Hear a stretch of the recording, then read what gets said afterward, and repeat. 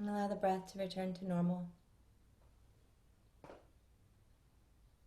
And give yourself a moment to simply arrive here. So everything that you needed to do to register for the program and make space in your life, set up a little space for you to be in, all of that is done. And now we begin. And so give yourself a moment to be present here. Notice the quality of the breath. Make no attempt to shift and change it just now, just awareness without judgment. Feel the bones, the muscles. Notice the spaces in between them. Sense the organs.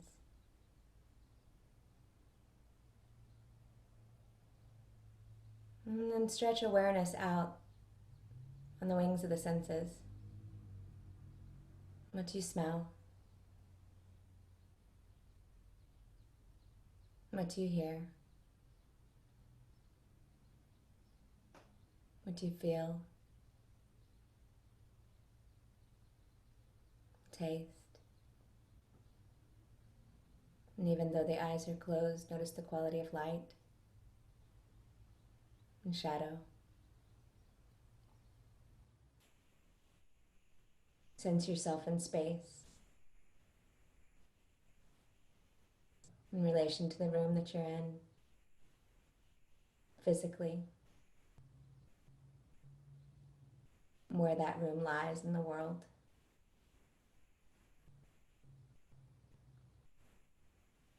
And also this room that we're in together. Sense that.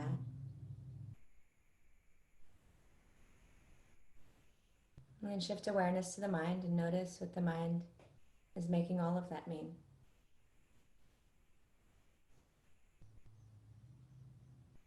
Allow the breath to continue to be effortless and move in the rhythm that it wishes to move in this moment.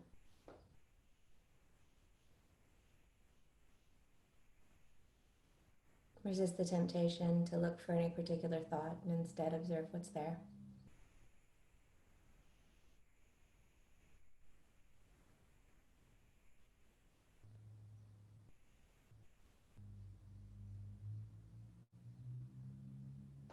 Take a little bit fuller inhale, and as you exhale, stretch it out, soften the body. Allow the mind to relax, even if just a little bit. And if the teeth are clenched, the jaw is tight, or the tongue is pressed to the roof of the mouth, release that. If there's any sense of forcefulness or pressure in the hands, soften that. Allow tension in the shoulders and the hips to ease.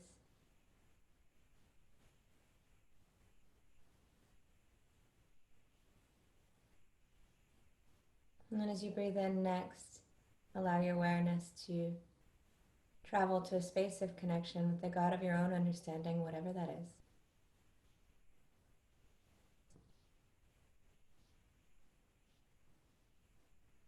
is. Space of expansiveness, purpose and connection across time, love and liberation. And to observe this moment, observe yourself from that vantage point.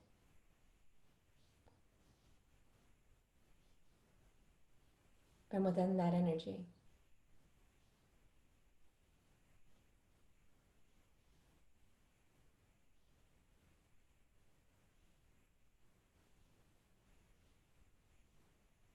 From that space, set an intention for this experience. An intention is not a goal. An intention is a method of travel. It's not where will you end up, but who will you be on the way there? To what will you attune your awareness?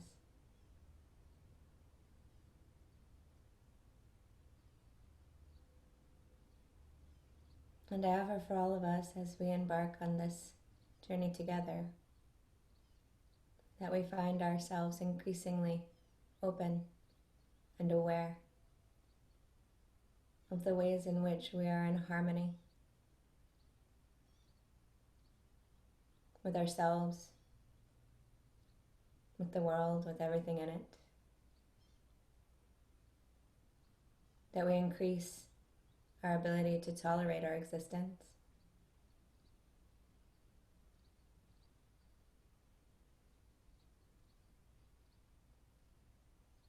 And that we allow ourselves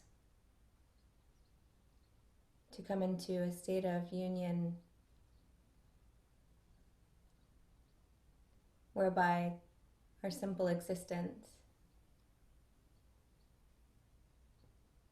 becomes a source of inspiration.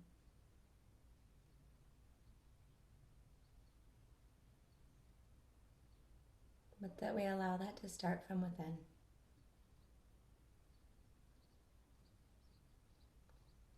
Take the hands to the sky, breathe in. Catch the left wrist with the right hand. Sway to the side, breathe out.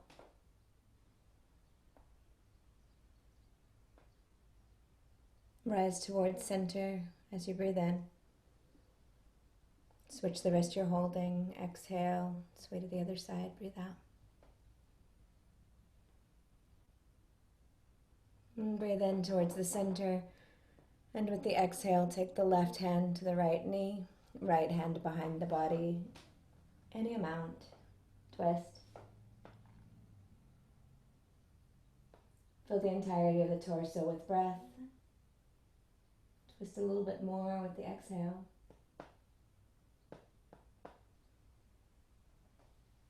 And come out of it on that side. If it feels good in your body, reach the hands up again. Regardless of whether you've chosen that or not, the right hand comes toward the left knee, left hand behind.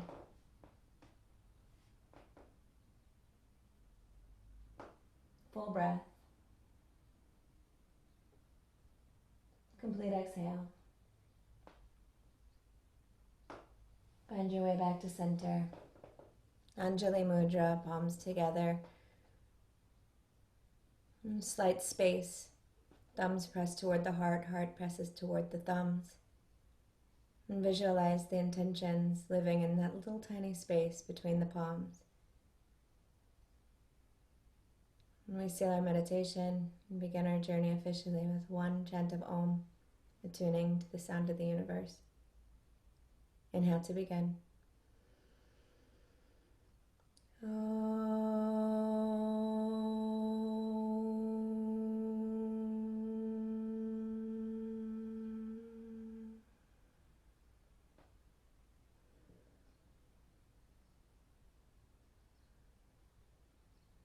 Rub the palms together. Create a little bit of vibration. And then place the palms cupped over the eyes. Blink the eyes open into the darkness behind your hands.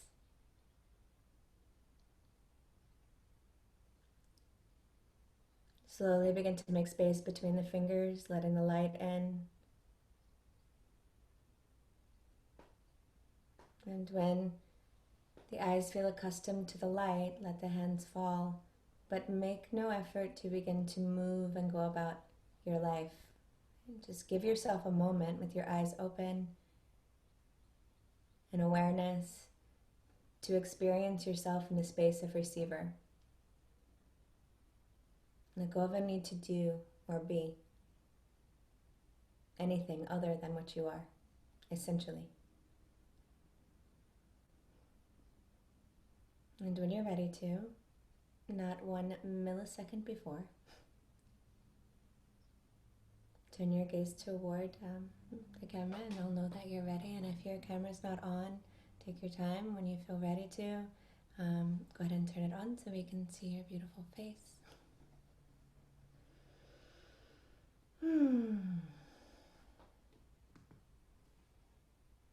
Welcome, everyone. I'm very happy to see you. Um, so here we go. Here we go. Um, this is going to be a really fun journey. It's going to feel like it flies by, and it's also going to feel like it lasts a really long time. we're pretty. There's people that know each other here, but most of us don't know each other, and we're in completely different places, different countries, different states, different cities. Um, so this is going to be extra special, and it's something that we can't experience if it were a live training. So it feels important to call that out um, because it's a gift that we're getting from this experience. Um, so let's introduce each other. I'll start. I've talked to all of you, but my name's still Claire. Um, I live in Charlotte, North Carolina, in the United States. Um, I live with my partner, who's named Josh. You'll see him from time to time, maybe.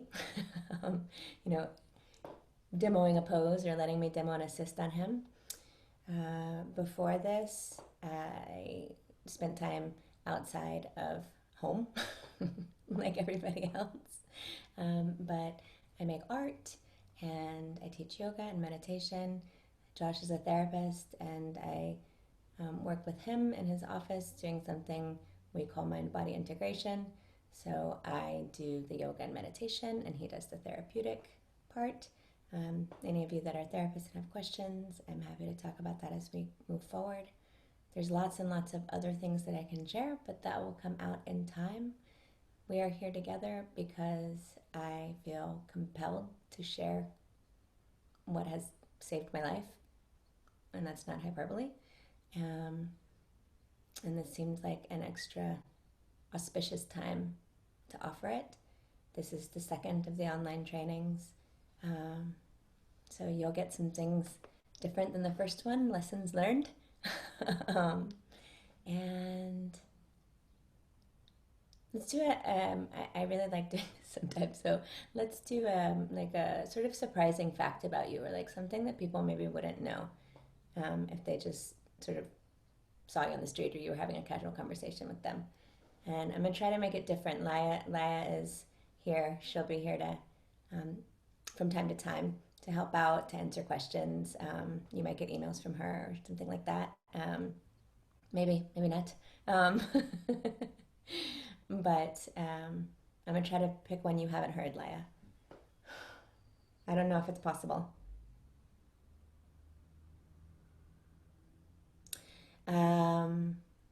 Did you know that at one point in my life I was a worm farmer, Leia? Okay, good. Yes. I lived on a reservation in Montana for several years, and part of what I did, it was all like trade and barter, but part of what I did when I lived there was farm earthworms for fishing and redworms for composting.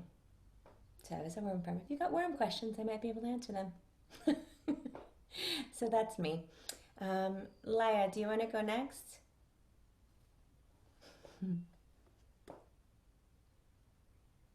Hello, everyone.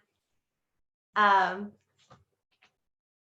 I'm Laia, and something interesting about me. Oh, I used to be a bike tour guide in Barcelona, which is where I'm from. Yeah, and I just took people around the city on a bicycle all day long, and it was super fun.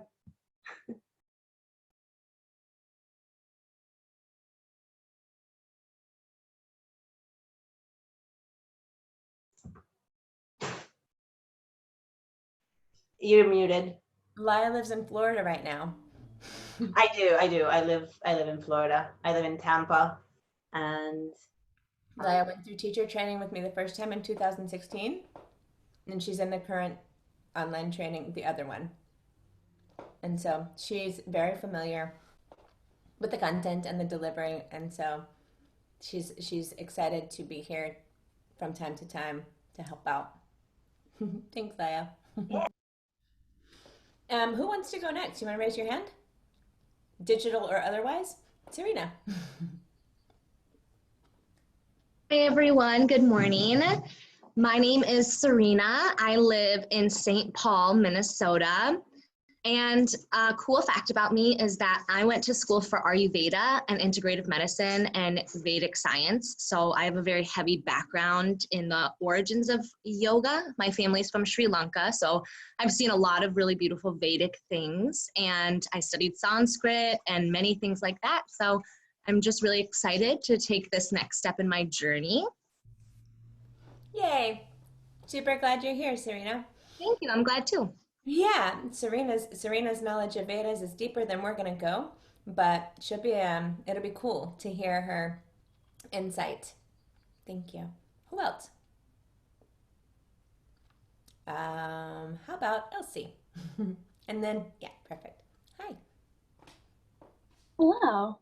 Hey, my name's Elsie. I live in Minneapolis, Minnesota. I am a bodywork and massage therapist. Also trained as a doula, but I haven't gotten my doula certification yet, so I specialize in pre and postnatal massage. What else? Craniosacral is one of my favorite things to do. So craniosacral is a super energetic, really gentle, like trauma release. Super, super cool, fascinated with how trauma stores in the tissue. So this would be super fun for me. Yeah, but most of my education background is in traditional Chinese medicine with my shiatsu education. So it'll be interesting for me to kind of like relate those two together and put myself in more of an Ayurvedic mind. So that'll be fun. I have 2 cats and many plants. I love it. Yeah. Yeah, quarantine has turned me into a plant lady. You can see some of them behind me, and I love it. Yes, I'm feeling envy. Thank you, Elsie. Lisa, did you have your hand up? Sure, yeah, I'll go. Hi, I'm Lisa, everybody. I live in San Francisco, California. I'm a therapist who works with families and kids, little kids, like preschool age, so which is a little bit hard right now. Zoom just doesn't work for them.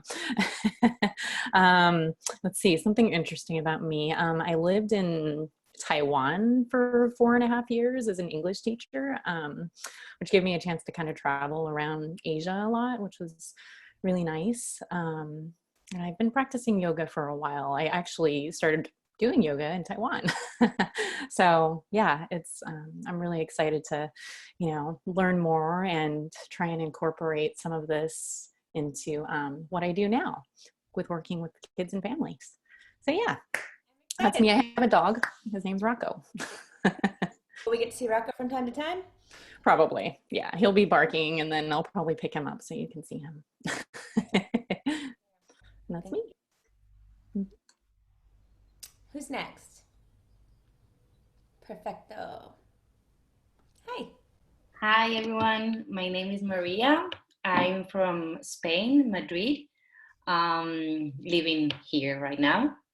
Actually, I was living for 10 years almost in Miami before moving back to Spain. And some cool facts about me.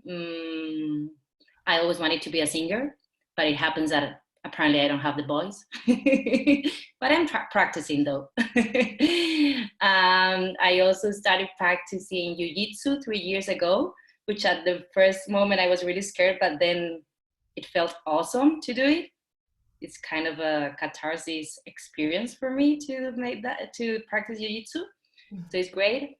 And I'm a mother of a 4-month kid. His name is Gabriel.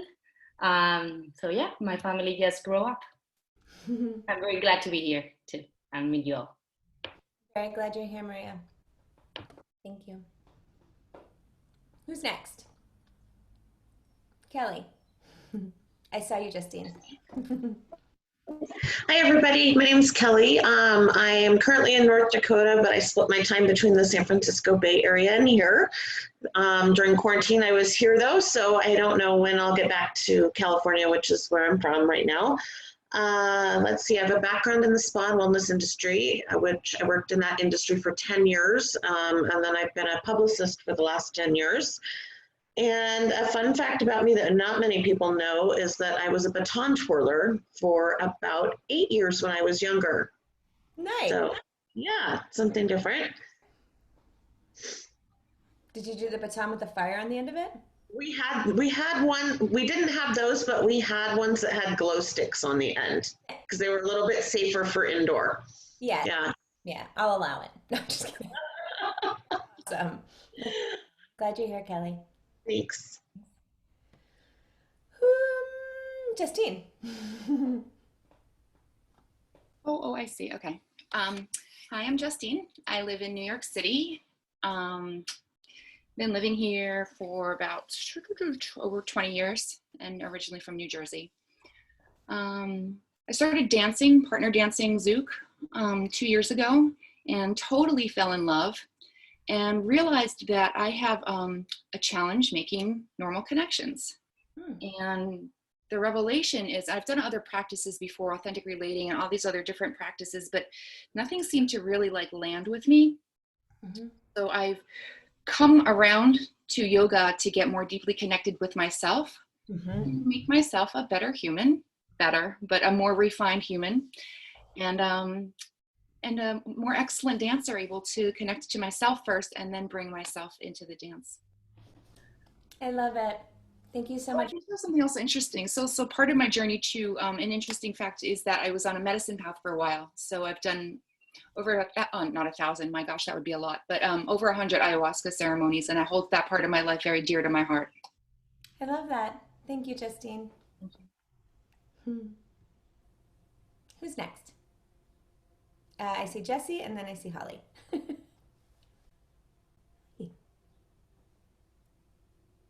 Good morning, everyone. How cool. Everyone from all over the world and country. I am in Rochester, New York, originally from Brooklyn. I have a couple kids and a husband. I'm a social worker, but I have really focused my energy in the past 3 years since I moved to Rochester on restorative justice, restorative practices, circle facilitation. I've been a mediator for like 15 years, so doing that, trying to bring restorative practices to at-risk families is one of the programs I was working on before I went on family leave to homeschool my kids. I don't know, it was kind of just a knee-jerk reaction, sort of, just to join and do this. My dad practiced yoga, Hinduism when he was in recovery. So since I was like 6, instead of going to the park, we would go meditate at the ashram. So yeah, I can clap now. Back then it was tough, but it has been something that has stuck with me my entire life. And I visit it, and then I leave it, and I visit it, and I really want to keep it. So that is why I'm here today. I just got chickens. I just got 6 baby chickens that are in my daughter's room, ready to be put outside, and it's sort of the beginning of another part of my journey as well. So I love that. What kind of chickens are they? we have 4 Buff Orpingtons and 2 Americana. Yeah, so you're gonna get the beautiful eggs. Yeah, totally. Yeah. I love it. I want chickens too, but we travel a lot when it's not coronavirus time. So I know, huh? I'm working on that. Yes, I love that. Thank you, Jessie. I'm glad you're here. Thank you. When I was farming worms, I had chickens, a lot of them, like 100. Who's next? Holly, that's right. Yes. Hi, everyone. I'm Holly. I'm actually close to Rochester, New York, upstate New York. So I live in the Finger Lakes, which is wine country. I live right on the Finger Lakes Wine Trail. Some of my best friends own the wineries, so that's kind of cool. Nice. I am a clinical mental health therapist, And for 12 and a half years, I worked in residential treatment facilities with at-risk youth and their families. Actually, the first day really of quarantine and shutdown, I started a new job working in a school district as a clinical therapist. So that's been kind of interesting doing it all from home. I've met all my new coworkers online. I've met all my kids and my clients online. Yeah, I have preschoolers, first grade, second grade, and third graders all over Doxy and Zoom online. So that's been really interesting. I have an 11-year-old daughter she loves being on camera, so she'll probably pop in from time to time to just wave and smile at people. Awesome.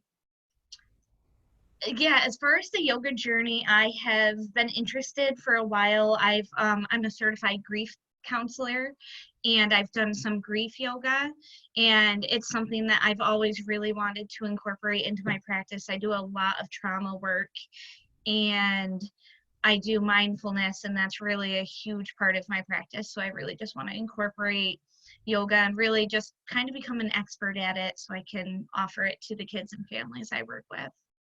Awesome. I love it. A weird little fact too, I'm completely deaf in one ear, so sometimes if you see me looking at the camera really weird, I'm probably just like really focusing to hear. Awesome. Thank you. I'm glad you're here, Holly.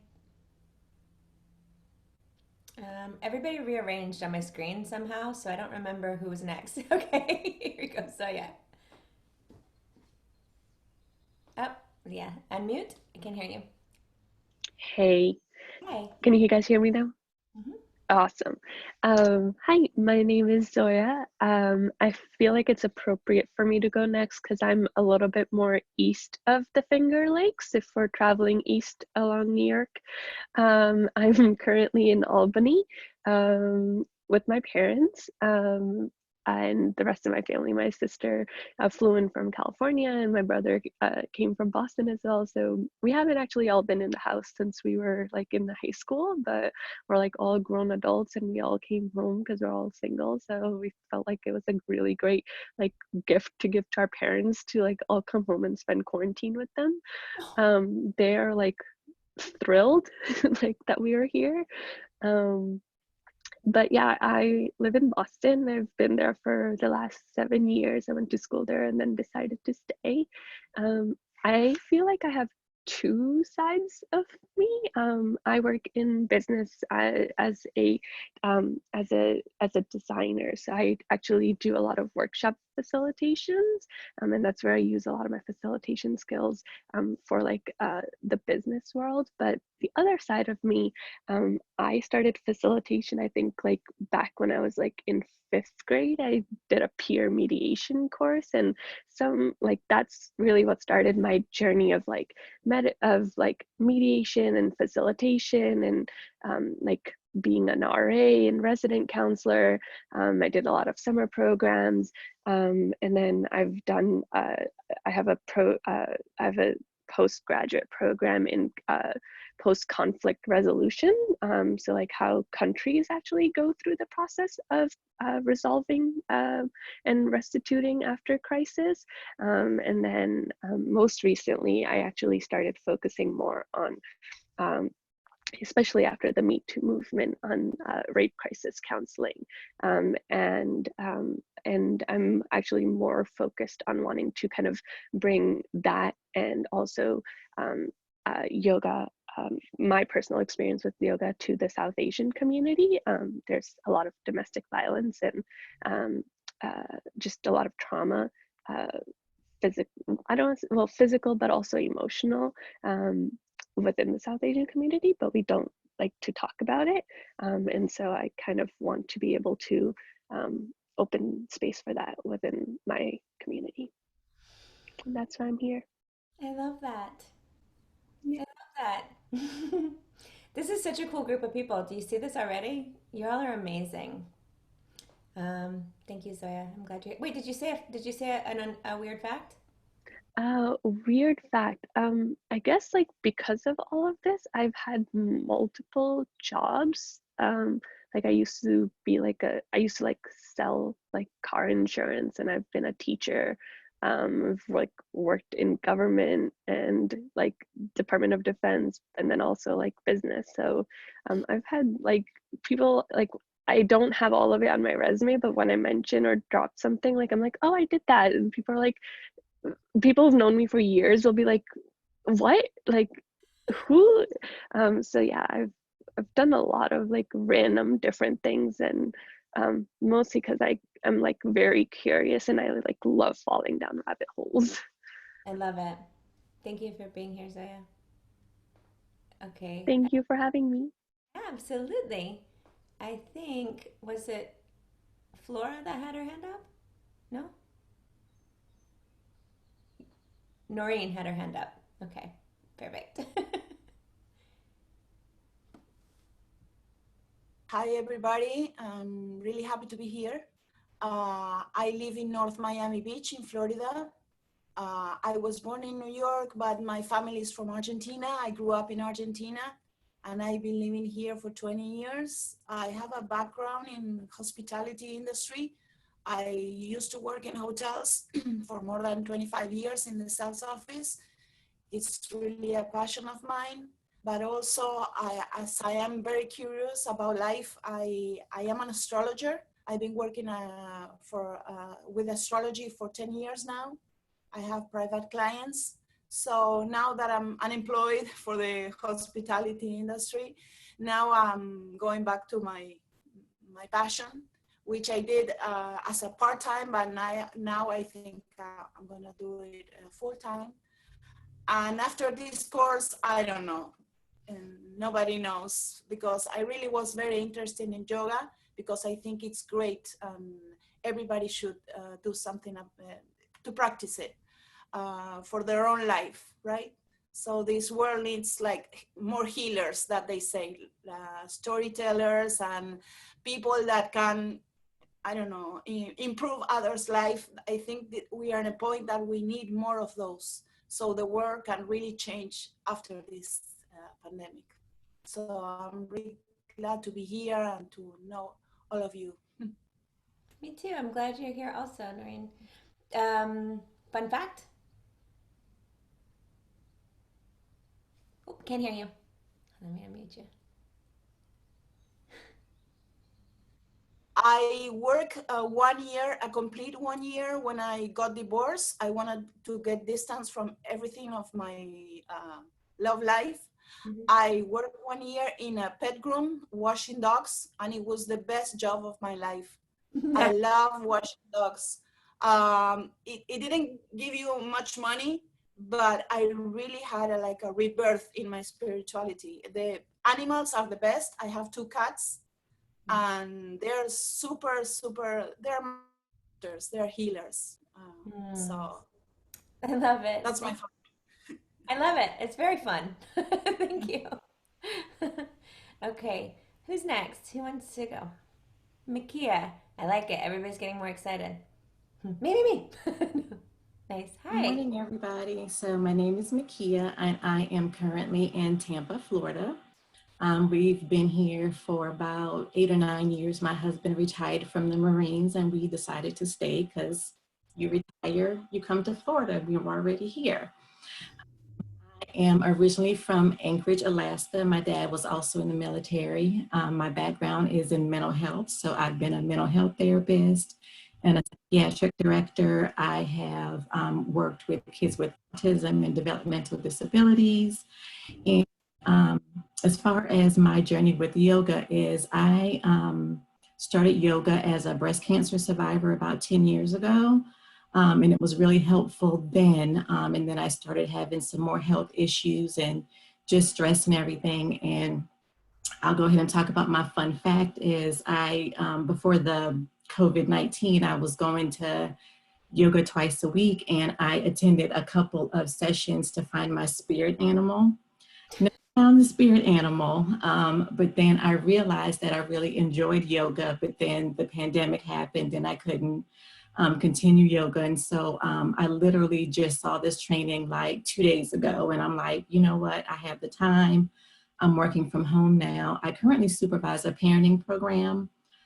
So it's all virtual. So now that I'm not, driving around Tampa, I have a little bit more time. So I thought it was a perfect opportunity to join. So I'm excited.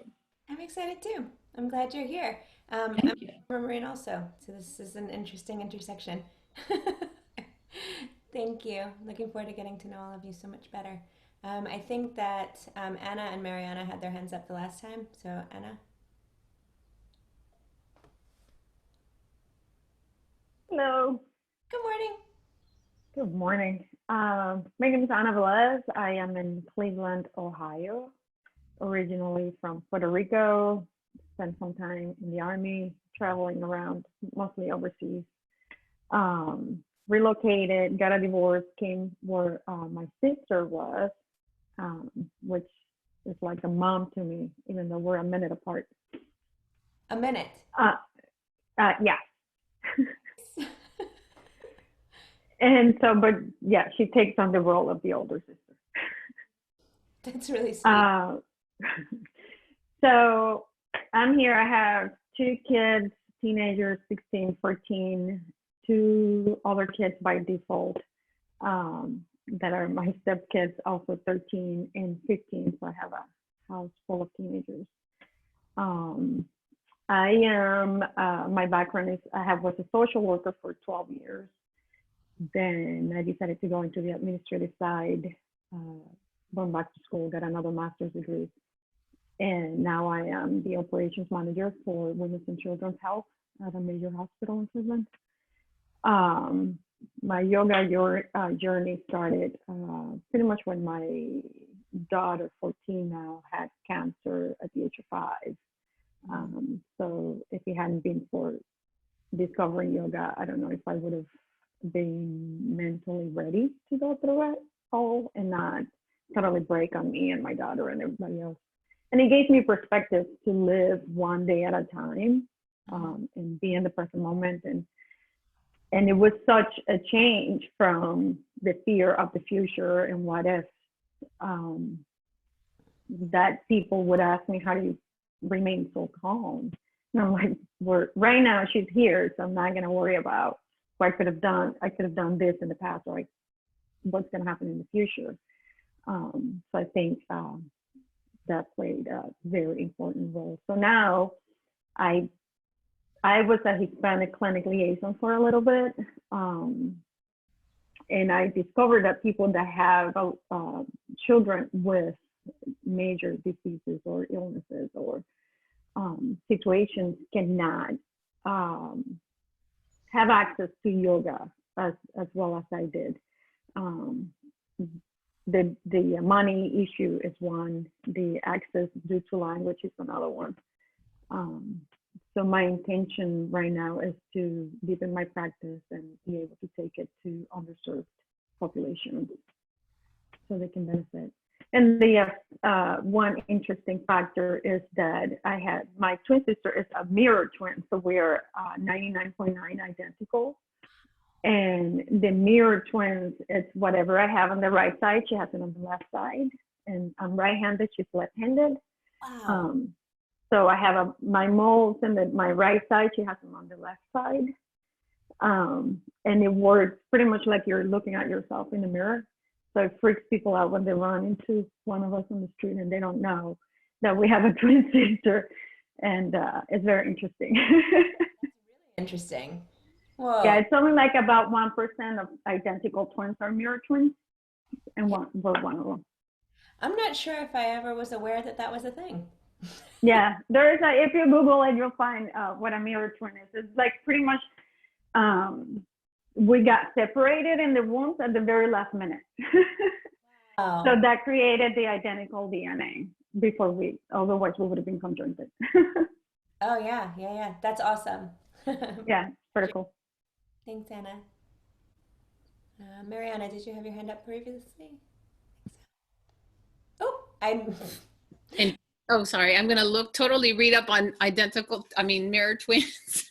So my name is Mariana Gonzalez del Riego. I'm originally from Peru. I've lived in the U.S. I just did the math and it's scary. It's 31 years. It's been a while.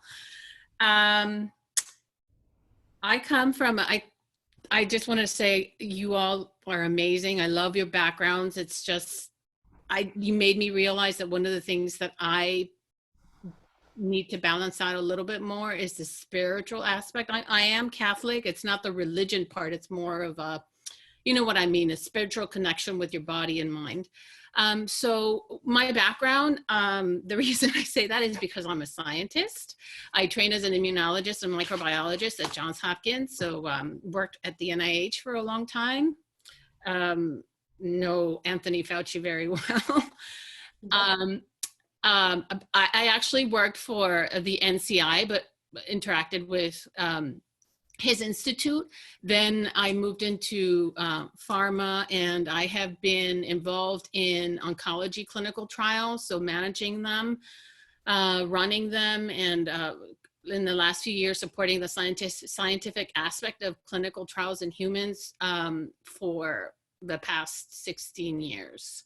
So like I said, I'm more of an analytical, logical mind, more scientific, rat lab kind of a thing, although I haven't worked in the lab for a long time. I currently work from home, as most of you are all home because of the pandemic, but I actually work from home. I've been doing this for a year and a half and I do not enjoy it. I'm more of a social person, so I'm looking to go back to work eventually. Let's see, I'm married. I have a son. This is his soccer, indoor soccer field that I've taken over. He's probably going to come in and ask when I'm done more than once during our course because this is his space. I'm just warning you. Somebody mentioned dogs. So I've loved dogs all my life. But my husband has always thought that it would be like taking care of another child, so he never wanted to do it. But it's been a year of hard work. I convinced him and we're getting a dog in a month. So I'm very excited. Nice. And let's see, one fun fact about me is that I used to be an aerobics instructor many years ago. I like it. Like years ago, like leg warmers and. Yeah, leg warmers, Jane Fonda, the whole bit. Yes. I love that. I'm glad you're here, Mariana. Thank you. Mariana, don't feel bad. I'm also the analytical pharma person too, so I'm here. Awesome. Thank you, Zoya. Okay. I also very much love like the anatomy and everything parts of what I do. So the science, I'm excited to hear. Oh, this is gonna be good, y'all. This is gonna be good. Flora, I see Flora. Oh, Jesse has something to say about that? You had something to add real quick to that? Okay. Sorry, no, it really wasn't. It's just I really feel compelled to say that there's a chipmunk. I know some of you heard already. As I'm setting up my space, a chipmunk got into my room. So if you see me turning my camera off, turning around a lot, seeming very distracted, it's only because I'm worried it's just gonna like pounce on me at any moment. So I just felt like I really needed to share that. And once the chipmunk has exited, I will be less fidgety. So it's perfect. Okay, Flora, was your hand raised? Yes. Okay.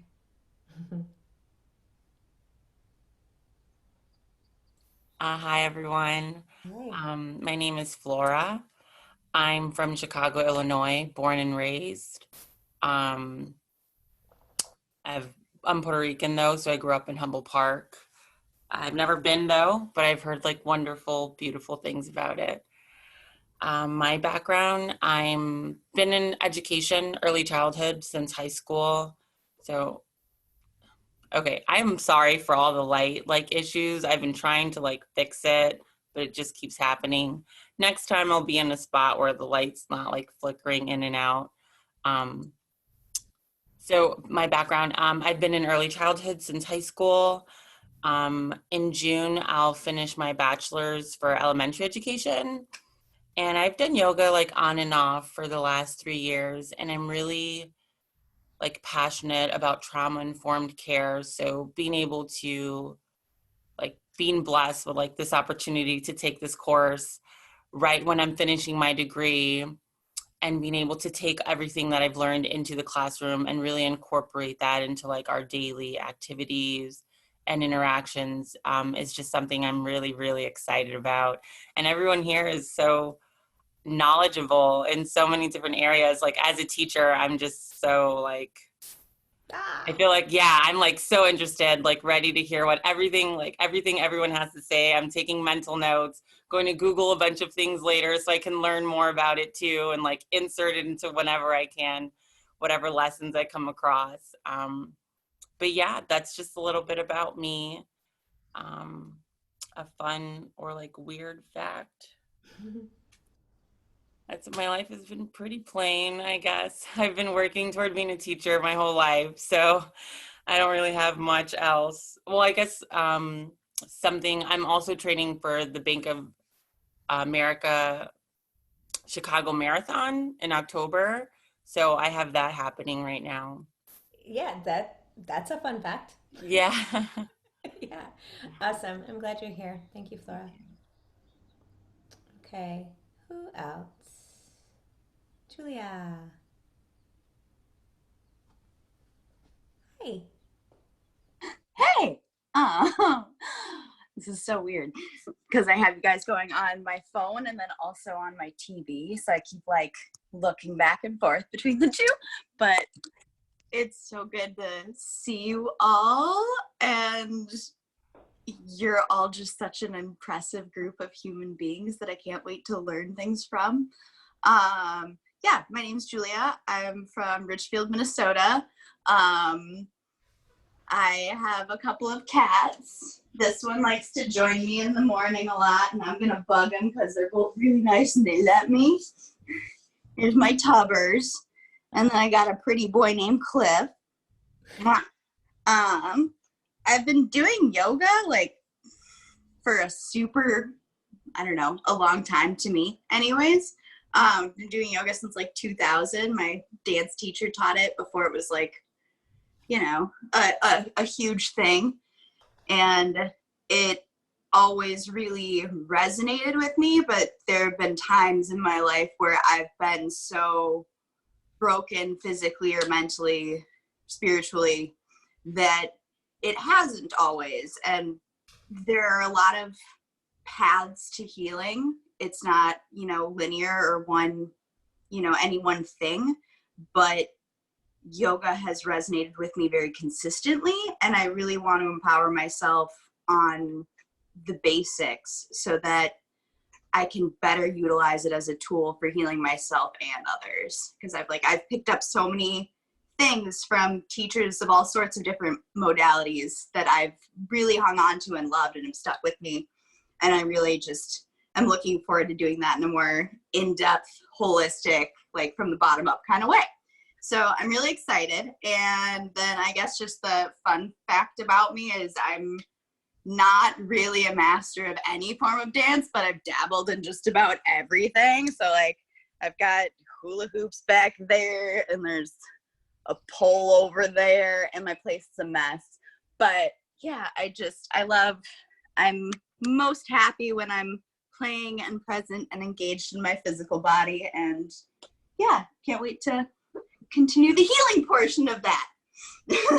Hey, I'm so glad you're here. Thank you. Miranda?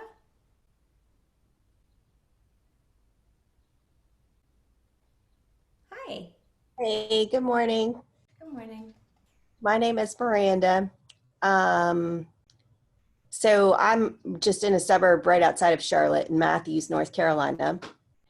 I guess if we ran into one another on the street, you wouldn't know that I'm an only child.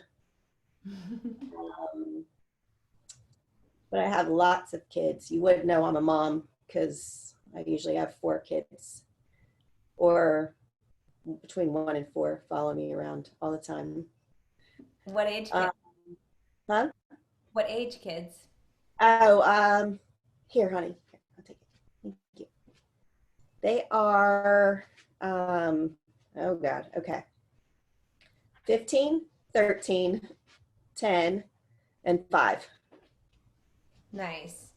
Yeah, I just got a thumbs up. I got that right from my 13-year-old daughter who just brought me some coffee, but she was afraid to get into the screen. Yeah. Anyway, I'm excited to be here. I'm excited you're here as well. You all. What's that? It was a pleasure to meet you all. Oh yeah, absolutely. And we're really close, Miranda. I'm in East Charlotte. Yeah. So, I mean, like 7 minutes down the road. You might be the closest person to me physically in this training. There are a couple of other people that will be joining us, but had to drop off at this moment. So just know that there's one or two other people that will come in and we'll get to know them. You guys are amazing.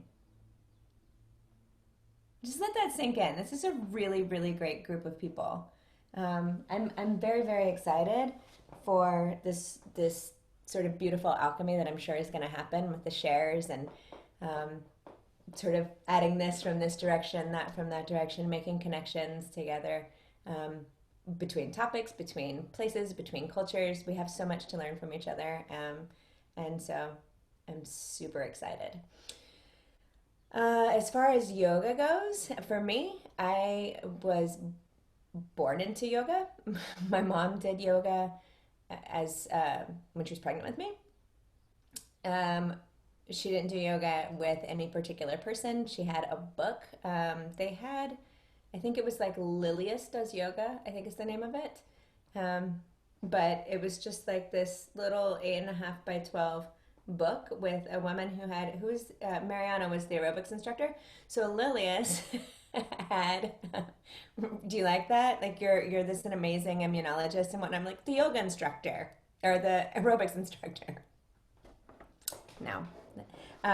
But she had on that sort of late 70s outfit with the like wristbands and the leg warmers and the leotard over the tights sort of thing, the head. And there was just pictures of different types of poses. So I never really knew a life where I didn't know what yoga was, but the practice of it changed over the years, depending on, where I went, who I studied with, a little bit more, a little bit less, depending on my age and what was going on. The environment that I grew up in was very, very poor, and a lot of trauma was involved in that, which I'll share more as we move into the trauma and resilience sort of foundational part of it, which will be later today and then tomorrow. But yoga was there, even though I didn't necessarily acknowledge or know or understand that it was there. When I was 12, I read a book by Edgar Cayce. Some of you might know who Edgar Cayce is, some of you may not. But long story short, he did medical intuitive healings through meditation. And so this book was talking about meditating and sort of astral projection and leaving his body, and I was super into it. I was like, oh yeah, I can just kind of sit and think and breathe my way into another place. That sounds amazing. I'm in. So I started meditating and trying to learn about meditation when I was 12. So that I'm 45. I'm almost 46 now. So it's that 34 years ago, something like that. Over the years, I've studied with a lot of different people in a lot of different countries, cities, methodologies, these sorts of things. And so it's similar to what was Julia saying. You've done all kinds of dance, right? So when we go over the lineage, you're gonna see it's really the sort of lineage of the primary modes of my study. There's lots and lots of paths, and they're all valid. So I want to normalize that from the outset. I'll save the rest of it for when we kind of move forward. I use my own experience a lot because I have full permission to do that. And the only other times that I use other people's stories when they've given me explicit permission to do so, and I'll tell you when that's the case. Okay, it's 10 a.m. just about. What I want to do is kind of cover the just an orientation to the way the course is going to work and how we can expect the days to go and how to set yourself up to ask any questions that you might have. Was everybody able to get onto the student platform? Yes? No no's. Okay, perfect. Thumbs up is a really good one because I'm kind of, thank you. When you get a chance, go ahead and populate your bio. It doesn't have to be super intense, but it helps to jog everybody's memory and to support community building. One of the things that we have to be a little bit more intentional about online is interacting outside of the confines of this and even inside of the confines of this, because everybody's on mute, right? If we were in a room together, there would be little side conversations going on.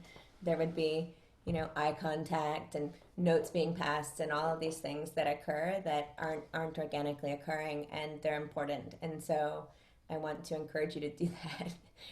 It might sound counterintuitive, but send private messages to each other.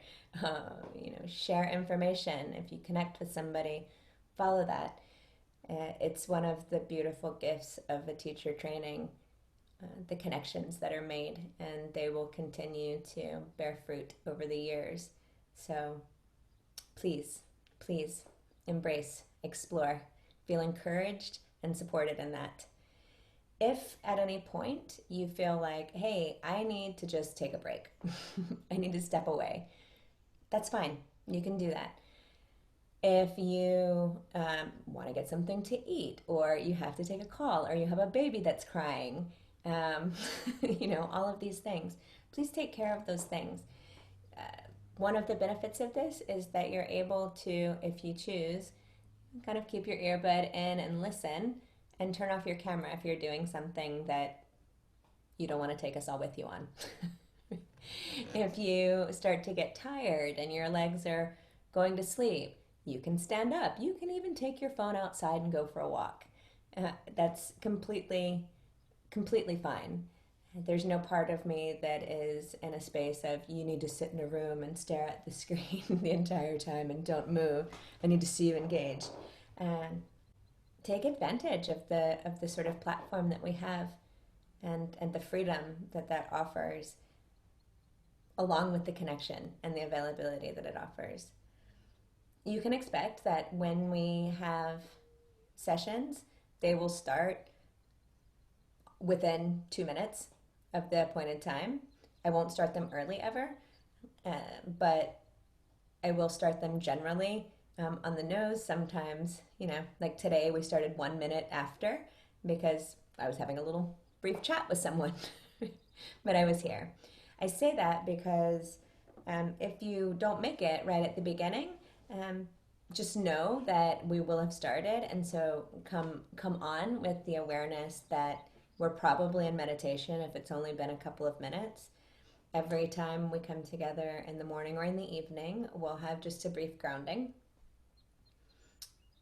We'll also leave with just a very brief grounding and integration. There will be breaks throughout the days.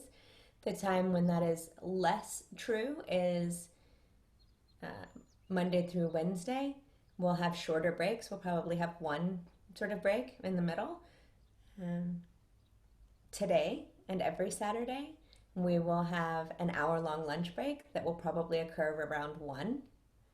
If we're covering something that bleeds over a little bit, or we're at a spot where it's like, okay, it makes sense to stop now and then come back, then that'll happen. But generally speaking, around 1 is when the lunch break will be. The shorter breaks will kind of move around a little bit. They'll be 10 to 15 minutes, probably every couple of hours, just to get up, shake it off, get a drink, whatever it is that you need to do. The course content is structured in the student site by week. I did that this time because the last time I did it by day, and I think that it created a little bit more confusion than is necessary. what that means though is that if we're going to move through it and at the pace that we move through it as a group. So if there's more questions or comments or shares in one particular topic, then it might take longer, and vice versa. So if there's something that you want to revisit, make a note in whatever you're making a note of, like, oh, it's on this day. And you can even make a note, it's around this time. And I say that because the recordings of the sessions are going to be by day. So all of our sessions, with the exception of when you go into breakout rooms to practice teach, etc., those won't be recorded, but this is recorded. When we cover content, it's recorded. It's not going anywhere except to you all for review or to make up if you miss something. And as such, I try to be pretty speedy about it. So when we get off, I kind of, okay, as soon as it's done processing, put it on the YouTube, put the link. So there's no editing or anything like that that goes on, which means that if you miss a whole day, it's easy. You just kind of watch the whole day. If you don't miss the whole day, then you kind of need to have a general idea about how many hours into it might have been. Make sense? Cool. Each of the links for the login, because of us having different hours, so like Saturday's longer than Sunday, etc., it made sense to have one link for each day versus a recurring link.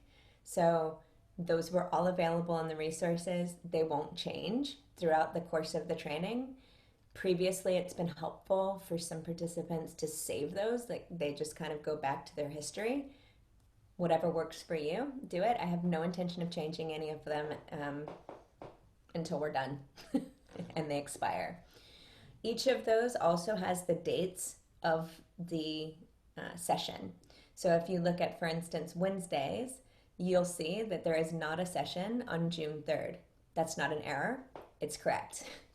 June 3rd is the day that the current teacher training graduates, and their graduation party is going to occur when we would normally have session. So we won't have a session because they're graduating. And that's the only day that is not scheduled. I understand that there are a couple of holidays that fall within this. You can make up those hours if you absolutely need to. If you're going somewhere, as it relates to missing time and makeup hours, just let me know in advance. Like, hey, this thing is going on, or as soon as you can. So, if something pops up at the last minute. There is a course completion sort of requirements tracker in the resources as well. I'd like for you to sort of track if you miss, write in when you made it up. I will ask for you to just email that to me at the end.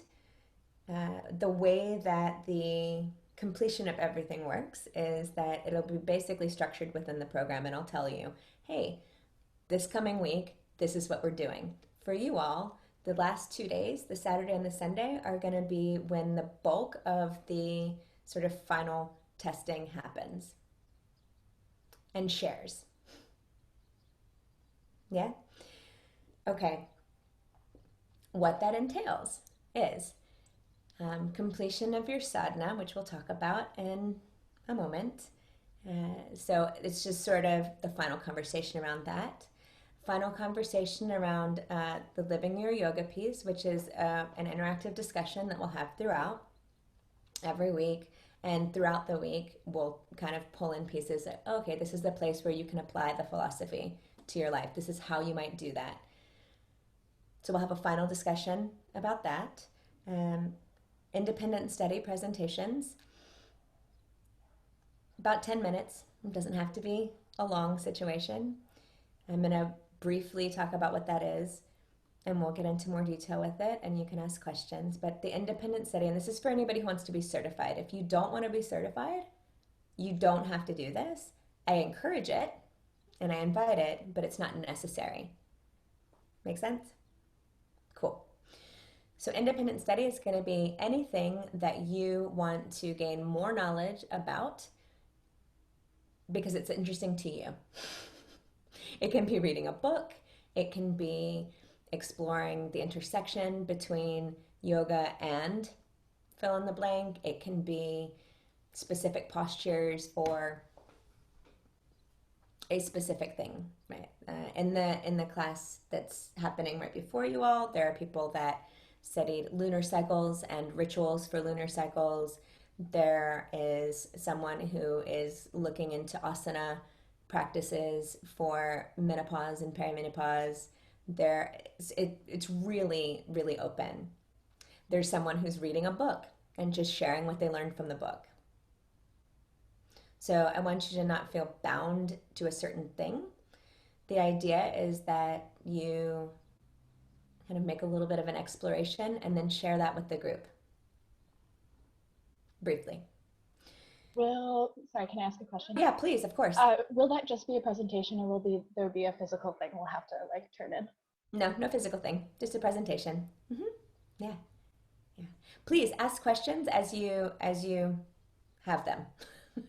That's the other piece of it, right? You can raise your digital hand or your actual hand. You can unmute yourself.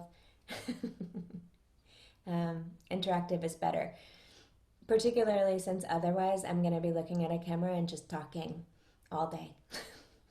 And I want to hear your voice and learn what it is that you know that I don't know. Okay. The written part of it will happen on the student platform. Because it's on the student platform, you all will get to have a multiple choice test, which is, depending on your vantage point, potentially a better situation for you. I hear a chat.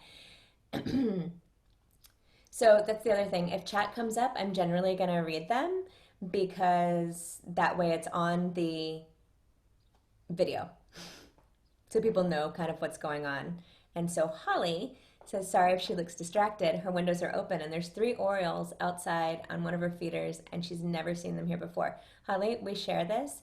I have a window in front of me and it's like, I don't know what's going on out there, but squirrels and cardinals and hummingbirds and sparrows are just, it's like Alice in Wonderland business happening out there. So I also sometimes am like,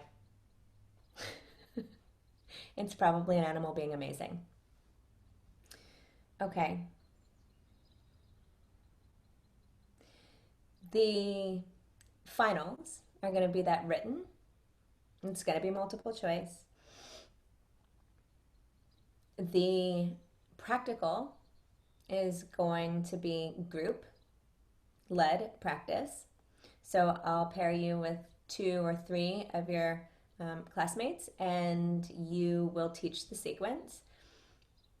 It will make more sense as we move into it, but you'll be able to modify that sequence to suit the group's desire.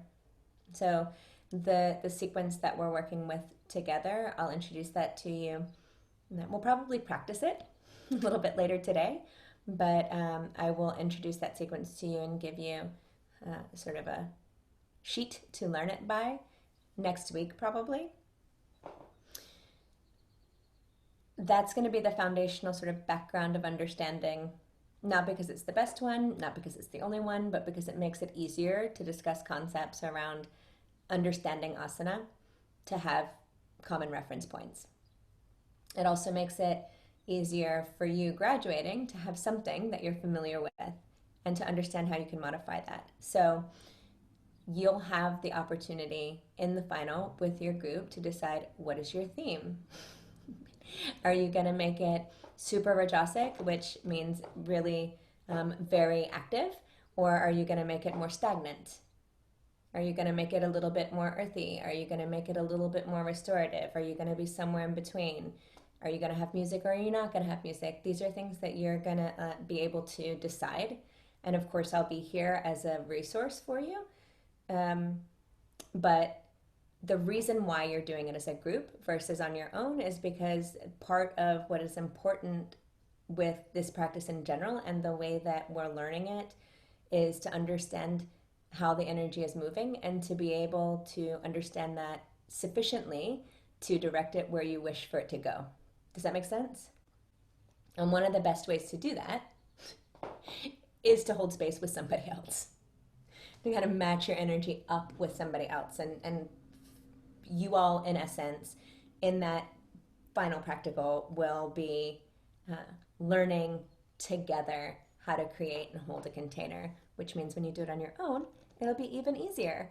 Kind of like training for a marathon with weights on your legs. Okay. Yoga Alliance requires you, anyone who wants to be certified, to lead 5 hours of instruction as the primary instructor. If we were in person, one of you would assist and one of you would teach. Since we're not in person, it's distracting to have somebody assist because you can actually walk up to somebody and do a hands-on assist. Therefore, that assisting portion will be suspended for now, and you'll simply lead 5 hours. First 3 hours of that will happen in the container of the training. And so as we move closer toward the end, and you feel prepared to do that, you'll teach your group or larger than a smaller group, maybe half the class or the whole class, depending on the day and the comfort level of the individual, the entire sequence. You'll do that 3 times. And then after the final and the written and practical have been completed, you'll do 2 more outside of the container of training. Possible exception to that is if you are in quarantine with somebody or you are like out and about in the world again and you teach someone else. That's allowable, and there are some extra sort of pieces for that so that you get feedback and so that it meets the requirements. Does that make sense? Cool. Yeah, I have a question about that. I'd love to answer you where you're at. There you go. So if we teach outside, what is the minimum like amount of people that we'd be required to teach? Just one? Mm-hmm. Okay, and that would obviously, I feel like I know, but I'm going to say it anyway. The same person for like the entire 2 hours, right? No, so they need to be separate. So you'll do the sequence 3 times, 5 times total, but okay. Yeah. But it would be the same person, like? Could be, or it could be not. Okay. Yeah. I will encourage you. So those of you who are wanting to teach classes, I would encourage you to teach in the environment that is closest to what you want to teach. So for instance, some of you said you want to teach maybe youth. If you have kids around you, better than if you have an adult that you can access for teaching. And taking it even further, if we feel like it's appropriate and we're comfortable with that later on and you're doing this, embodying sort of childlike or adolescent behaviors is really, really helpful. Super, super helpful to the person who is practicing. Does that make sense? Mm-hmm. Yeah, it does. Thank you. Serena, hi. Hi, so I was wondering, for the 2 hours outside training, are we going to record ourselves doing it, or how should we show that we've done it? Yeah, so there are a couple of options. The training that is ending now is doing it together as an offering, a karma yoga offering. And so they're doing like, how many hours is it, Laya? Like 40? Something like that? Lovapalooza is what it's called. 48. Is there really enough people for all of that? Wow, cool. So 48 hours continuous live online for donation to specific charities. So we can come up with something like that if we want to. Or if everybody's like, nope, I'm not into that, that's okay too. There is a self-reflection sheet. I will ask if there's not a way that I can kind of pop in and observe, which I can do with these online ones, to, yes, record it if you can. I'm also, this is an aside, going to ask you to record yourselves at some point so that you can practice to yourself and hear your cues. It's really a useful practice. So there's a self-reflection sheet that you'll fill out, and then there's also a class observation sheet. I will likely make a modification of that for people that might be in your class that you can choose to use to get more structured feedback, because generally speaking, when we ask people that maybe are friends of ours or people that care about us that let us teach them yoga, they'll just say it's great. And that's nice, it feels good, and there's definitely value to adding confidence, and it's not as useful for growth. So oftentimes a little bit of structured question and answer format is helpful to get feedback that's useful. So what I'll likely do in the next couple of weeks is make a modification of the class observation sheet that you can use for that. Inside of this training, later on, we'll go over a specific way of giving feedback that has been useful in the past as a way to support and also provide clarity, particularly from an energetic perspective, because that's really the piece that has the most opportunity to grow in a training like this. People generally, cognitively, understand. And this isn't so much about intelligence, or intellect rather, it's more about intelligence. Somatic, visceral awareness. Okay. Observation.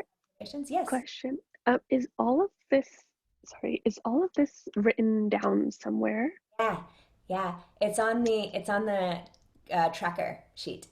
Okay. Yeah. Cool. Yeah. And I'll answer any questions you have, and I will say these things multiple times. I promise. Okay, cool. Yeah, it won't be a situation where I'm like, okay, we're graduating tomorrow. Give me all your stuff. Yeah. Okay, cool. Say, didn't you write it down? Yeah, no. We'll have lots of conversation.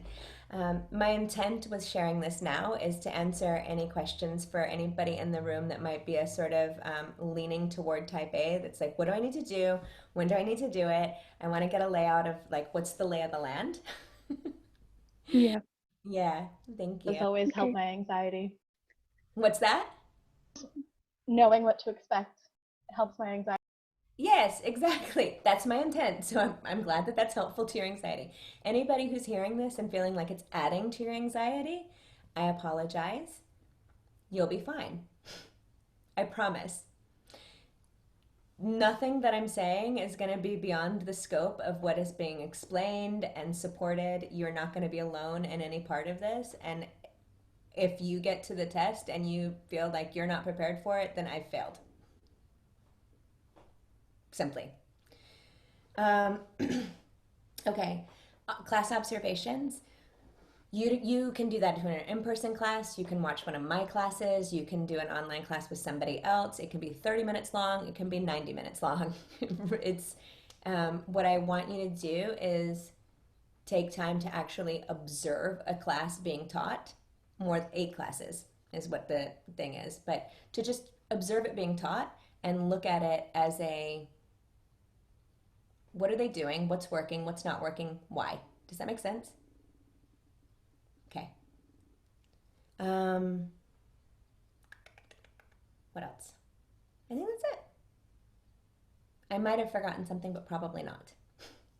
Do you have other questions? I want to appreciate you all very much for jumping in and asking questions and just unmuting yourself. That's lovely and wonderful. I super appreciate it. So if there's anybody that's kind of like, oh, really? Am I supposed to just unmute myself and just butt in? I don't want to interrupt. Yeah, totally. Totally. Just like if we were in a regular classroom and you were like, hey, hold on, wait, I have a question. Great. Do that. Please. It'll be better for everybody if we keep it interactive. So arrest an urge to justify your presence and do your best to eliminate any sense of, I shouldn't be asking this question. Okay? Which leads me to this space is a sacred space. We have all come into this space for various reasons from various different places. What happens here, though, is for us. It's for you. No one else.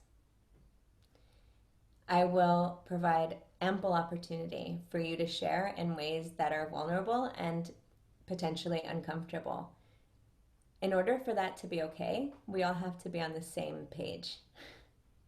We all have to acknowledge to one another that we are here to see and to be seen, that we are not here in a space of judgment. The definition of connection that I like most is one that's written by Brene Brown. Do you know Brene Brown?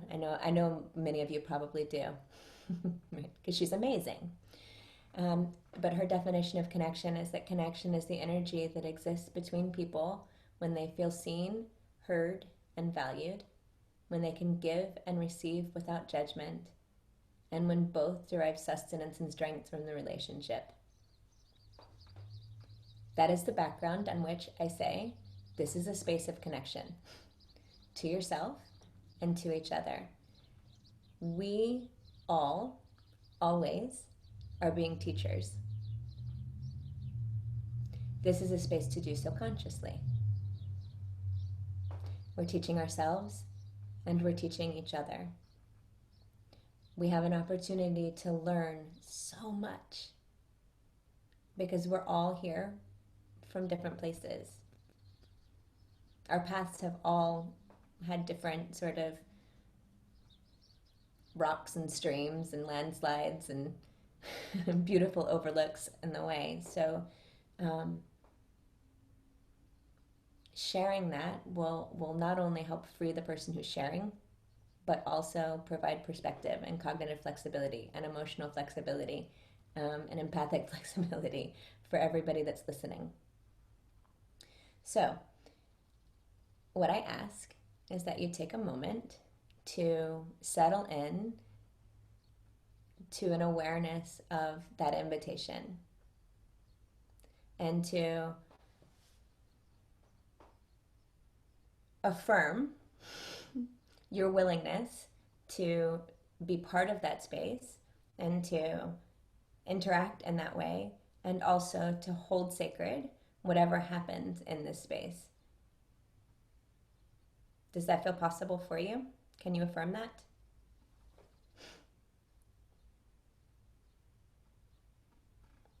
Great. Perfect. Yes? There's a couple of people that I didn't see your hand go up. Okay, perfect. Wonderful. If there is anything that you need to help you feel safe in this space, please share that. You don't have to share it right now publicly. You can. You can let me know in a private message or in an email or a text or a phone call, whatever. But if there's something that in particular, you know, hey, this is going to be something that'll be really supportive of my well-being and my ability to process this, let me know, please. What I would like to offer for us in service of this is a couple of things. One, please speak from the place of I. It's very, very easy, particularly when we start to move into things that feel uncomfortable, to say, you know, when you, or you get scared, or you this, or you that, you feel this way.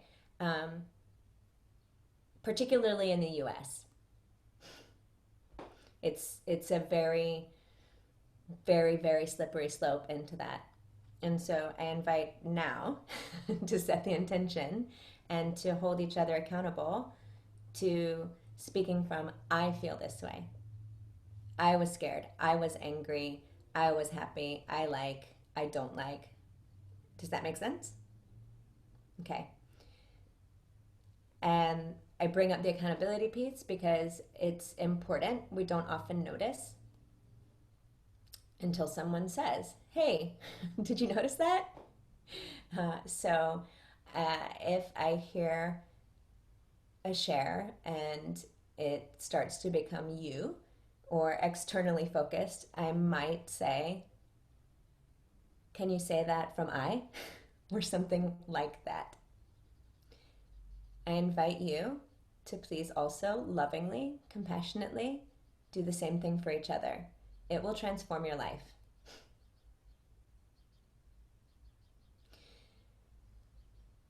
Another one that comes up to me in this moment is can't versus won't. It can be a common response to say, I can't do this, or I can't understand, or I can't change that. And what I want to offer is that if you must say can't, follow it up with yet. And if it's possible, consider whether the truth is that you won't. And that's fine too. For instance, there have been times when I've been invited to go do a thing, and I had plans to, I don't know, take a long bath or something else. And I might have said, I can't, but that's not true. What's actually true is I won't. And so there's a lot of freedom that can happen. I like to call these things small hinges that swing big doors. There's a lot of liberation that can come from just owning the fact that I'm making a choice to do something. And so whenever possible, just be in a space of awareness of whether what you're saying is that you actually can't, like I don't have the skills, which is possible, but let it be a little more empowering by tacking on that yet. And or just say, I'm choosing not to. Cool. The other thing, and this is the last one for now that I can think of, is resist the temptation to apologize. I'm sorry is a knee-jerk phrase for a lot of people. If there's something to actually be sorry for, by all means, please express, I'm sorry. But if you,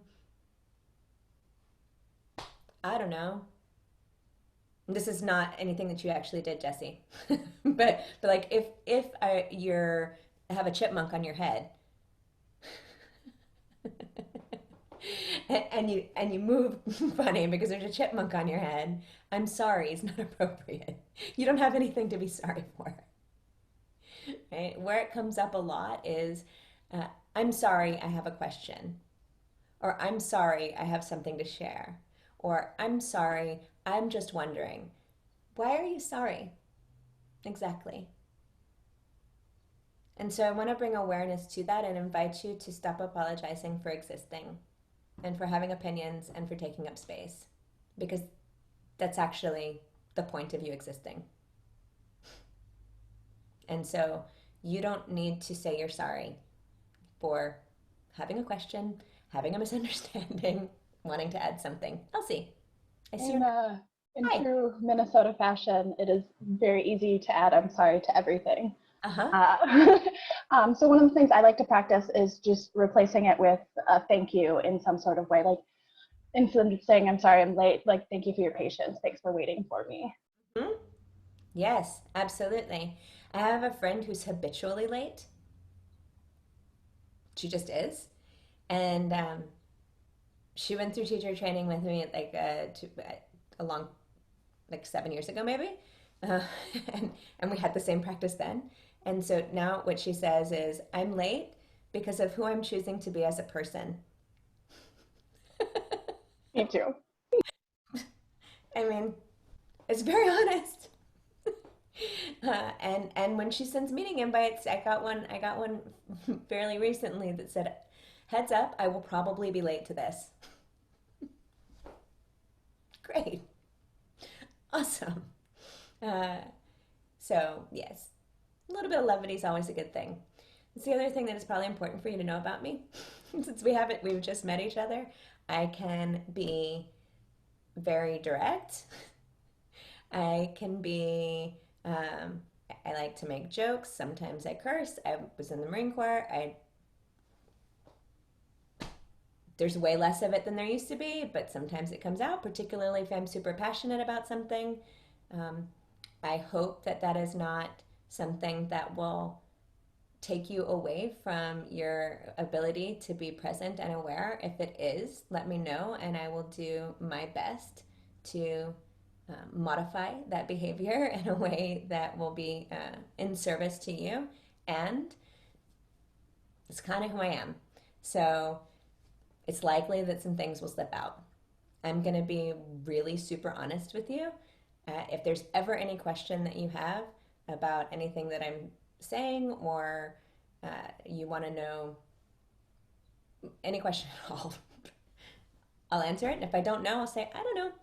I'm not sure. Or I learned this at one point. Let me check in and see what's up with that. Okay. Do you have any other questions?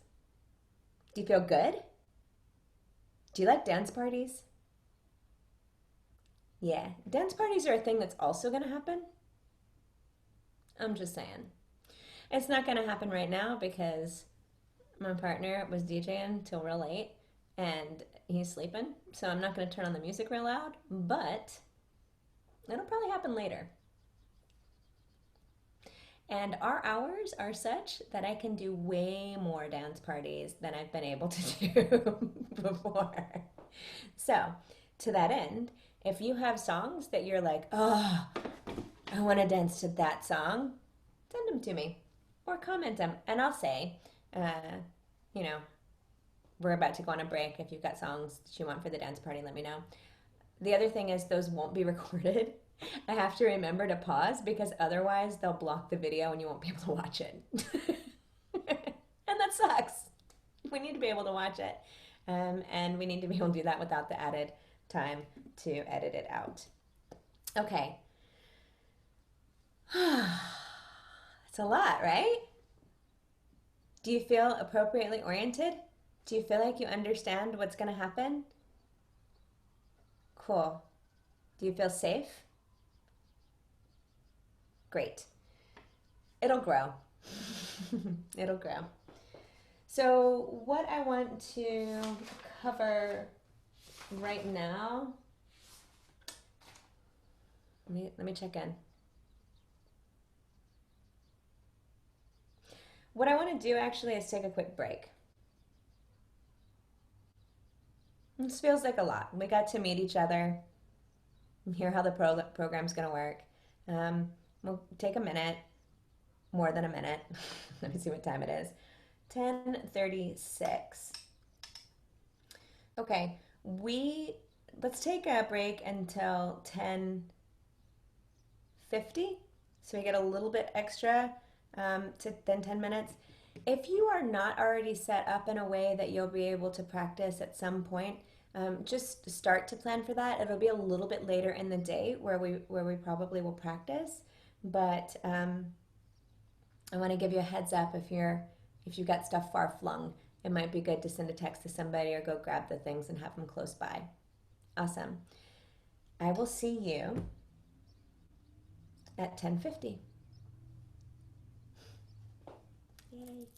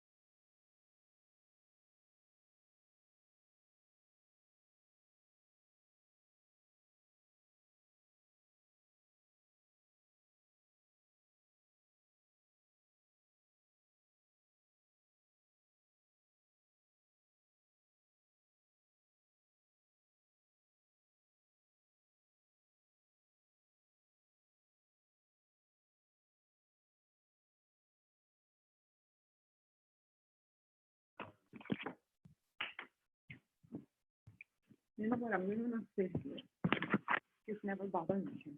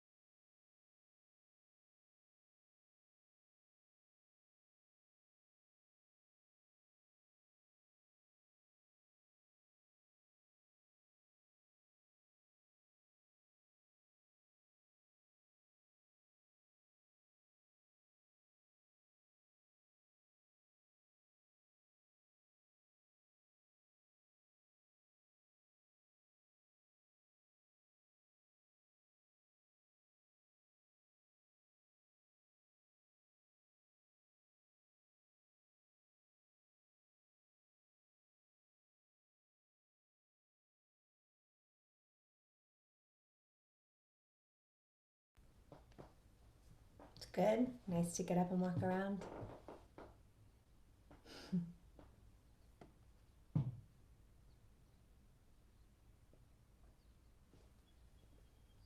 Okay, welcome back, everyone. So, in the spirit of making this feel like a good, safe place to be and to share, if you would please make it a practice to have your camera in such a way that your face can be seen. I understand that sometimes people will walk away, and if that's like Laya has the holding picture on there, she's walked away from her camera. I happen to know she's teaching right now, but if you can make a practice of doing that as frequently as possible, that would be supportive of everyone feeling the maximum amount of safeness.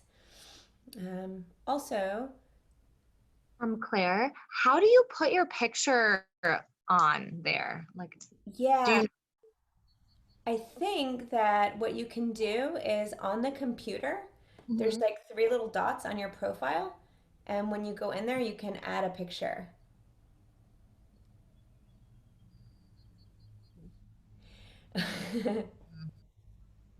I think I'll figure it out. Oh, I think I can do it. Okay. You got it? Cool. What's your dog's name? Oh, this is Cusco. Cusco, nice. Yoko. She's laying right there. I see. And then I have a cat. Oh, that's my boyfriend. I have a cat named Kahlo right there too. Nice. I like how we lingered on the animals, and she's like, "That's my boyfriend." He's excited for me to do all of this stuff. I've been having him do yoga, so we've been doing yoga together. He's not really done it in the past before, so. Awesome. I love that. Thanks for being excited, boyfriend. His name's Aaron. It's always important to have supportive people in our lives. So thanks for being that person for her. All right, and I see you've made the change, but I also wanted to call out that if you change devices, sometimes it'll just say like iPhone, or it'll have your email, and it will be helpful if you will click the little three dots and rename yourself to your actual name or the name you want people to call you. Um, that'll help, especially now in learning who everybody is, because right now everybody's new to everybody else. So it looks good right now, but wanted to call that out. I am imagining that everybody whose camera is off because it has to be, because of something that's going on. Perfect. No problem. Tammy, okay, hold on. I'm going to read this. Tammy says, "Hi everyone, I apologize for being late. I'm on Central Time and thought we were starting at 9 a.m. Central, so I thought I was on time. It happens. Totally. Oops, didn't realize we were on Eastern Time. I will watch the first hour this evening so I can hear everyone's introductions and make sure I get to know everyone and hear any logistics I missed. Thank you for understanding. We absolutely do, and we're glad you're here." Um, Kelly's laptop is charging and she's having tech issues. No worries, no problem. Tammy, um, would you be willing to tell us a little bit about yourself, where you're at in the world, and a fun fact?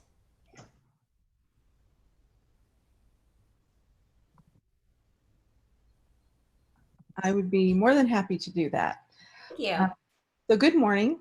Good morning. Let's see. I'm in Austin, Texas, and I'm not quite awake yet. I'm still mentally trying to wake up, so I'm a little slower than usual. Let's see. I forgot the first thing you said. You said where I am in the world, and I got that part, but I forgot the first part you said. I'm really excited about this and looking forward to connecting with everyone. And I really loved that definition of connection. I think that's fabulous. I will probably take that forward and use it in some other areas. I'm in the mental health field, and so I'm pretty saturated with all of that kind of information, but the whole energy and spiritual aspect is not something that I've done nearly as much work with. And so I'm very excited to do that because it's a big core belief of mine. I am at home with my spouse and 2 children. I have a 7-year-old daughter and a 15-year-old son who luckily are asleep right now. And we will likely be hearing, at some point, you will hear them in the background, although I think they might be going camping. So I might have some quiet time, which never happens. So I'm going to fully enjoy that and be able to focus on what we're doing for the next couple of days. And then I guess, let's see, a fun fact. Gosh, I feel like I don't have any, but surely there's something.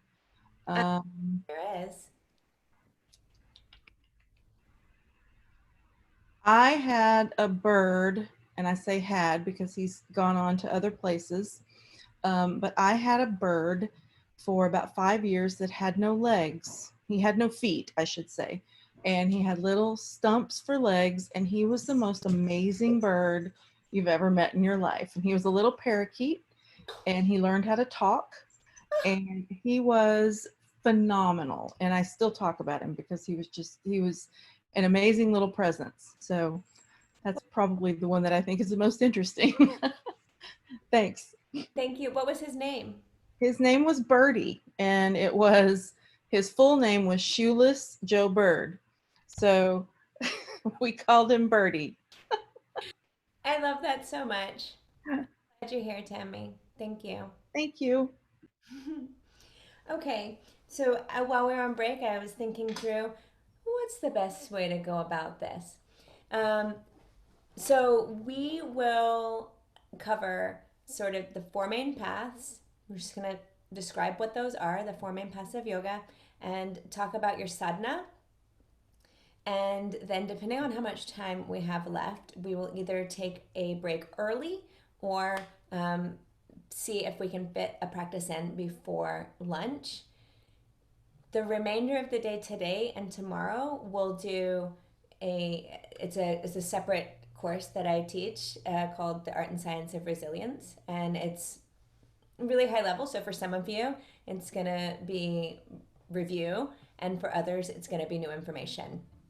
And that's going to be sort of the foundational trauma awareness understanding as we move forward. Cool? Okay. So, starting with, where we got it, you should have, so on the student platform, the pictures are downloadable in most cases. So if you want to print stuff, you can, or you can leave it there. But you should have one that looks something like this, that talks about the 4 main paths of yoga. Did you see that? Okay. So almost did it. Excuse me. What is the title of that? Was that under the resources? No, this is on the first lesson. It says. Oh, okay. All right. Like thank you. Okay, thank you. Is this something you want us to go to now and have up? To. Okay. Yeah, when I point stuff out, I'm just kind of saying, hey, it was there. It's there for you to reference. You can download it if you wish to. It's helpful for some people to have something in their hand. It depends on what your learning style is. You know, does hearing it serve you, or do you want to have something to hold or write? So, yoga is an ancient practice, like super, super ancient, way more ancient than anything that I could tell you. Nobody owns yoga at all. Serena has, I'm certain, some really amazing insights as to the Vedas, but they are the oldest known scriptures in the entire world. The Rig Veda is the oldest one. How old is it, Serena? Like 5,000 years old or something? More than that. How much? Yeah, it's like 7,000 years old, written from pure consciousness meditation. The writers, it all came from within them, and it's written in the ancient language of Sanskrit. Which is a really, really amazing language. We won't get too terribly into it, but I will want you to understand the basics of it because of the quality of the language. And I find that it's helpful to understand what some of the asana names are in Sanskrit so that it helps to inform the energy that you're creating to understand the word. And from a trauma-informed resilience accessibility standpoint, almost nobody understands Sanskrit, and it's a little bit off-putting, and it makes people feel othered. So I don't actually use it very much when I teach because people don't speak it. And it just tends to be received as like, I have no idea what you're saying, but I feel like you think you're better than me.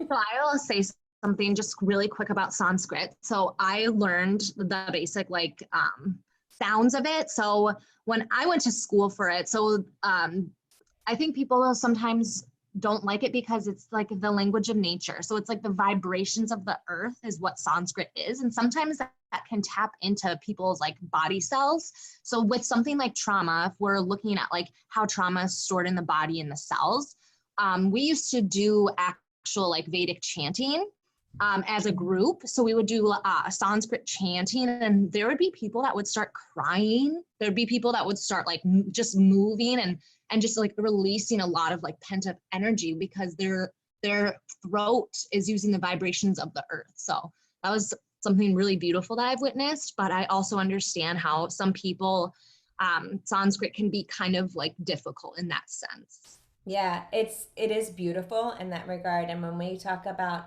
mantra, and we're going to talk about it in a minute as it relates to bhakti yoga as one of the 4 main paths, but you can use any word as a mantra, but Sanskrit has the vibrational quality, like Serena was saying, is similar, not similar, Om is Sanskrit, but so exactly but there's the specific frequency of vibrations cause an entrainment and an attunement to something that is greater than oneself and helps to release stored energy. So whenever we're doing any of these practices, it's important to just, even at the outset, understand that when we move into a liminal space, like a sort of in-between space, when we start to vibrate into tissues, into stored energy through breath, through mantra, through movement, release very often will happen. And that's okay. It's important to know that, though, so that we are in a space of willingness to hold that. Does that make sense? Okay. How do you spell that? Sanskrit? How do you? S-A-N Uh-huh. S-K-R-I-T. Thank you. You're welcome. Okay, so when you hear the word yoga, some of you have studied for a long time, so you probably have a lot to add to this, but when you think of yoga, what do you think of? Anybody, pop on. Clarity. Yeah. Community. Insight. Community with others and self. Yeah. Comfort and discomfort. I love that. So I think of peace. peace. Healing. Inner strength. Release. Breathing. Healing. Breathing, healing. Holistic. Yes. Absolutely. Self-knowledge. What's that? Self-knowledge. Yeah. So the first few things that we'll dive into and discover together are sort of the foundational elements of how that happens. One of my favorite ways to look at anything is sort of, okay, that's a great idea. How do I apply that? What does it actually look like? And when possible, why does it work? Does that make sense? So the practice of yoga falls under 4 main paths. Those 4 main paths are Raja, Karma, Jnana, and Bhakti. So let's break them down one at a time. When we move to our sadhana next, the invitation is to create part of your sadhana around each of these 4 main paths. So just kind of think through what that feels like to you. Raja Yoga is the physical. It's the physical path. Raja is the sort of path to yoga, which is union or yoking, right? It's the space of when what you think, what you say, what you do, what you feel, like all of these things are in alignment. There's a sense of union between you, internally, mind, body, soul, also you, world, everything else that was, you now, you always, over time, over space. Does this make sense? Okay. Perfect. So Raja is enlightenment through the body. It's things like Ashtanga yoga. Anybody here practice Ashtanga? Yes. Okay, perfect. It is definitely an adherence to the 8 limbs, which is an ongoing conversation we will have. And the most important thing for you to understand about this path right now is the physical aspect of it. The next path that we'll talk about is karma, which is enlightenment through service, through altruism, through selfless service. The idea is that it is self-transcendent action. Yes. So it's giving without expectation. It's compassion as a way of being, not something that we're doing. If ever you are giving and expecting anything in return, that's veering away from the path of karma. Clear? Okay. Oh, let me go back 1 second. Raja Yoga, that path tends to feel more comfortable. There's more of a draw for people who are very engaged in physical pursuits, people that are more action-oriented, logical, type A type situations. Yes. Will tend to be drawn more, not universally, but will tend to be drawn more toward that Raja Yoga path. That's part of my, in my opinion, that's part of why Western yoga tends to have a lot more power yoga focus. Because in the US, for sure, it's very much do, right? What are you in action about? What have you accomplished? You know, work harder, work more, right? All of that. Karma is going to, or karma yoga is going to appeal more to people who are drawn to being in service, people that are drawn to volunteering, people that are drawn to sort of, I don't know, like the friend you have, or maybe you are the friend that always has, you know, a stray animal or a bird that's needing to be healed, or you're the one that's going to serve the meals on Thanksgiving, etc. That is the sort of alignment of personality and existence is going to be most organically drawn toward the seva path, or the path of service. Jnana is wisdom, and so this is enlightenment through the mind.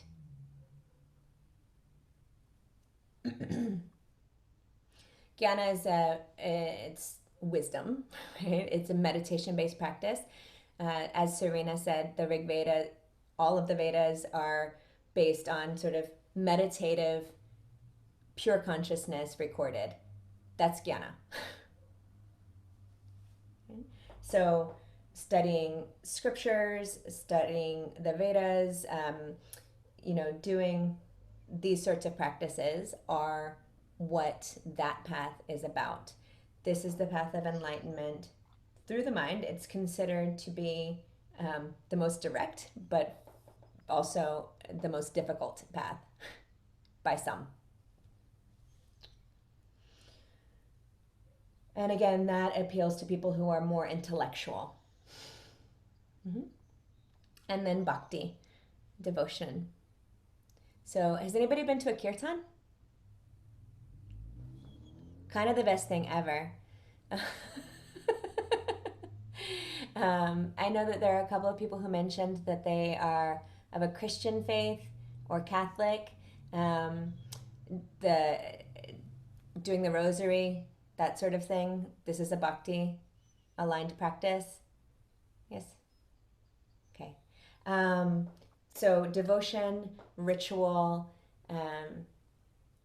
focus toward oftentimes an embodiment of God consciousness, whether it's called God, Jesus, Allah, you know, Ganesh, Vishnu, like whatever we call it, it's directed towards an embodiment generally.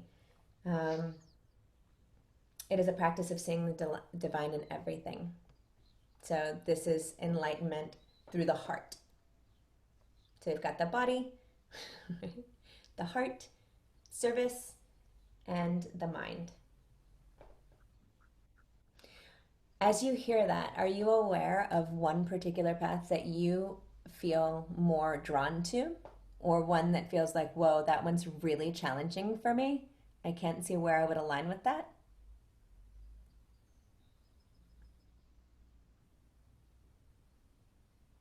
Share if you wish, if it feels okay. I saw a couple of nods. Yes. Yeah, I'm sorry. No, you're no sorries. Okay. Yeah, I know that's something I'm working on. I have to first acknowledge that. Yeah, I would probably say karma. Mm-hmm. Something that What feels challenging about it to you? Oh, something, okay, that's not the challenging. That's what I'm drawn towards. But as far as what's most challenging for me, I would probably say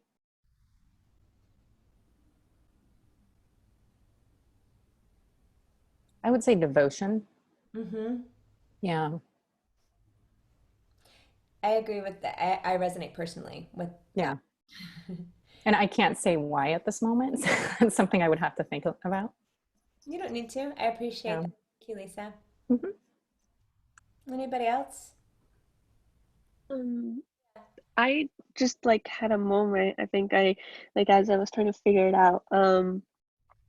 I first I thought like I was like, well, I think I've done a little bit of each, but I think now I'm kind of realizing I think I go through like phases of them where like there are like moments of my life where I'm more service oriented, and then I lean more towards wisdom, and then I'll be more physical oriented, and then I'll go through like more oriented towards devotion.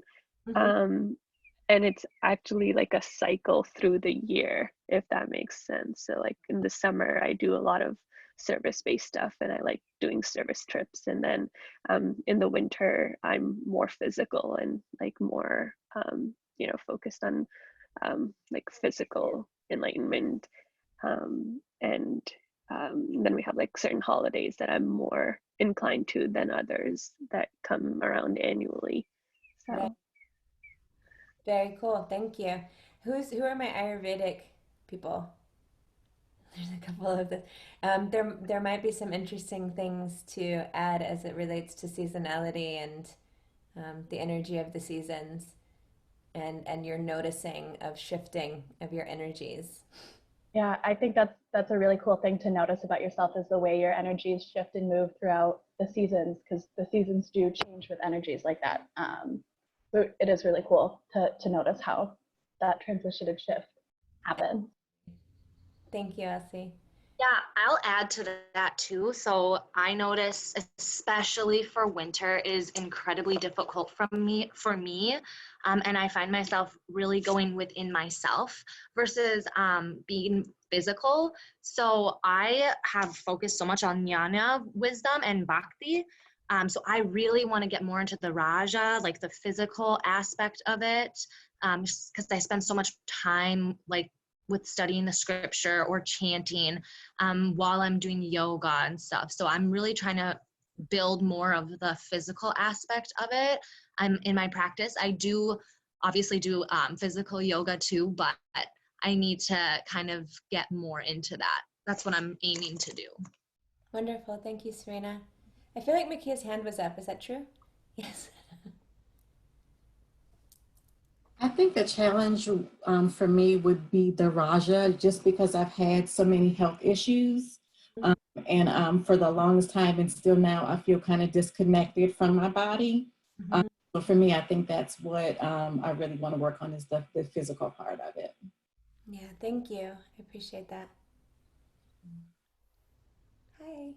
Oh, yay, faces again. Yeah, I just wanted to say that I really resonate with that. I've had a couple of injuries in my 20s that, really did a number on my back, and I'm super grateful to be much better than I used to be, but there's still a lot of trauma in those cells, in spite of progress and the alignment and the being at peace in my physical body and finding that stillness is a super hard aspect of yoga for me. Like I'll even find imperceptible micro movements within stillness to try to constantly find more comfort. So I don't know, for me personally, Raja and Bhakti are probably the things that seem harder for me. Thank you for sharing. I appreciate that. Who else? Anybody else have anything you wish to share as it relates to these? Yes, Elsie. I probably do feel a lot of strength in the Raja, in the physical, just because I am such a kinesthetic person. Touching is what I do for a living. Touching and feeling is so necessary to me. I get a lot of my information through touch and just feeling in general, but also the karma, the acts of services, the nurturing piece is also very strong with me. My need to nurture has turned into a bunch of plants right now because I don't have people around me. But as far as what is weakest, definitely the wisdom, just the consciousness and the ability to calm my own mind and the energy inside of me. Thank you. Anybody else? Okay. So as we move through this, we will practice a sadhana. And sadhana is, in essence, a devoted practice. It doesn't have to be long. There's on the resources page, and I think also on the sadhana lesson, there's a sadhana worksheet for you to kind of figure out what it is that you wish to do. These sadhana can be practiced in a number of different lengths. I'm gonna count real quick.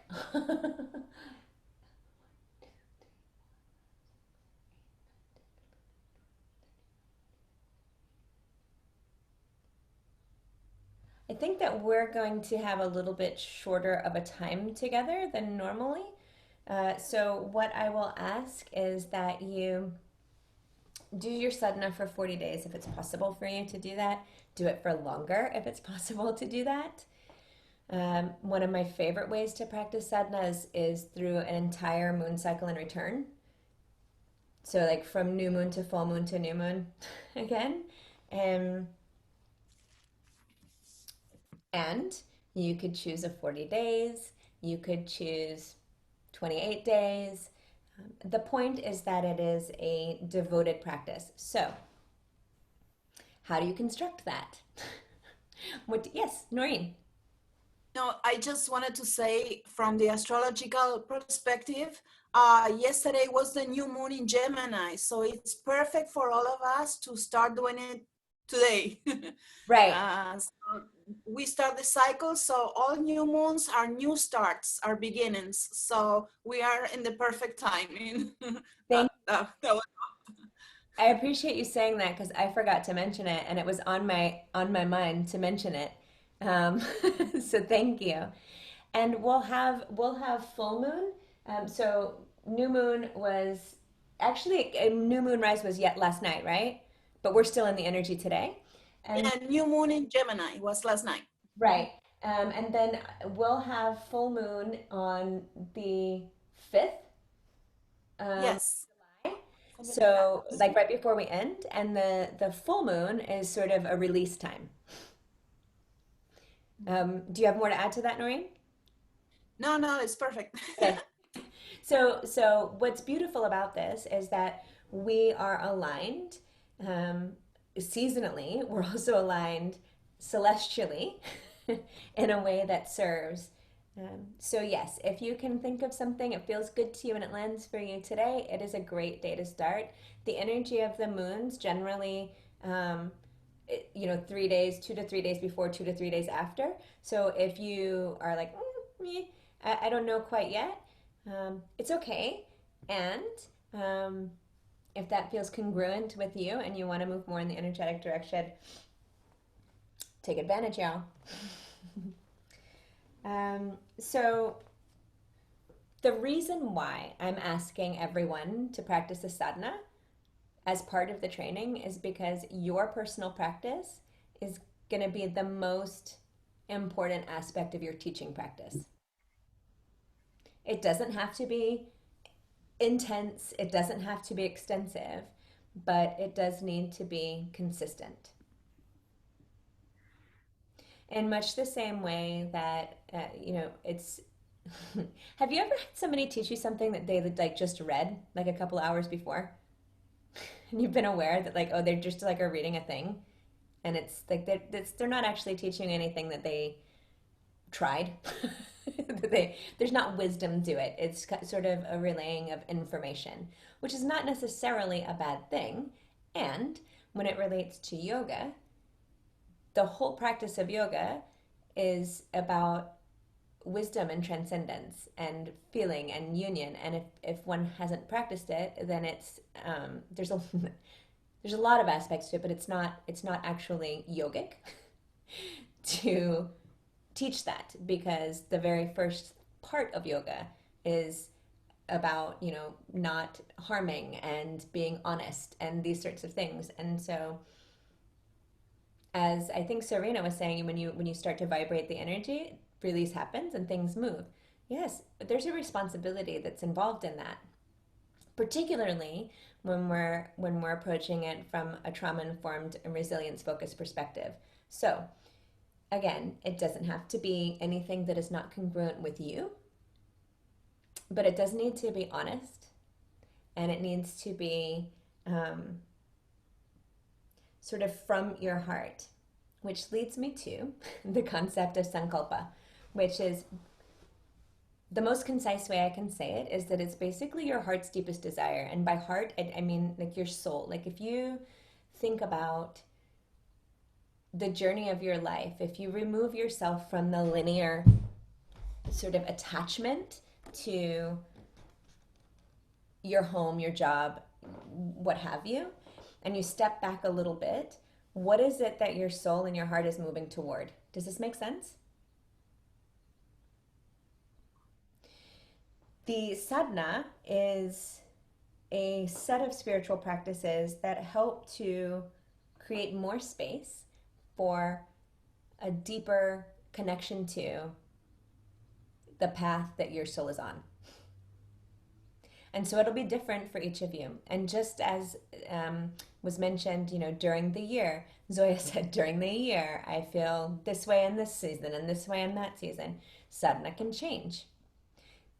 It doesn't have to stay the same. In fact, you might find a set of practices that you wish to incorporate now, that a week from now, you'll find, you know what, I need to make a slight adjustment to this. Does that make sense? And that's okay.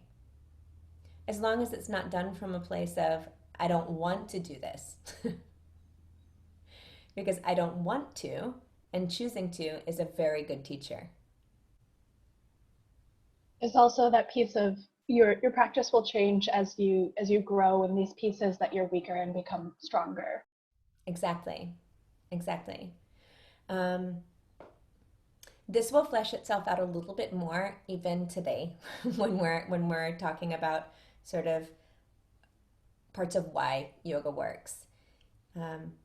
But what I'll say now as a sort of seed planting is that it's about finding the edge of what is tolerable for you and learning to tolerate more peacefully, more gracefully, more gratefully your existence. It's creating space internally for the experience of life moving through you so that you're more present for it and you're more open to it, and as a result can reflect it out with more pure accessibility. Does that make sense? So some of you were able to really, yep, that's the one that's harder for me. That's the one that I need to work on a little bit more. And some of you are likely still kind of thinking it through. We will have an opportunity, should you desire, to have a little bit of conversation between us to work out any questions that you might have. If anybody's interested, kind of is like, oh yeah, I know, I've got an idea. My heart's deepest desire is this, right?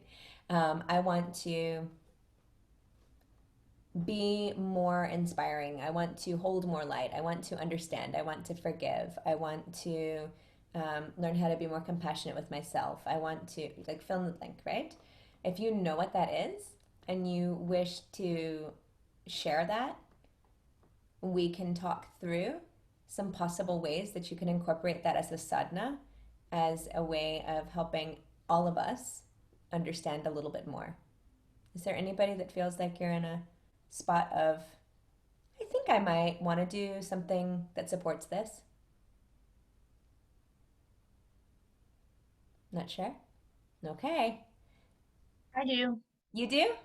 Awesome. Okay, I'll share. So I think, okay, I had what I wanted to say right on my tongue that just kind of left. I think something that I really strive in my desire is I have so much compassion for the population and the people I work with. And I feel like I give and I give and I give. I'm definitely the karma I'm serving. And then when it comes to my own life and the people in my life, I often feel so drained that I don't have the compassion I need and the kindness I need towards them. And so that's something that I definitely want to work on.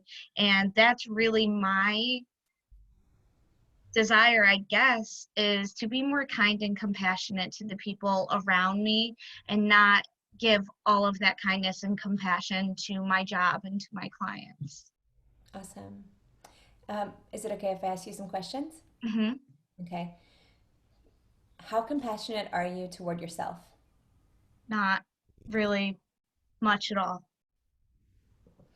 Is it possible that there's room for you to care for yourself and show yourself more compassion as an avenue to being more available to everybody you wish to give it to? Mm-hmm. Definitely. So if you were going to practice more compassion for yourself, what would that look like from a Raja perspective, from a physical perspective? From a physical perspective, I think I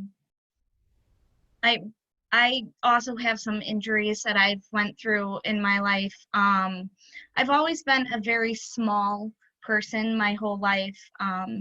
Very thin. I was one of those people who could eat whatever you want and you didn't gain any weight. And You didn't.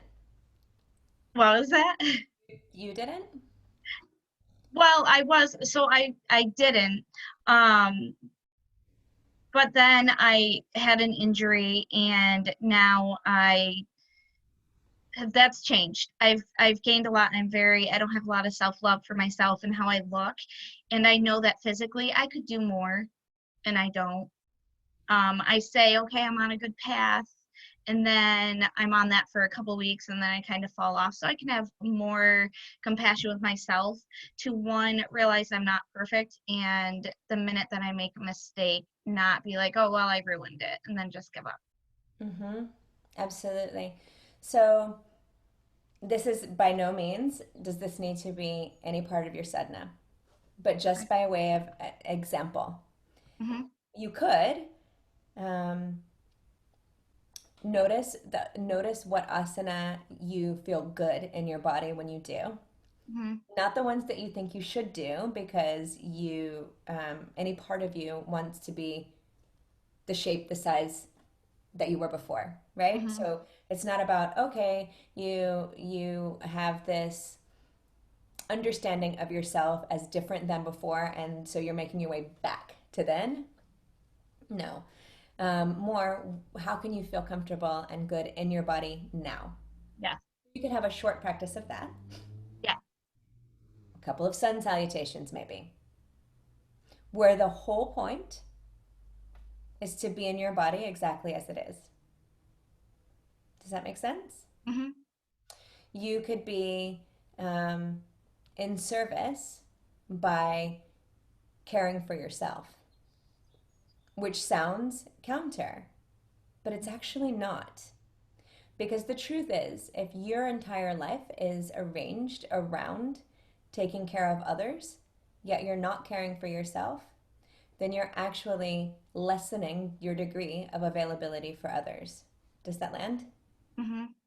It's not sustainable. And so one of the things that is powerful to understand as it relates to connection and feeling the sense of union between everything, the yoga of everything, is that when you care for you, you care for me.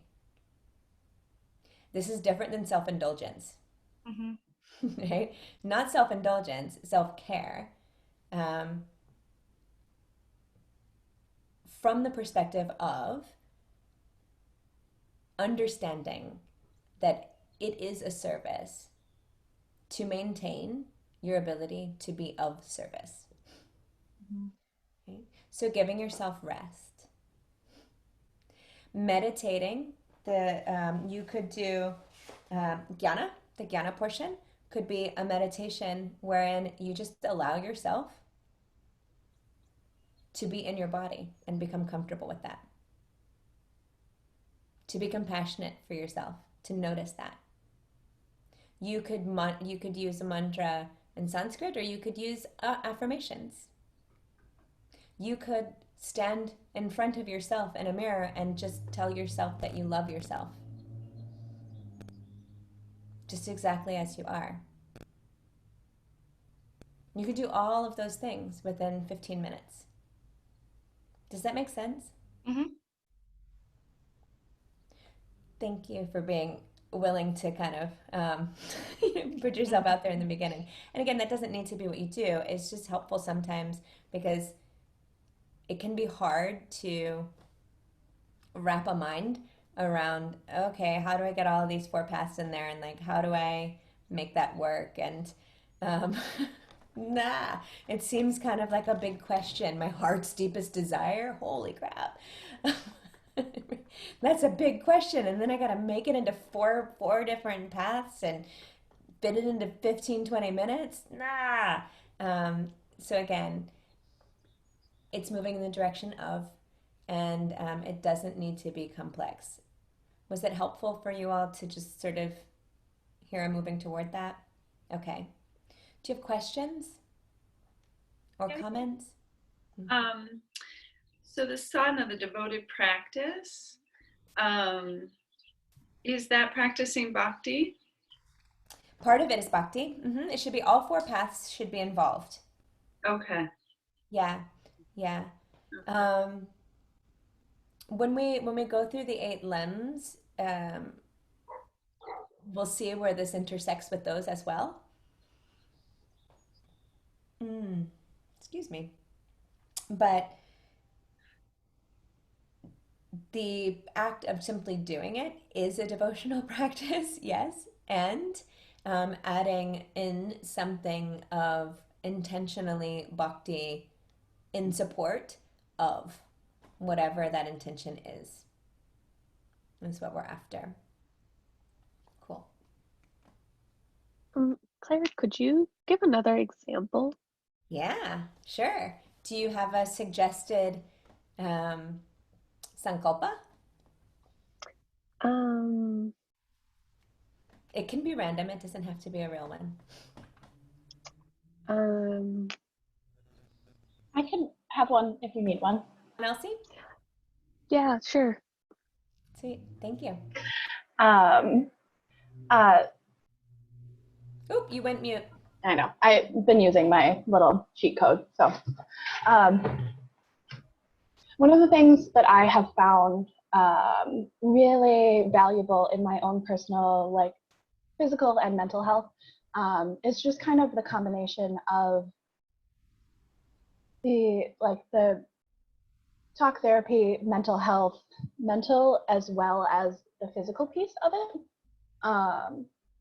And so that is really a big drive for me. So I love that you do like a combination with the therapy and like the yoga and the way that works together, because there's so much that is like trapped in our tissue that needs to be worked out in more ways than one. So that is a big piece of my motivation, is hitting that from multiple directions and helping people understand themselves and their own mental health in more ways than one. Okay. So how would you phrase that from a space of movement? So like, what would need to happen inside of you in order to facilitate holding that space?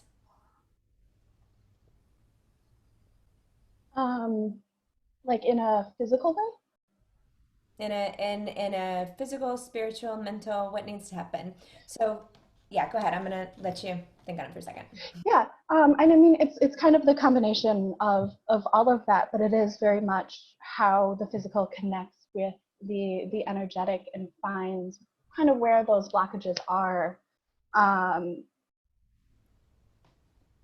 It's hard to say it in kind of a succinct way, but to me it's really helping people understand themselves in a different way. And I love giving people their own power to help with their own bodies and their own physical state of being in,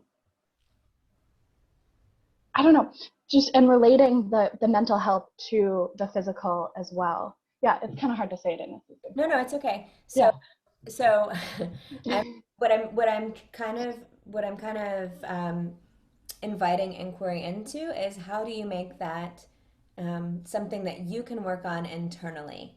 And so my question is basically, where do you sense an opportunity to create more space for that?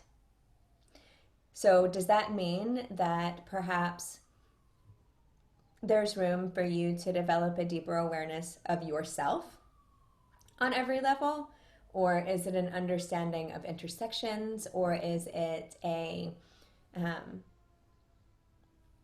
do you have room to communicate, like learning how to explain it better? Or does that make sense? Like, Yeah. So it's both very on a personal level where I have experienced this personally, and it helps a lot with my own mental health and like connecting the two and working all of these negative energies and these traumas out of my tissue and out of everything, and reteaching my brain how to react to these specific traumas and in different ways like that. But it is also very external in the way that I want to teach other people to do this, and I want to be able to kind of supply that body work that helps them find that peace within their tissue. okay, so let me ask you a specific question. Do you have I'm guessing you probably do because of the work that you do, but do you have a fluency in the energetic, emotional language of your body in connection with your mind? Better than most people I know, but it totally can depend. It totally can depend. Okay. Yeah, a lot of times better than most people, but I still do get very caught up in day to day, and not as much as I'd like to. Okay. Yeah. So I'm randomly sort of pulling this out of the air. Feel free to no thank you on it and or discard it entirely. We can use it as a purpose for just example. What I'm hearing you say is that your heart's deepest desire is to be of service and people understanding how to better manage themselves and understand themselves so that they're feeling more well, more healthy, more available for life. Is that fair? Yeah. Okay. Yeah. There's a big power piece to it as well, and giving people back their own power of their own body and understanding. Okay. How empowered do you feel? Good. Pretty empowered when I do feel connected with my body in the way that I like to be. Okay. Yeah. Okay. So I'm imagining that in order to transmit that information in a way that's usable and available to people, it perhaps would be useful to strengthen and sort of integrate more deeply your own awareness and your own empowerment. So create more consistency and availability for that, and um, develop an understanding or cultivate a deeper. You clearly already have an understanding of how to communicate that to someone in a way that they can receive it. Yeah. And the communication of touch is huge to me, and not being able to touch anyone right now is very weird. Yeah. What are you doing with that? Plants, my cats and my plants mainly. Plant shopping is my new favorite thing. Are you doing self-massage? A little bit, yeah, definitely. When I remember to, it's the funniest thing because I'll be on video chats with friends and they'll complain about their body, and I like show them how to do something, and then I'm like, oh wait, oh hold on. So yeah, it's something. There are lots of little pieces of self-care that I know I should be doing that I recommend to other people, but I don't practice as much as I preach. Do that. Exactly. Yeah. Journal potential. No. What's that, Serena? I was just gonna jump in and say that I relate with that a lot, Elsie. I tell everyone around me, love yourself and care for yourself. And I literally tell it to like my boyfriend or my best friends, even my parents who also like follow the same tradition.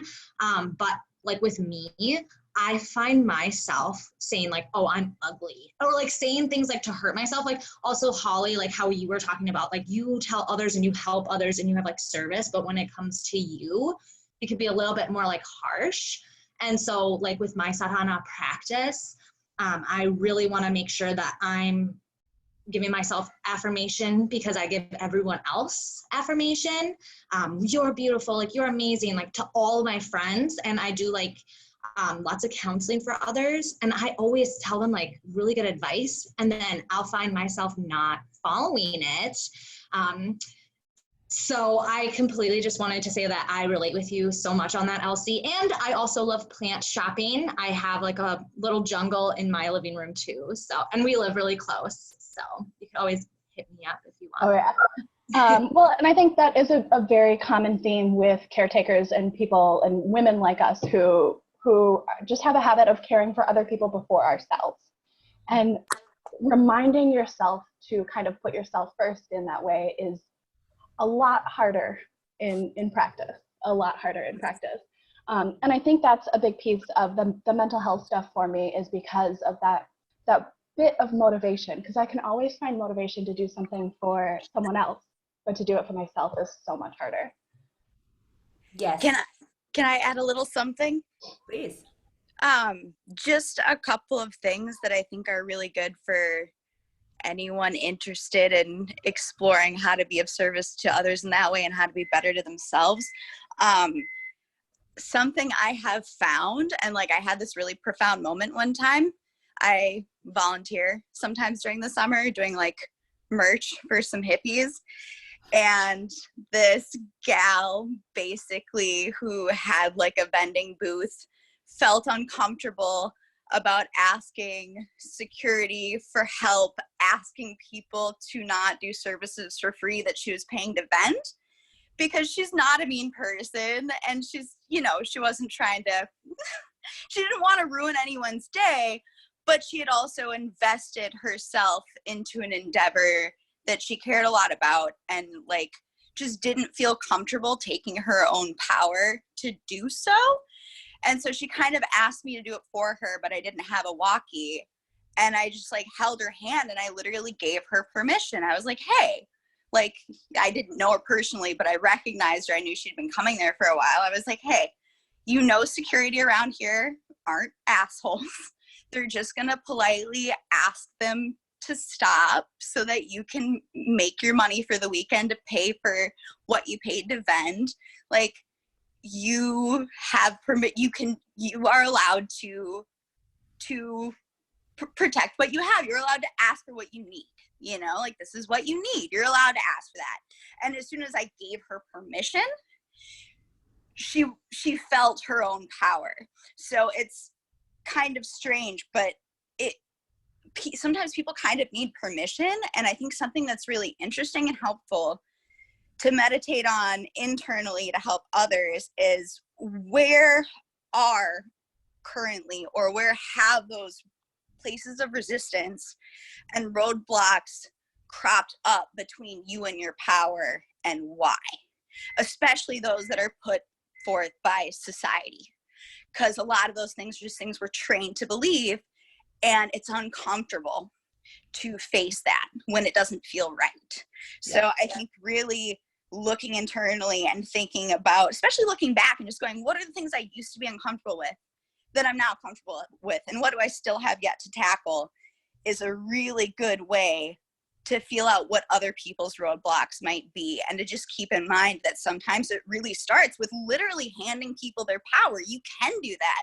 You don't have to, it doesn't always have to be something very nebulous. You can, in a very grounded way, literally with your words and your intention and your heart, give people their power back and give them permission to take it back for themselves from within themselves. So yeah, and that's one of the things I love to do as a body worker, is kind of be the authority on someone's body and tell them they know more about it than me, and give them that power. Exactly. So I just wanted to add that, because that was a really profound moment in my life where I was like, wow, I just really, like, I had no idea I had that power to give someone else power. And like, I'm tingling thinking about it. It was just really like oh wow, like I did that. I can do that. Yep. Moment. Absolutely. And we all can. Yep. 1,000,000%. Thank you for that share. And so, yeah, Elsie, As it relates to the Sankalpa that you were speaking of and empowering people and communicating, I think where we were going with it was basically where Serena and Julia also were going with it. Is this helpful, Zoya? Is this going where you? Yeah. Yeah, I think maybe I have one that's a little bit more like basic. I think a lot of like the kids that I work with, the reoccurring issue sometimes that they have is like self-confidence, or I do a lot of like empathy teaching work. And so, you know, you teach empathy towards others, but how do you have like empathy towards yourself? So I was just wondering if you might be able to kind of do like a very quick, like, how do you, if you were to say, like, if I was, say, giving an example of, okay, like, for example, if you were trying to create space for self-confidence, how would it look like for the four? How could you how could you translate it for the four different practices? Just so it's Self-confidence like easy. for the four. Raja, I would choose something that I feel I can't do yet, or something that I feel is challenging to me emotionally or mentally or physically, right? Something that I'm like, there's a roadblock when I try to do it. Random example, maybe crow pose. And work towards that. That will give the opportunity to fall down, to challenge myself physically. If I were to apply the jnana to that, it would be a matter of observing my thoughts, observing my feelings about it, perhaps journaling, perhaps meditating, so that I'm developing an awareness through that sort of still study of what's going on inside of me that's in the way of my self-confidence. If it were the bhakti, I would probably affirm. There are mantra that could be used. You do it's called the japa mala, but I might do a whole round of either a Sanskrit or an English, or if there's another language that's your language that speaks to your heart, of some sort of affirmation that's meaningful to me. If it were self-confidence, it might be, I'm just going to use an English one for ease. You know, I am powerful. I can accomplish whatever I set my mind to. The things that I seek, I'm able to effortlessly embody, or something along those lines. Yeah. As it relates to karma, it's a little bit harder for that one, yes? More so because we're not in contact with each other, so there's a little bit more of in the way, but I might make it a practice to say something that I'm afraid of saying to someone. And it doesn't have to be something that's challenging or difficult. Maybe it's I'm afraid to tell somebody how much I appreciate them, or I'm not confident to set a boundary, or I'm not confident to be who I am now. And that might not seem on the outset as a karma thing, but it actually is, because it gives the people that you're communicating confidently to an ability to love you who you actually are versus who they think you are or who you were before. Does that make sense? Was that helpful in clarifying how one would go about it? Yeah. Okay. Yeah, really. Cool. I'm aware that I didn't complete the conversation with Elsie, so That is totally okay. I feel fairly complete with everyone's info. complete. Okay. So self-love, love yourself, empower yourself, massage yourself. Really, honestly. Anyone wants self-massage tips, I'm here for you, because it means I get to touch myself. We all do. Traditionally, it's called abhyanga in Ayurvedic. And then depending on your dosha is the type of oil that you'll use. I love it. I love it. I'm tridoshic. I always use sesame oil. I use sesame oil. That's like the best in general, but for people that are like pitta predominant, like sesame oil will be too heating for them. So, yeah. I think that it might be fun. This isn't a planned part of the training, but I think that it might be, it's usually something that I would do in more of a 300-hour training. But since there are so many Ayurvedic practitioners in here, it might be interesting and serve us to do like a dosha quiz or something like that. Do you have? I have so I am an Ayurvedic consultant, so I do have material that I can give like a consultation for, and I can easily do that over Zoom and stuff. And I can also I'd be willing to teach self pulse, so pulse diagnosis, and so that's a huge part of Ayurveda, traditional Ayurveda. A lot of Western adaptations of Ayurveda they don't really look at like the pulse reading and stuff. But yeah, I would love to at any time if anyone's interested. I can definitely go over the basics and just go over all the doshas, and then we also have sub doshas and what your pulse means and stuff like that. That'd be really cool. Maybe we'll talk a little bit later, and we'll see if there's a time that we can set aside an hour or something to, or how, we'll talk. See what there is. Okay, great. Does anybody else have questions as it relates to sadhana? Do you feel empowered to work through it and set something up? Okay, awesome. It is right now 12 p.m. Okay.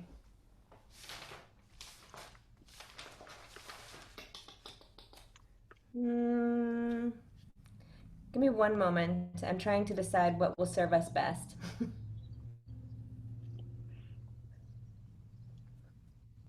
Claire, I do have a question. I am here for you. Okay, do we find this information about the 4 types of paths of yoga in the documents? In the student platform? Mm-hmm. Yeah. Yes, it is. Okay. It's a student platform. Okay. So I feel as though it will serve us to move just a little bit, but I want to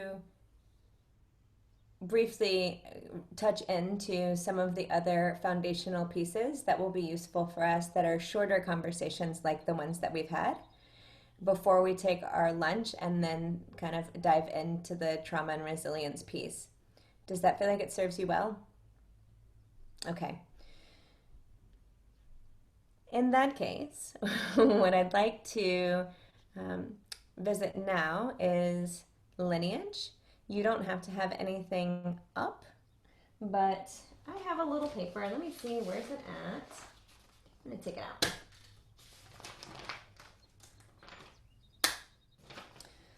So again, there are many, many sort of paths of practice and teachers. The lineage that I've provided for you, it looks like this. I'm noticing my thing is a little bit laggy. So I hope you don't have an echo.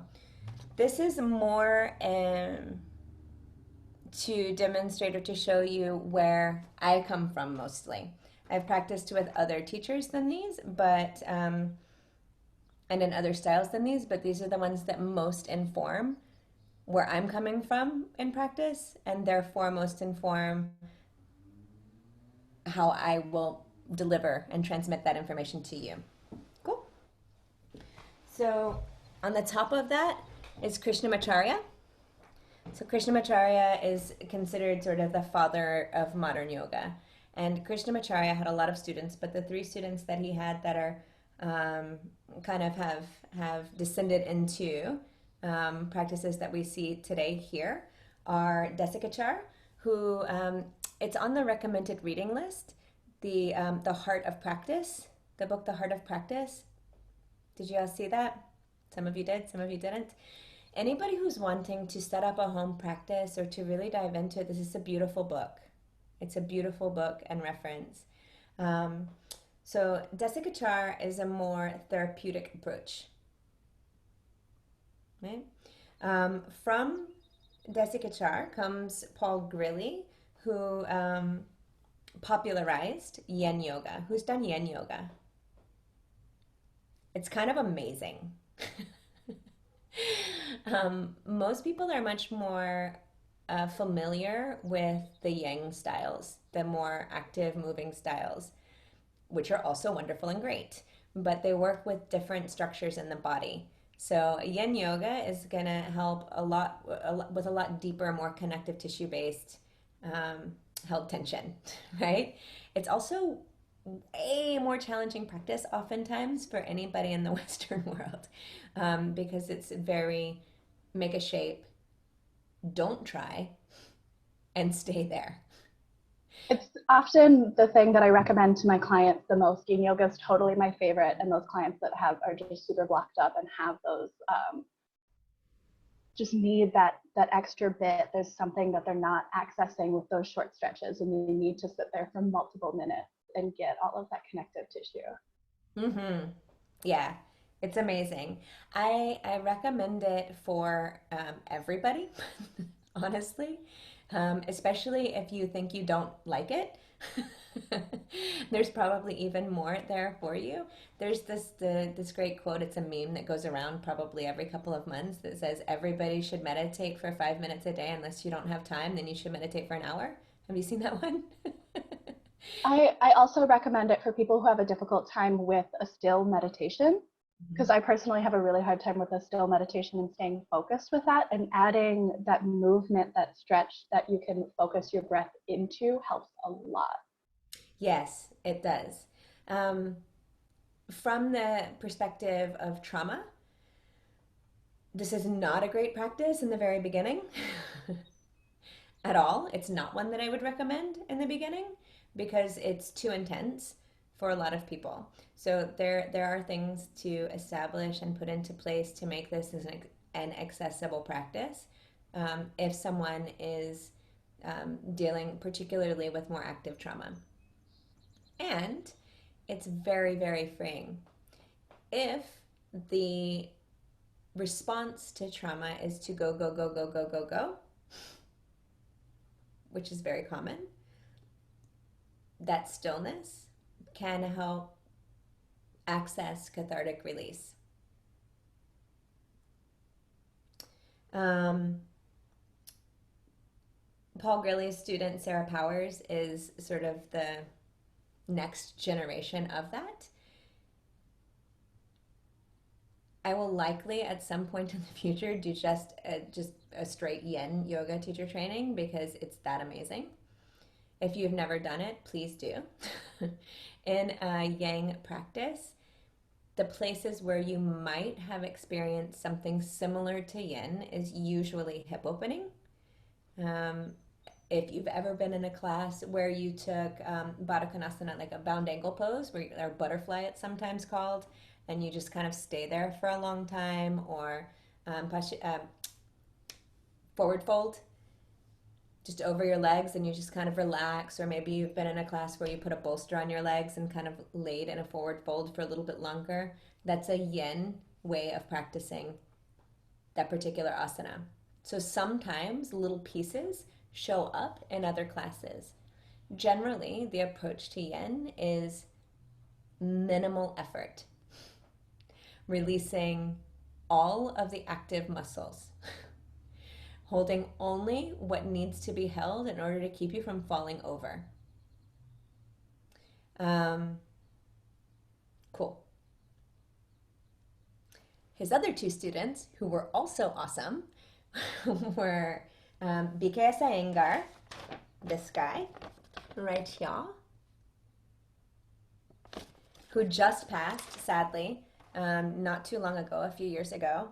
Iyengar was, Iyengar yoga is very much props. There's an Iyengar yoga wall. Has anybody practiced Iyengar yoga in an Iyengar studio? It's kind of awesome. Has anybody ever been on the prop wall or the ropes wall? Totally worth it. If you have a chance, check it out. So Iyengar was very sick when he was a child, and so this informed an approach that is far more therapeutic. The difference between Iyengar yoga and what we're going to talk about next is that it is asana, come out of it. asana, come out of it. It's very discreet. It's not moving from one to the other. It's also very, very particular. Right? So there is an absolutely a right way to be in the shape. And props and straps and ropes and etc. are used to make that happen. It's excellent for sort of post-injury, recovery, for repatterning movements, right? Functional sort of what's the word I'm looking for? Functional rehabilitation of movement patterns. It's really, really excellent for that. I don't teach Iyengar yoga, but a lot of the ways in which I teach Vinyasa yoga are informed by Iyengar yoga. So the more alignment-based principles are rooted more in Iyengar than they are in Ashtanga, which will be the next one. Patricia Walden is the sort of contemporary teacher here in the US for Iyengar yoga. Patabi Joyce was his other sort of primary student. Patabi Joyce is the creator, founder of Ashtanga yoga. Who's practiced Ashtanga? Some of you have. I asked this earlier, but so Ashtanga yoga is it's vinyasa. It's very, very specific and particular. In order to be certified to teach Ashtanga yoga, you must go to Mysore. And now Patabi Joyce certified everybody until his passing. And now, well, just before. And now his son, Sharath Joyce, is the one that does it. In order to be an Ashtanga level sort of teacher, and actually in many ways to progress through the sequence of Ashtanga, you must go to Mysore. So when we go to a studio here in the United States, most of those teachers are very likely students of Ashtanga yoga, and they may have been given the blessing to share a particular part of Ashtanga. So their series is what they call them. They have primary series and then on and on and on. And they change, and you get permission from Sharath or from one of his appointed sort of gurus in Mysore to move on.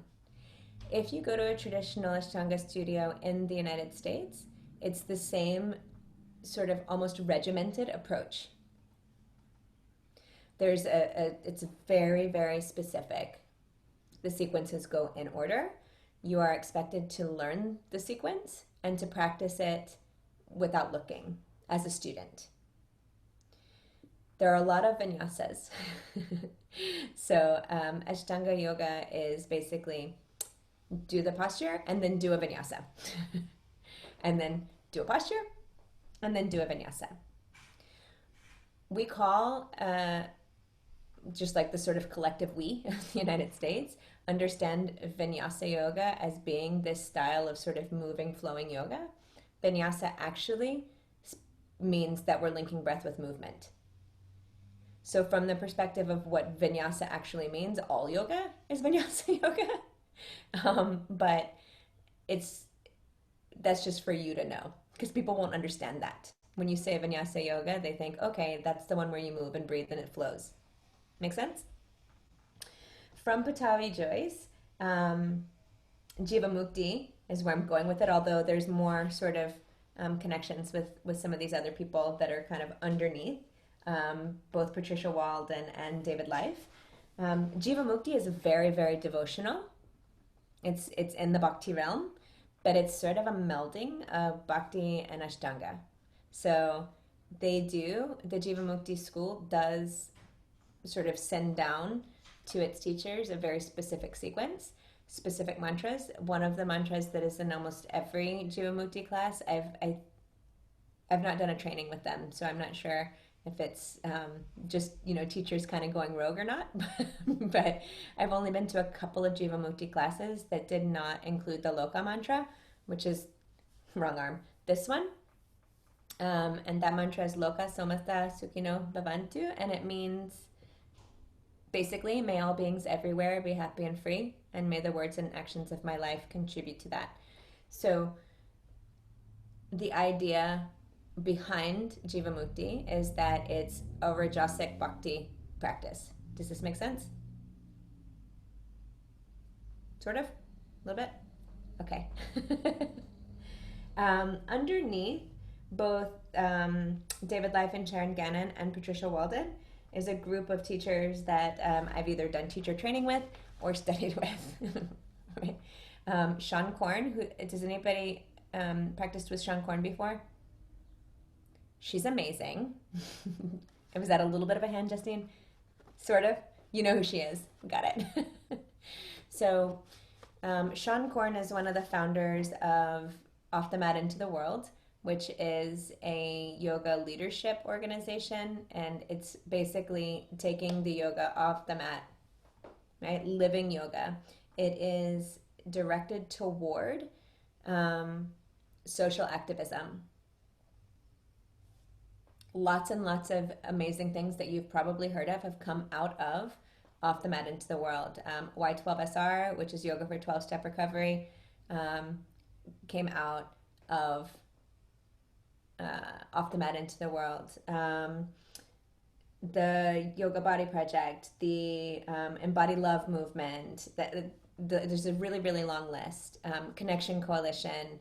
It's a lot of really impactful social justice,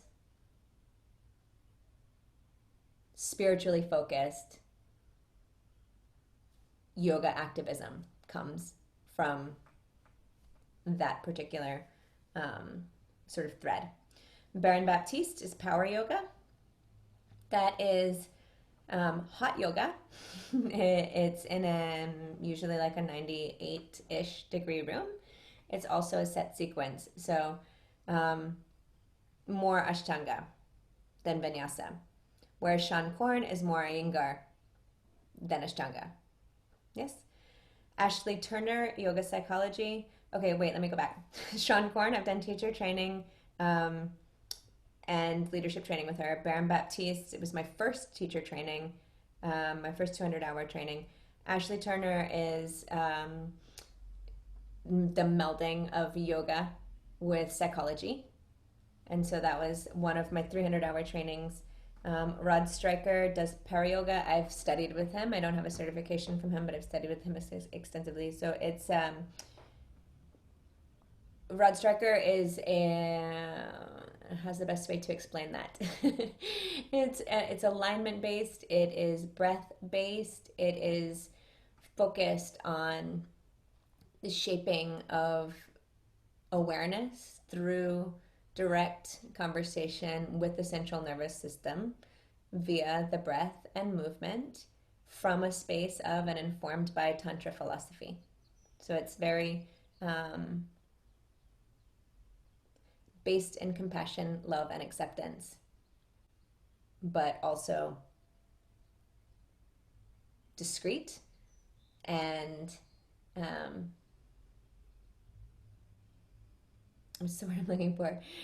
Basically, there's very specific ways of doing the practice. It's not a set sequence, but there are very specific ways to lead it. And then Diane Bondi is just an amazing sort of icon as it relates to accessible yoga. And that's a lot of modifications of yoga to suit different body types, primarily, is where she speaks to. There are others, but these are the ones that as I sat with it, I was like, okay, these are the ones that are most informative of how I got where I am on the mat. Cool.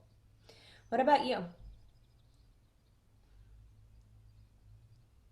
Who have been your teachers?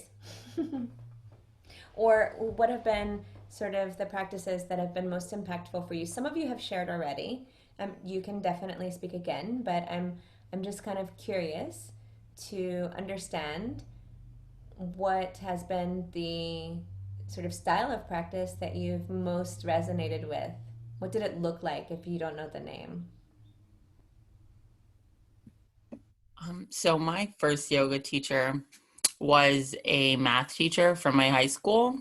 Mhm. We did like seminars every Thursday, and yoga was one of them. And it looked like what I would call like, well, I don't want to say basic yoga because you went over like all of these different types of yoga, but like really like which one would it be?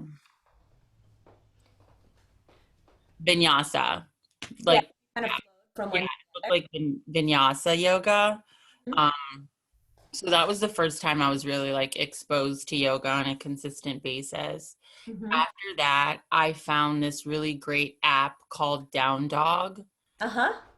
And that's what I've used ever since. So like that person, I've been using that app when they just had photos, and now they have videos and all these different sort of like narrators and different like types of music and different ways to like boost. So that's been my yoga I experience. love it. Thank you, Flora. I can go. So my dad's a chiropractor. So I was introduced to yoga really young, just the basic sun salutations. And then when I went to Maharishi International University, the yoga that we did, they like took yoga asanas from like the text and then made pictures, and we just called that yoga asanas. Like it wasn't called anything specific. And it was just very much like seated and like the twists and warrior one and stuff like that, and they put it in a sequence, and it's called Maharishi yoga asanas, and then I just do Ashtanga and Vinyasa mainly now. Nice. I love that. So I studied yoga when I was living in Miami. The first time I tried, it was an alignment class. So I started with the basics by alignment, and I think while you described it was more Iyengar yoga, that type. And then I just started to try different studios in Miami, and it was kind of funny because in Miami you have a lot of power yoga. So I started to do a lot of power yoga. Then there was a period of time that I started to do what's the name? Now it's not. It was before hot yoga. It was the name of the guy that created. I don't remember the name, but hot yoga. Was it Bikram? Yeah, Bikram yoga. Which in the beginning it felt, because to be totally honest, I started yoga just for a physical practice. So I was not looking for any spiritual or connection. I was just doing it as an exercise. So Bikram in the beginning felt great because my skin was feeling great because of the heat and everything. But then something inside of me kind of said me that it was not the right thing for my body after like 2 months of practicing. So I stepped that away. And things of life, I studied Budokan yoga. I don't know if anyone heard about that, but yeah. So I was in Miami the last 2 years studying with them, with Cameron Shane and Melaine Shane. Cameron was the creator. Yes. So the thing about here is a mix between martial arts and yoga. And in that type of my life, it felt great because I had a lot of anxiety and a little bit of my nervous system is very like revolutionized. So it really helped me to connect my how do I say it in English? Sorry, I think in Spanish now that I'm living here sometimes, but my anger with the release between martial arts and yoga. So it really, like, I don't know, my brain really felt a connection there, and how the mobility of my body also tends to go with my nervous system, and how I can the science of all these different movements and all these different schools and modality can make a sense together within jiu-jitsu, for example. So that's my last experience with yoga, Budokan. Yeah. Those of you who haven't heard of Budokan before, there are some people in here that I think would really, really enjoy Budokan.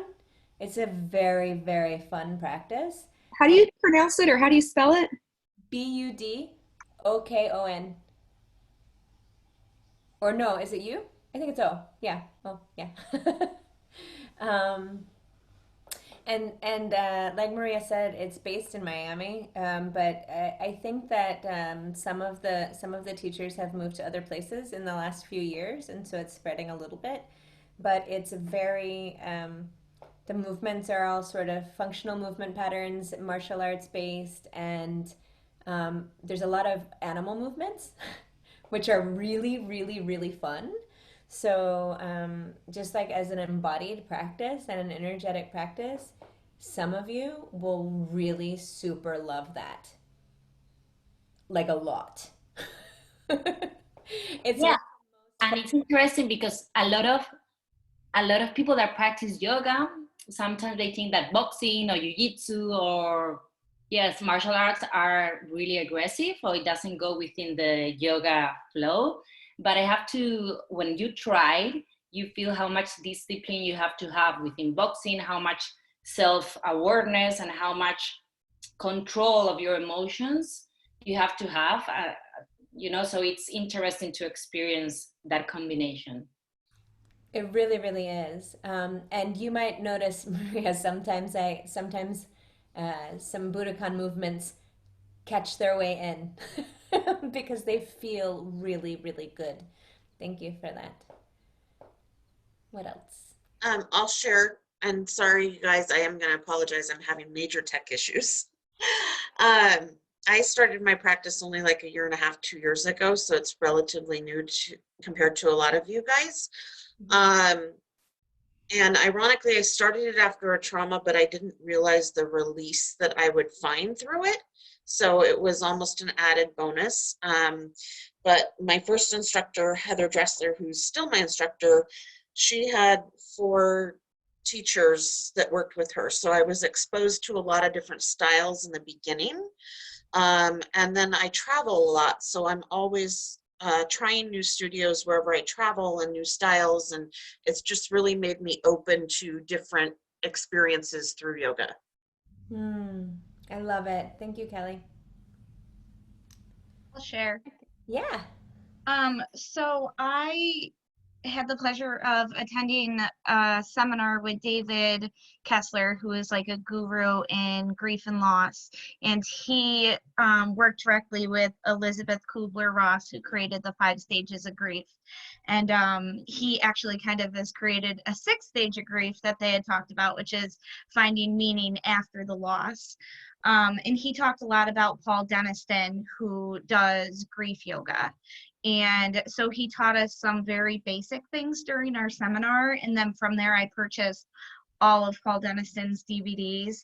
And a lot of his work is the mind and the body. It's less physical and more connecting the mind and the body to release your pain and release some of the trauma and find love again. And that's a lot of what I do with CBT, which is cognitive behavioral therapy, and connecting the mind and the body and your actions. And so a lot of my yoga experience is really with the grief yoga and trying to like find that love again after a loss. I love it. Thank you, Holly. I can go. So I've been doing yoga for a while. And as I said, like originally I started doing yoga. I said I started in Asia, but I think it was actually before that. So it's been probably like 15 years or so off and on of doing yoga. And I started out doing more of like a hatha yoga. And I don't remember exactly where that was, but so I kind of did a hatha yoga for a while, and then I moved more into like vinyasa style yogas, and then power yoga. I've also kind of dabbled in like trauma sensitive yoga, which was kind of cool. There was like a workshop here locally that I attended, and yin and ashtanga. So I've done a little bit of that too. And I've done it like everywhere I've traveled in Asia. I've tried to find like a yoga class. That's always been really fun for me, just to kind of experience it in a different culture. And there's always something very unique about experiencing it from a different, cultural perspective. So yeah, that's kind of my experience. Thank you, Lisa. Cool. Anybody else feel called to share? Yeah. So my where I resonate the most was definitely in massage school. We would do meditations, and I took a yin yoga class, and that was my favorite right away. The real stretching and the movement of the blockages that yin yoga brings is definitely the focus on the breath is what I look for in it, that meditative movement. And to kind of piggyback off of the Budokan, which sounds very, very cool. We also did a lot of Qigong in massage class, in shiatsu class. And I loved that. My shiatsu teacher, Andrea Sullivan, this amazing, incredible, tiny spider monkey woman, super incredible, super amazing, just this like wonderful soul energy. Yeah, she taught our Qigong, and we would always have the best guided meditations afterwards. So I do kind of see these movements as meditative movements, or at least like a preparation for meditation. Mm-hmm. I love it. Thank you. I think I saw your mute off, Mariana. Yeah, I was just going to say, being more scientifically based, I started yoga more because I was very stressed at work. Mm-hmm. And I remember trying it out. I actually worked in Fort Detrick. Some of you may have heard of Fort Detrick. I live in Maryland. I don't know if I said that before. So it's a skip and a hop away from here. And I remember not getting it. I, completely fell asleep during Shavasana, and I thought that was weird. Remember, I used to be an aerobics instructor, so I was thinking, this is not how you release stress. At least it wasn't intuitive to me. Mm-hmm. Fast forwarding many years later, so I didn't follow through with that. Fast forward many years later, and I actually picked up an infectious disease that got into my backbone, destroyed a vertebrae and the tissue in between, and it was really traumatic for many perspectives, not just physical. And I went to see as many doctors as you could possibly imagine, specialists, and nobody really could tell me how to get better, except via surgery or, additional medications, which I know this sounds counterintuitive. I work for pharma, but how should I say this? I always like to remind people that drugs are the invention of humans, not necessarily the panacea, and it's not the only way to take care of your body. And in fact, it may not be the right way at all. So in any case, I remember my spine specialist finally telling me, you just have to try yoga. And I thought about it, and I decided to pursue that since I didn't want to do surgery or anything else. And I started doing vinyasa yoga, but yin yoga was the most helpful in the beginning. As you mentioned, Claire, it was very, even though it was difficult in the beginning, it really gave me the ability to perform better in vinyasa. So that's what I've been doing for the most part, although I think somebody else, maybe Serena mentioned it, that it's cyclical. Sometimes my body does crave for power yoga or hot yoga, although I'm not a fan. Definitely vinyasa is a constant, and that's where I've been able to regain my strength and confidence in my body, and overall just my whole well-being has improved.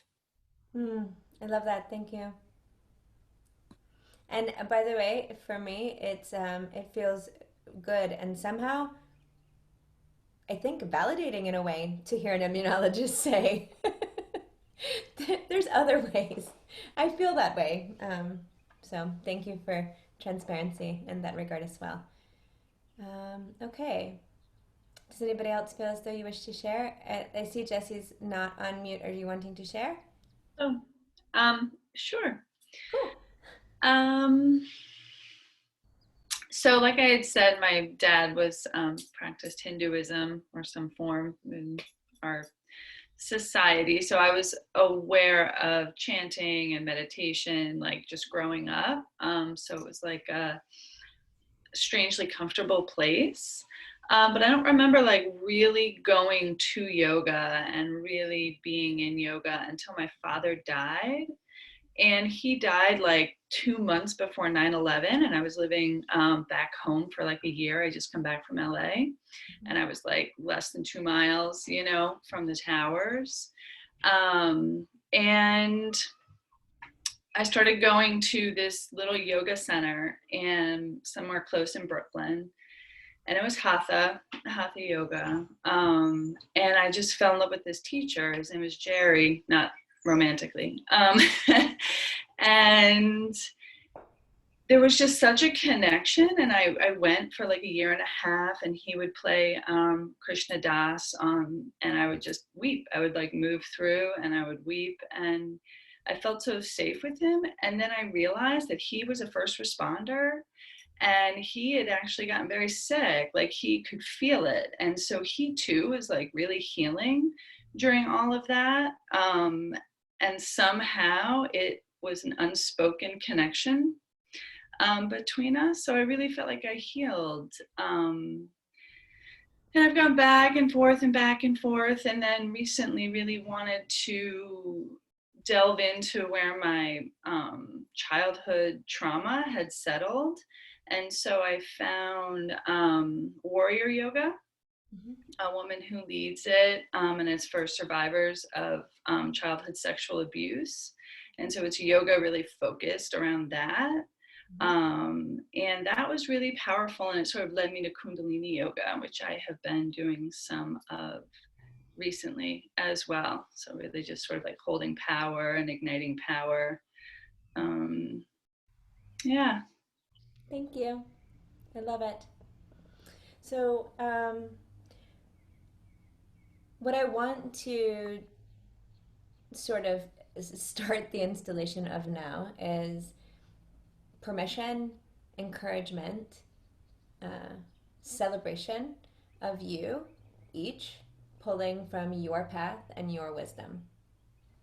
I said this to most of you when I talked to you individually, but it is not anything that I am interested in sort of making you all teach in a particular way, other than aware and from a space of conscious choice that is informed by your sankalpa, that is informed by your journey, that is informed by your purpose. Does that make sense?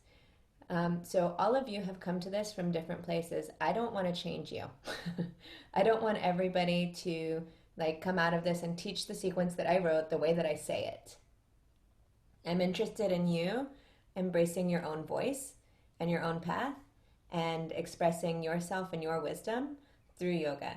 We do have the sequence, but again, that's a vehicle. It's a vehicle for the exploration to you. So I will continue to reiterate this throughout our time together because it's so, so important to me that you feel this. Not that you know it, but that you feel it and that you embody it. The world needs you, right? All of us. It needs what you have to say specifically. And so in the course of I've taken 3 200-hour trainings, like 2 or 3 sort of 50, 60-hour trainings, 2 300-hour trainings. One of the things that feels most important when I reflect upon those is maintaining space for your own voice, vision, power to transmit versus conforming to a particular thing. Does that make sense? So as we move through and we learn these things, continue. I'm so grateful for the level of interaction that is already present. Continue interacting this way. It'll be helpful for all of us. It'll feel better for all of us. And more importantly than that, it will ensure that when this program completes, you will have gotten out of it what your soul came to it for. So please know that I don't know everything. I don't think I know everything. And I'm here for you to bounce something off of. I'm here to clarify where I can. And all of that is going to be in support of you stepping into your power more fully and understanding how to make decisions that will help you to continue to grow. So a lot of the way that we will approach different things is going to be foundational, because this is a foundational program. We're not going to get super deep into you know, different types of muscle fibers and, you know, things that people some of you know, but also that's more of a 300-hour thing, right? We have a breadth to cover, and that's going to be at the expense of some depth.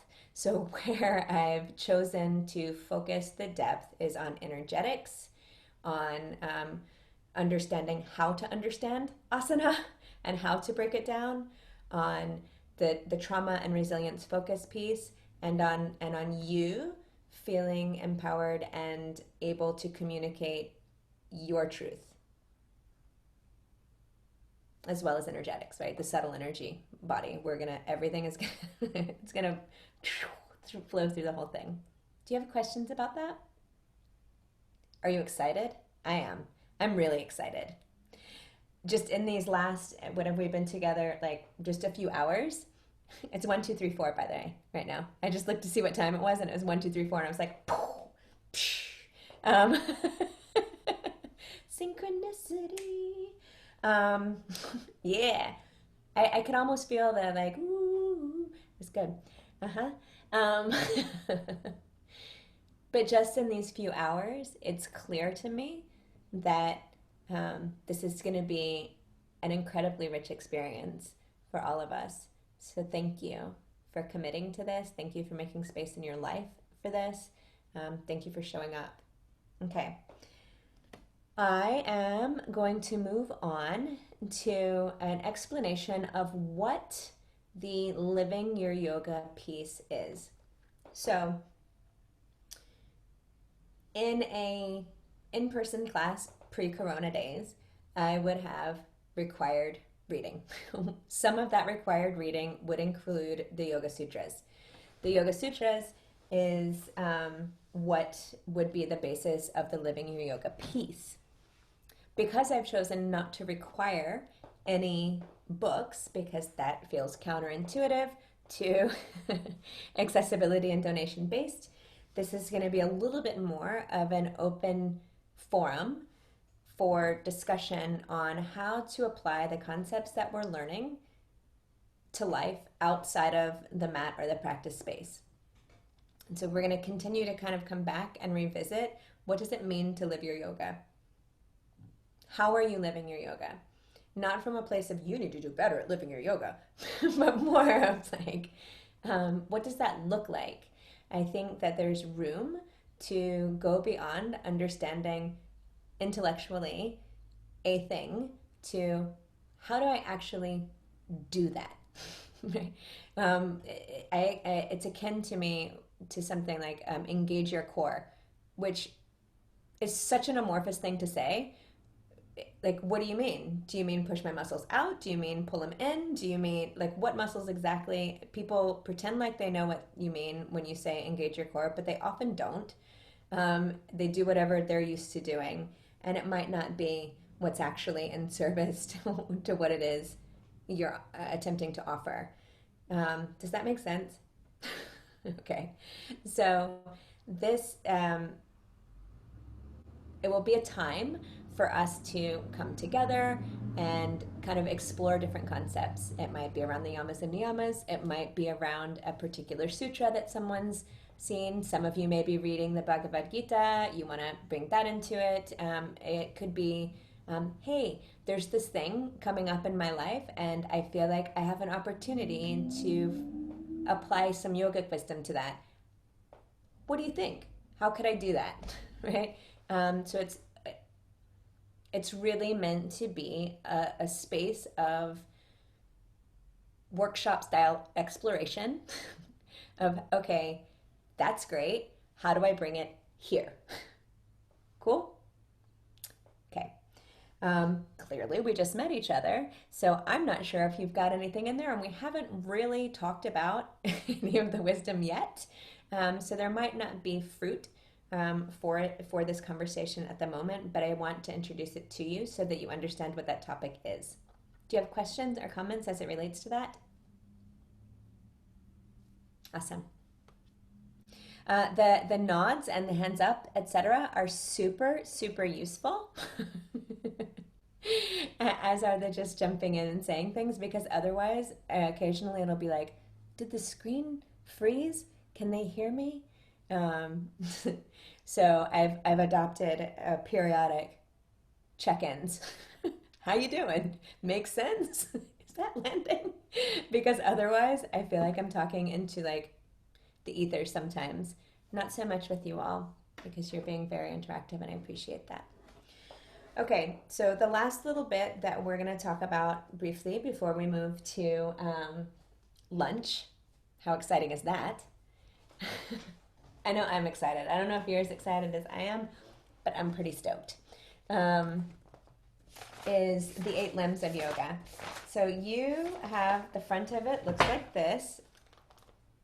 It's in resources. It's also on the lesson. I'm not going to say that I'll never miss one, but it is my intention to, as we have a lesson that uses a particular manual piece, I'll include it on the lesson and then I'll add it to resources. And then it'll continue to be in resources, and I will continue to post it with the lesson. I didn't include them all in advance because some people are going to be super type A and read ahead, and that's not necessary. We have just a really short period of time, and it's oftentimes in service to provide less information so that the information that's been provided can be integrated more fully before new stuff comes. Yes, so it's on purpose. And I promise you'll get what you need. And if you don't, tell me. So the 8 limbs of yoga, who is aware that there are 8 limbs of yoga? It's about a third. Yes. Most people, when they think of yoga, they think of, all the things that we said. And when it was like, hey, when I say yoga, what do you think of? But they also think of the asana. To most people, yoga is the asana. The asana is actually a pretty small part of yoga. It's one teeny part. It's one of the 8 limbs, but the first 2 limbs have 5 parts. So we're looking at, a little slice. So we're going to explore what all 8 limbs are as we move through the practice together. You'll see on page 3 of that manual, if you printed it out, sort of a sacred geometry that has each of the 8 limbs kind of put together and then broken out. The reason why I have that in there is because throughout this, part of what is important to me that you to begin to develop at least an understanding of is that every single thing is connected to everything else. Always. There is no separation. The reason why things feel like they're separate and discrete is because that makes it manageable for our brain. Otherwise, we would be overwhelmed.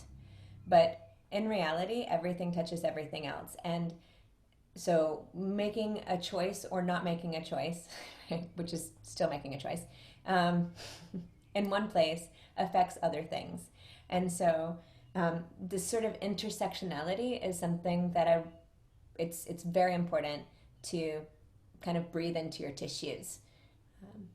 It's very liberating. It's also very empowering. It also invites one into the responsibility of being themselves. There's a call to action that arises out of awareness that I am always affecting everything around me by doing and by not doing. It's not something we can sort of game our way out of, right? Like, you're in life, life is in you, do or don't do, it's still going to make a difference. So all of the limbs are on that little thing that I showed you, but basically the yamas are sometimes referred to as restraints or things not to do. right? Ethical considerations is another way that they're often considered or described. That is the first limb. The second is the niyamas. Those are observances or things to do. So it's basically don't do this, then do this. After that is asana, which is what everybody, well, not everybody, a lot of people think is all of yoga. Then after that comes pranayama. Here, I'm going to show you this for those of you who aren't looking at it. And then after pranayama comes pratyahara, which is, well, I didn't tell you what the others are. Pranayama is breath control. When we talk about pranayama, we'll break that down a little bit more. But basically, it is shaping the breath. Prana means life force, so it's shaping the life force. Pratyahara is inner awareness. Dharana, concentration. Dhyana, meditation. Samadhi, enlightenment. So altogether, they can be understood as sort of a path. The first 6 of the 8 limbs of the yoga, like the Google. I don't know where that "the" came from. The first 6 of the 8 limbs are often referred to as things that you do. Like those are actions to take. The last 2 are things that occur as a result of those actions. So all the way up into 6, you're doing something active. If you consistently practice those 6, eventually the other 2 occur. Does that land? Perfect. So what I'm going to introduce in this moment is the yamas. And once we're done kind of talking about these, we can revisit it for sure. I just want to stick it in there. Traditionally, the passing down of yoga would be from one teacher to one student. And it would be in the order of the limbs of yoga. So we wouldn't start with asana like we do in the West. We would start with the yamas. The very beginning is stop doing the things that are causing you problems, that are causing suffering. The very first one of the yamas is ahimsa. That means nonviolence or non-harming. It's really easy to kind of think of nonviolence or non-harming. It's like, don't hit people, right? But it's much deeper than that. It's not about just don't hurt people or don't kill things. It's about not being violent in words, not being violent in actions, including the ones that you are using to yourself. And I'd like to submit for your consideration that the greatest violence that occurs oftentimes in our lives, the most consistent for sure, is the violence that we inflict upon ourselves. The ways in which even when abundance and comfort is offered to us, we push it away or tell ourselves we are not worthy of it, or we're going to ruin it, or we steal the joy of it from ourselves, which I'll come to that in a moment. Satya is the second. So there's 5 yamas and 5 niyamas. Satya is the second. That is truthfulness. So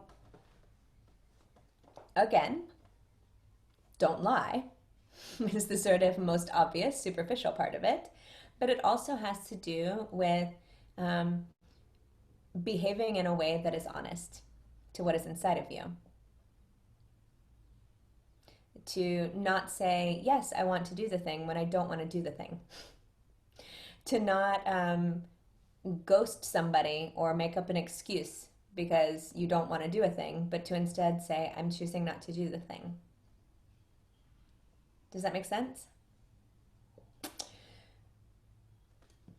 Satya and ahimsa are like sweet friends. They're like mirror twins, Anna. So what that means is like, do I say the thing if it's going to hurt somebody? Probably not. But is the hurt less than the value of the truth? If so, then I say the truth. Does this make sense? So, practically speaking, is it true that, and this is so trivial, but like, is it true that, you know, those pants don't go with that suit and it's embarrassing? Maybe. Is it harmful to say that? Probably. Would it make more sense to not say that? Yes. However, if I'm in a relationship, be it friends, work, love, whatever it is, and I don't want to be in the relationship, will it hurt for me to say I don't want to be in this relationship? Yes. Will it hurt more for me to lie and stay? Yes. So in that case, truth. Does that make sense? They balance each other out. They inform each other. So it involves a process of discernment, which is something that develops over time. The third is asteya or asteya. Non-stealing is the very simple way to put that. Don't take things that aren't yours. Don't claim things that aren't yours. To expand upon this one, you can think of the ways in which you or you have been on the receiving end of someone stealing your joy or your sorrow or your opportunity to learn and grow. And when I was little, there's four of us. I'm the only girl of four. But something my mom used to say to us all the time was, if it's not yours, don't touch it. Mm-hmm. Absolutely. From my perspective, like as it relates to things, all you need to know is that it's not yours. It doesn't matter whose it is. But also, if it's not your body, if it's not your space, if it's not yours, don't touch it. Don't touch it. Yeah. Yeah. When I was in the Marine Corps, I was a platoon sergeant for many years, and I had, this is such a silly story, but I had a fruit pie on my desk, and somebody took it and ate it, and that was the right response, Justine. And I remember feeling so betrayed. And it's just a fruit pie. It's whatever. It was like a 45-cent thing. It wasn't the fact that it was gone. It was the fact that it was not theirs. And they took it. I've had that same feeling around, being really excited about something and then going to tell somebody that I cared about that I was really excited about the thing and having them either be sort of lukewarm about it or even be like, there you go again, or whatever, making a response that saps the joy out of the moment. Have you experienced that? Oh yeah, I just got my car stolen. Yeah. Which was insane. And it's like, it feels very, like they've just stripped something from me. I mean, not that my car is the most important thing in the world, but it's just, it's just the principle. It's the idea that actually happened. Uh-huh. Yes. And to further on that, Lisa, if you told somebody you cared about, or if you said it right now and I was like, yeah, well, it's just a car. that steals your right to have a feeling about it. Completely agree. So all of these are like very long-term explorations and meditations. But does that make sense? The sort of depth of it? Okay. Can I just add something into that just because I was thinking of that and then you said it takes away her feeling of it. The way that I really look at it is when you're invalidating somebody's feelings too, like you're stealing that away from them. So there's times where I'm saying, this is how I feel, and then someone's like, okay, well, you shouldn't feel that way. Well, you just stole pretty much and took away the way that I feel, and that's not fair. Absolutely. We'll talk about it more when we get into the subtle body, but that is one of the traumas and abuses that affects the flow of energy through the channels of the body. Yeah. So yeah. Yes. Oh, I'm sorry. The one thing it resonates. There's this clip videos, kind of cartoonish, about sympathy versus empathy. Yeah. And if you say, Susie, I feel so sad because Susie's failing school, and then your friend tells you, well, at least Johnny is succeeding. And you can always rely on Johnny to do X, Y, and Z. So it actually makes you feel worse at the same time that it feels your concern and you feel ignored in a way. Mm-hmm. So it's stealing your emotions. I just see it the same. Empathy versus sympathy, it totally resonates with this line, at least for me. Absolutely. I agree. And we can begin to draw the sort of intersections even now with these examples. So if I'm stealing somebody's joy, that is also violence. So it's when we start to really think about these and pay attention to them and notice where it comes up in life, it becomes clearer and clearer with focus and with meditation, all of the ways in which there are opportunities to refine awareness and to refine choices in a way that's more empowering, more liberating for ourselves, for other people. Brahmacharya is the fourth. Brahmacharya is sometimes taught as sort of sexual restraint, but that is part of it. But really, it is a mindful conservation and use direction of life force energy. So it has to do with using your energy in a way that is in service to your life and to your purpose. And so things like scrolling mindlessly fall outside of the practice of Brahmacharya. Does this make sense? Which is not to say that if you've had an incredibly challenging day and you take some time to be with yourself and you look at the social media feed and feel connected to people, that's not a bad thing. So like none of these is like, oh, that's bad, don't do that. It's like, notice that you're doing that. Make a choice. Notice that you've made a choice. Accept that choice. Accept the consequences of that choice. Yes?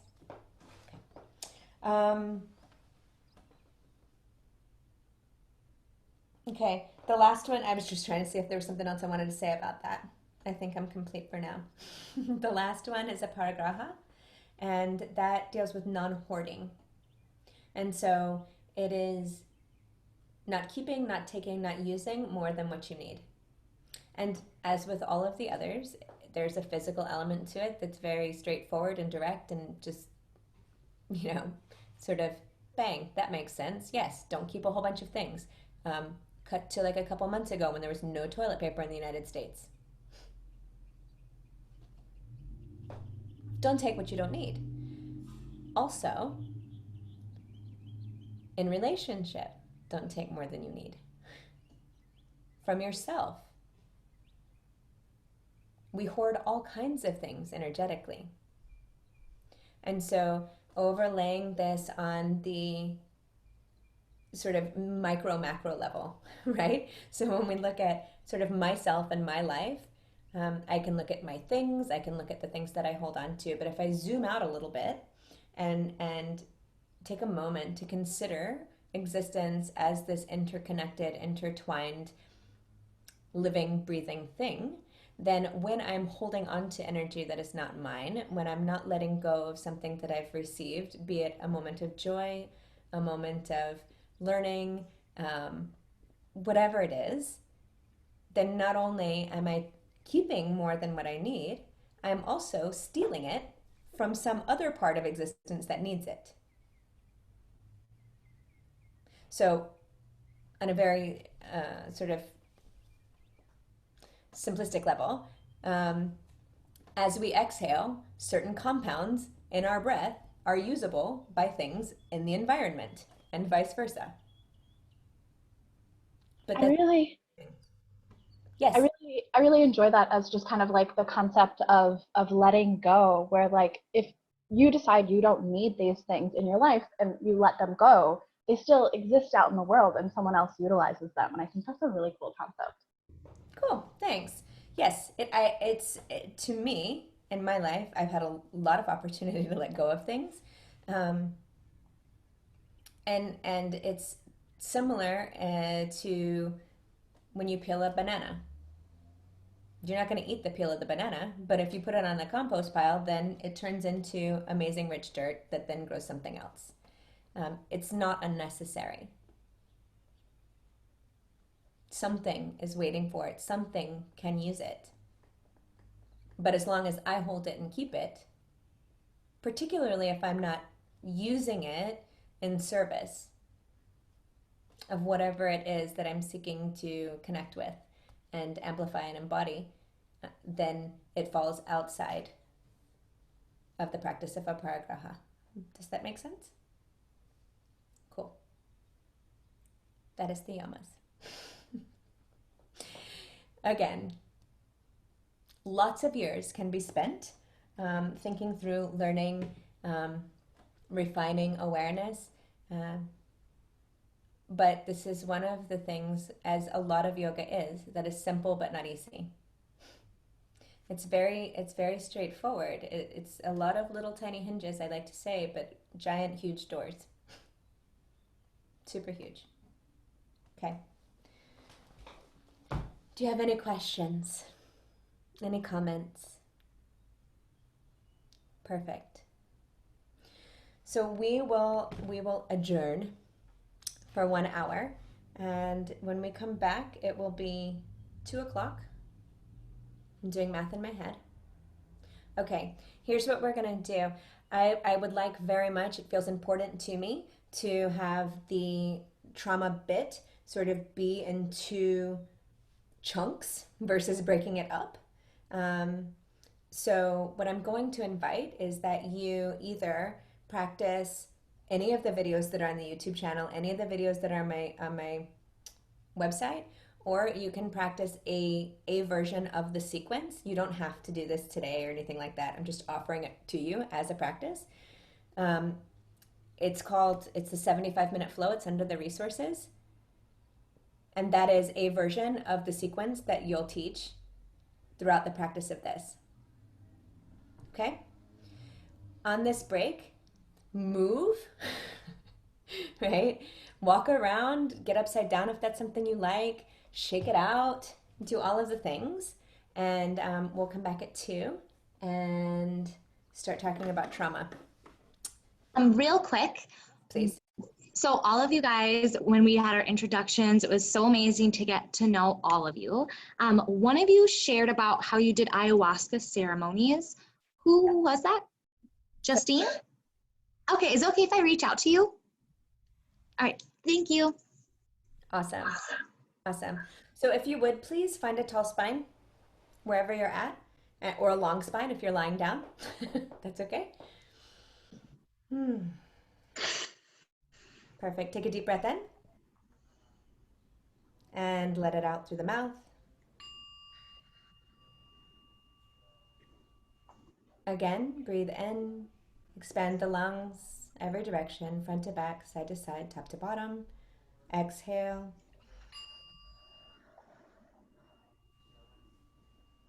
Last time, full deep breath.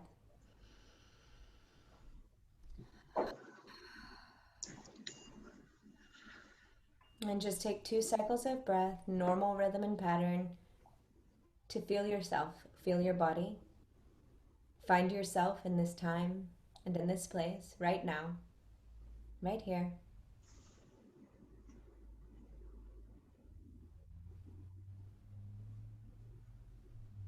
Inhale deeply, palms Anjali Mudra, exhale, chin towards chest. Just a moment of stillness.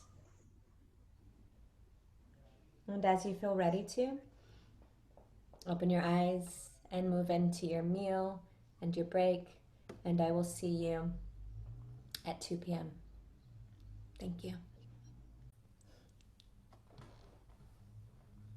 And as before, just take a few breaths to ground in. It doesn't have to be anything structured, but really give yourself a few moments to just kind of stop chewing, stop writing, stop organizing, and let yourself breathe.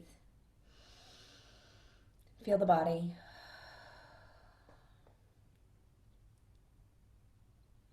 ready to be back here and you feel transitioned, don't rush it. Back into this space. Either turn on your camera or open your eyes.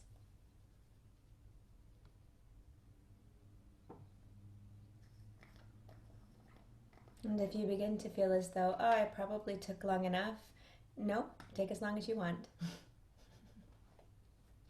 There's value both to you taking your time and to us having the opportunity to witness you taking your time.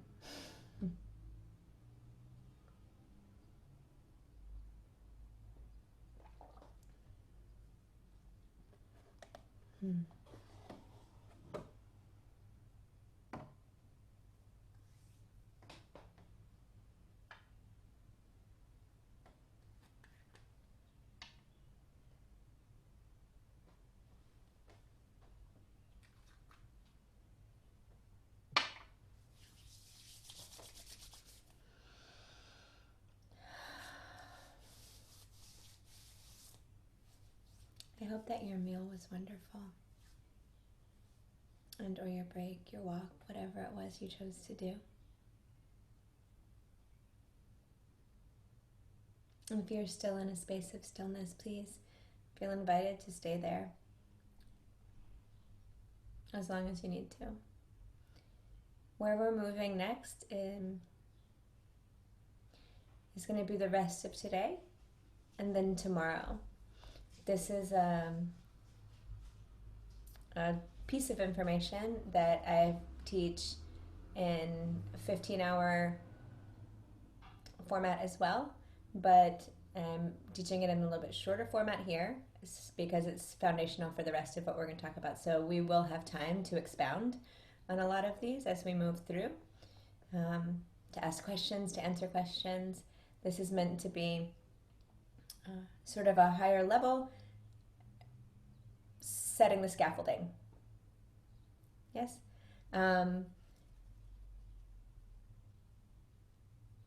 Since we're talking about trauma, it is inherently possible that activation will occur. Honor yourself. If you need to step away, know that that's okay. Please continue to breathe deeply. If you have something that you wish to share or add a question, please ask that. I will offer opportunities now and throughout our time together to share. Know that you don't ever have to. There will be activities. Know that you always are sovereign. Everything that I say in terms of asana, in terms of activity, this is a suggestion. It's an invitation. So please do your best to not do anything because you think you're supposed to.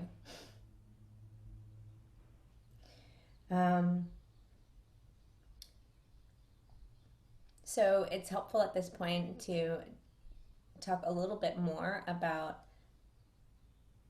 how I got here and the reason why, and sort of the entry point into this particular valley for me. So as I alluded to before, I was born to a mother who was she basically ran away from a severely abusive home, to my father who was in an emotionally, verbally abusive situation from his mother, but not his father. So one was violence, physical, mental, verbal. The other one was more manipulation, that sort of scenario. And so into that, and importantly, from those humans, I was formed. And thankfully, I had yoga, be it from a book. It was very, very, here, this is the page, open it up. Now we're going to do triangle pose. Great, do that for 5 breaths. Okay, now let's turn the page. This looks like child's pose. Let's do this one. This is legs up a wall pose. We'll do this one. And it was more of a thing that I've spoken with my mother a lot. I've done almost all of the parts of this training with her privately over the years. And it was really her not understanding why it was working, but it was helping her feel better. And so she had to kind of bring me into it because I was there and I was a kid. And it was either that or me basically impeding her flow. Nevertheless, it was there. The neighborhood that I grew up in, I mean, I lived in public housing in Jacksonville, Florida. Some of you are maybe aware of what Jacksonville, Florida is like, but it was really intense. It was really intense. My babysitter who lived across the street from me was murdered. Just a lot of drugs and gun violence and general shouting, physical violence, these sorts of things. And then my father kidnapped me when I was 5 and like legit kidnapped me, put me in the trunk of a car sort of thing and drove me to another state and had me until I was 7. In the course of that event, there was a lot of other abuses, verbal abuses, sexual abuse, physical abuse, and sort of mental, emotional messaging, which makes sense from the perspective of just, okay, I can get why someone who was holding a child would say things like, you know, nobody wants to hear your voice, etc. So it makes sense from a detached perspective and was super traumatic. When I was 7, he got engaged in a relationship with somebody who absolutely said, I hate this person, it's me or her. You have to get rid of her. And so he put me in a car and he took me back to my mom's house and kicked me out of the car and drove away. This is the person he told me was trying to kill me, and that's why I couldn't try to get in touch with her, that she wanted me to die. So super traumatic. And then the next day after that happened, my grandmother, my mom's mother, told me that I was to never speak a word of anything, and if I did, she was going to kill me. So I pulled everything in. That caused not responses really, but reactions, behaviors. We'll discuss, and I'll point out when we get into the curriculum more, the places that caused me to make choices that replicated because I was trying to move the energy. Right? So that resulted in several sexual assaults and drugs and all kinds of things. And all of that sort of came to a head. I found myself accidentally overdosing on opium in an alley in Miami Beach. And as I was laying there, not sure if I was going to ever walk again, I thought to myself, oh, no, this is bad. I have to do something different. And so when I was able to get up, I was 18 at the time. When I was able to get up, I went and joined the Marine Corps. And left. I didn't stop. And it's important to point out that I understand now the ways in which I was resonating in a specific frequency. And I'll point out, and I'm not at all saying it's my fault and I made something happen. I'm not saying that. But it is important for me to communicate this sort of subtle energetic part of it because it's actually empowering. It's not disempowering as it might seem on a superficial level. So, became pregnant, had a very, very difficult pregnancy, a very traumatic birth. My son was not breathing when he was born and he was paralyzed for many weeks. And at the very tail end of that, my brother took his own life. He was my best friend in the world. And I pretty much fell apart. I just kind of became a barely held together mass of flesh. I was constantly in panic. I barely had a moment where I wasn't reactive and activated. And yet I was active duty in the military. And so I had to hide all of that, which was quite a challenge. Somehow I did it. And this led to going back to meditation. So I found it when I was 12 and sort of off and on practice, but it was definitely not the cool thing. So it was very undercover, under wraps, like something that I did at home, but it helped even still. And in the intervening, so this is 23 years ago, maybe a little bit longer. Wow. At any rate, it was at that point that I realized, whoa, this is really, really amazing what's happening. Because I started to feel like, okay, maybe I don't need medication to function.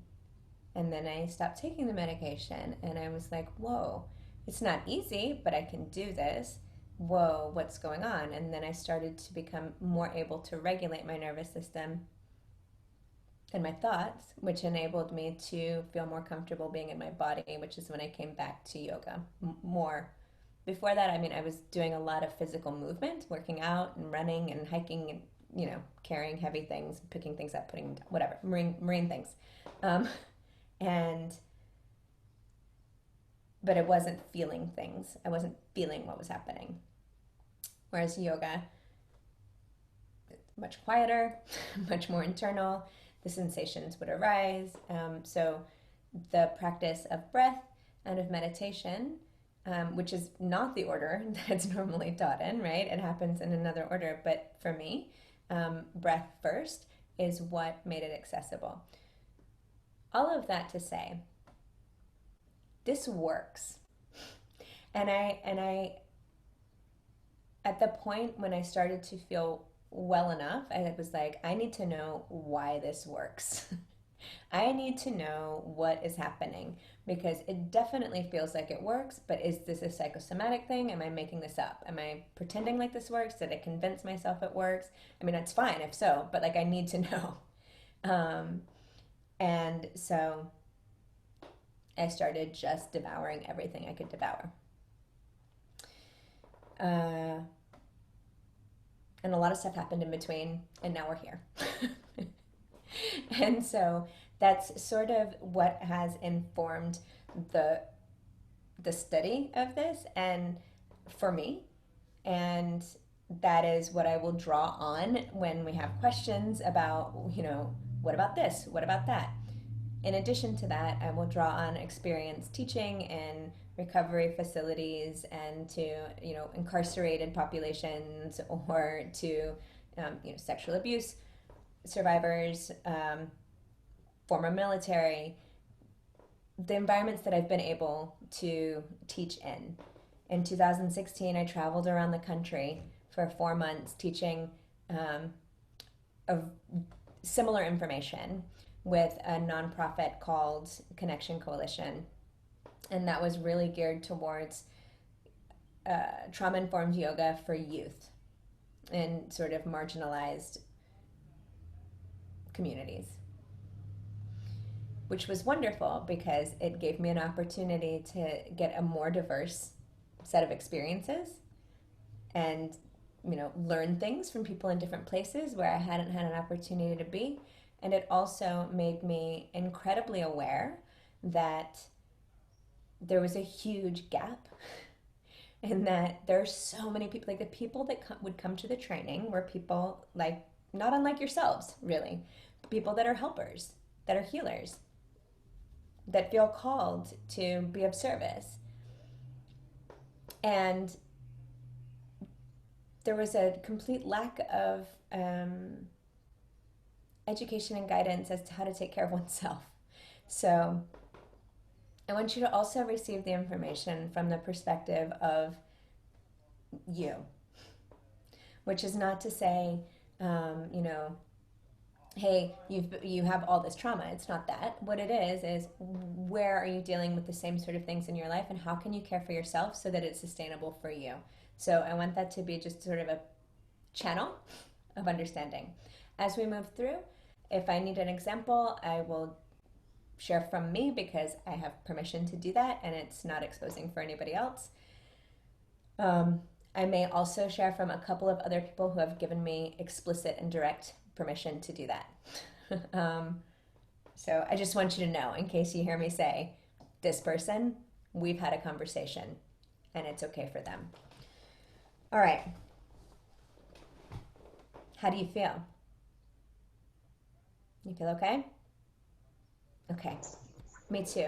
I feel very grateful to be having this conversation with you, particularly as we embark on this journey together. So today and tomorrow will be this information. We'll move through trauma, what is it, some of the psychological elements to it, some of the sort of pieces that will be useful to us in exploration. It's by no means everything.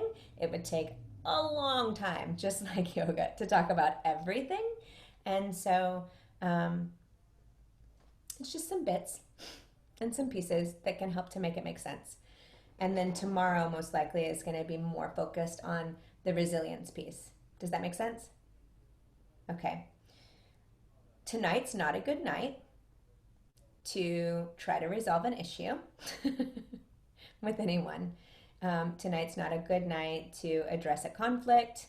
Tonight is a great night to care for yourself, to nurture yourself. Every night's a great night for that, but particularly tonight is a great night for that. Take a shower, get a hug, sleep, rest, watch, whatever it is that makes you feel nourished, loved, and cared for. Cool? Okay, so the brain. Let's start there. The brain is super, super complex. So what we're talking about now is the sort of most refined tidbit that will help to make this make sense. And it's called the triune brain model. There are other brain models, but this one works well for kind of understanding the pathway of traumatic experience or stress. And that's how we're going to approach it first, because stress is an aspect of. There is, I like the hand model. Has anybody seen the hand model before of the triune brain? Holly has? Cool. So this will be old news for you, Holly. But it's a real, oh, you've seen it too, Justine? Triune brain? I don't understand the triune brain? Triune, Triune. Okay, I never heard that word before. It's basically broken into 3 parts. Okay. Clearly there's way more than that in the brain, but we're dealing with sort of 3 levels. Cool? Okay. So who has familiarity with what's often called the reptilian brain? Almost all of you. So on the hand model of the triune brain, you can think of the reptilian brain as sort of this part of the hand, right? The reptilian brain, or the brain stem, is responsible for autonomic functions, right? Like automatic things. It's responsible for digestion, right? It's responsible for fight or flight, like responses, right? This sort of thing that you do without thinking. It's also responsible for breathing, and that's important to understand because breathing is one of these really cool functions of the body that will happen automatically, but that we can also direct. Does that make sense? And so think back to the last time that you felt stressed out or anxious about something. Notice what happens with your breath. How do you experience your breath in those moments? It gets short. Mm-hmm. Yeah. What else? Sometimes I find that I'm not really even breathing, like I'm holding my breath almost. Mm-hmm. Yeah. What else? I find tension, it like there's tightness and breathing itself, but I even feel it in the back of my throat, like in my voice, like it's, and sometimes I'm almost not aware of it until I speak, and it. Yeah, yeah, absolutely. Tightness in the chest. Tightness in the chest. Yeah, for me, for sure. Yes, absolutely. Anything else that you notice? So take note of those things, and now think about how you breathe when you feel calm and relaxed. And notice just viscerally, check in to the difference in those feelings. Okay. So the brainstem is responsible for self-preservation. That's what it's interested in. It's interested in you breathing, digesting, reproducing, eliminating, staying safe. Super useful. We need the brainstem. A lot. The next part of the brain in the triune model is the limbic brain. And you can think of that as a thumb, sort of tucked into the palm. The limbic brain is the part of the brain like this. I see you guys kind of going. It's great. The limbic brain is the part of the brain that it's sort of the poet of the brain. I like to think of it. It's the part of the brain that tells stories, and there's texture, and the part of the brain that kind of narrates in a way, not word wise, but sort of the sounds and the ooh, that's nice, and also the like ugh, gross, right? It's the storytelling part. It's also the part that houses empathy. It's the part that absolutely learns non-verbally. So the things that we learn from watching. You know how you have a thing, we've done it a couple times, and even in the short time that we've been with each other, where there's a feeling. And in order to describe it, we kind of go, or whatever. The brain understands it, but there's not words for it. Does that make sense? Cool. Have you ever had, or do you have, a song or a certain type of weather, or, I don't know, some sort of visual or sensation related cue that makes you feel a certain way? Yeah, me too. Not my brain. The other thing that's interesting to note about it is that this is also the part of the brain that learns how women are supposed to look, how men are supposed to look. You know, sort of, we stand here, we stand there. The things that we learn from watching and observing, not so much didactic stuff. Does that make sense? So like right now, I'm not really speaking to your limbic brain, and I'm not speaking to your brainstem. I'm speaking to the next part of your brain, which wraps over the top of that, and that's the neocortex. At least in this model, the next part of your brain. And so the neocortex is the part of the brain that's rational and logical and learns verbally. It's the part of the brain that can sort of take a longer view, right? They can solve problems.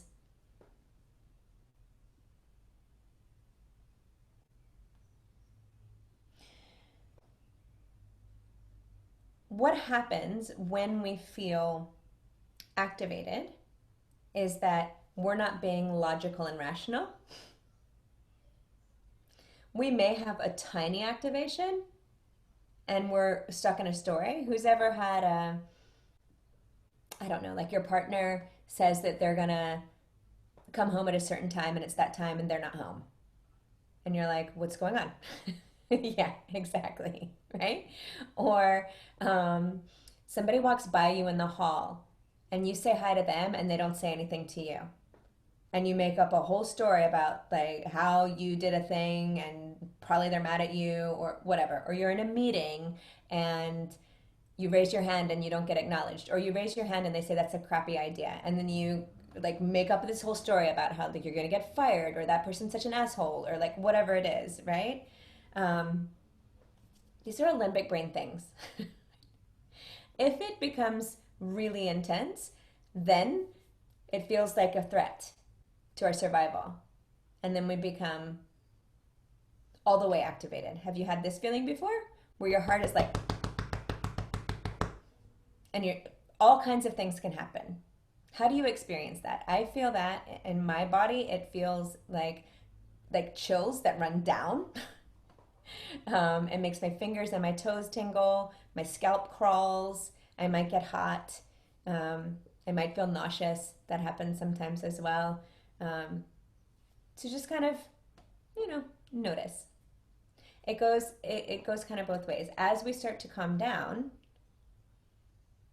if we're here, then we start to tell a story about it, right? Recently, well, not that recently now, a year ago, a little bit over a year ago, I was rear-ended at a full stop by a car that just, it totaled my car and injured me pretty badly. And at first, I was just shaking. I couldn't catch my breath. My body was just discharging energy, and I wanted to curl up in a ball and like didn't get a full breath in, just completely here, right? And then as I started to calm down and my nervous system began to regulate, the limbic brain started to come online. This is important because I don't have access to either of these when I'm here. So the paramedics, or what happened, I don't know. I have no idea. I don't remember anything. Where am I? What's today? What do I do now?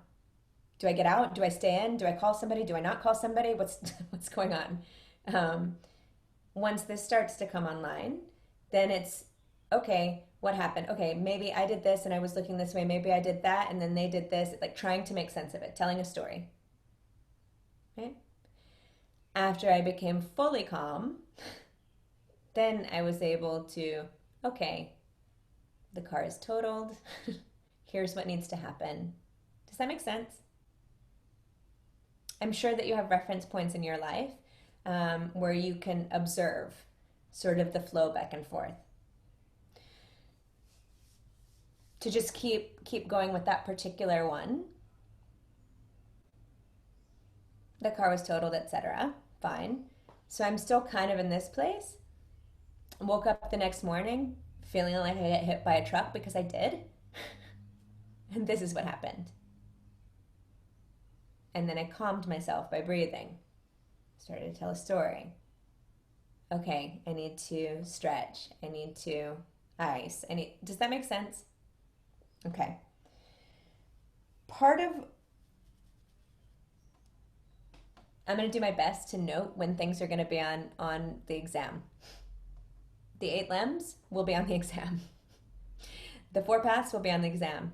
Understanding the triune brain model will be on the exam.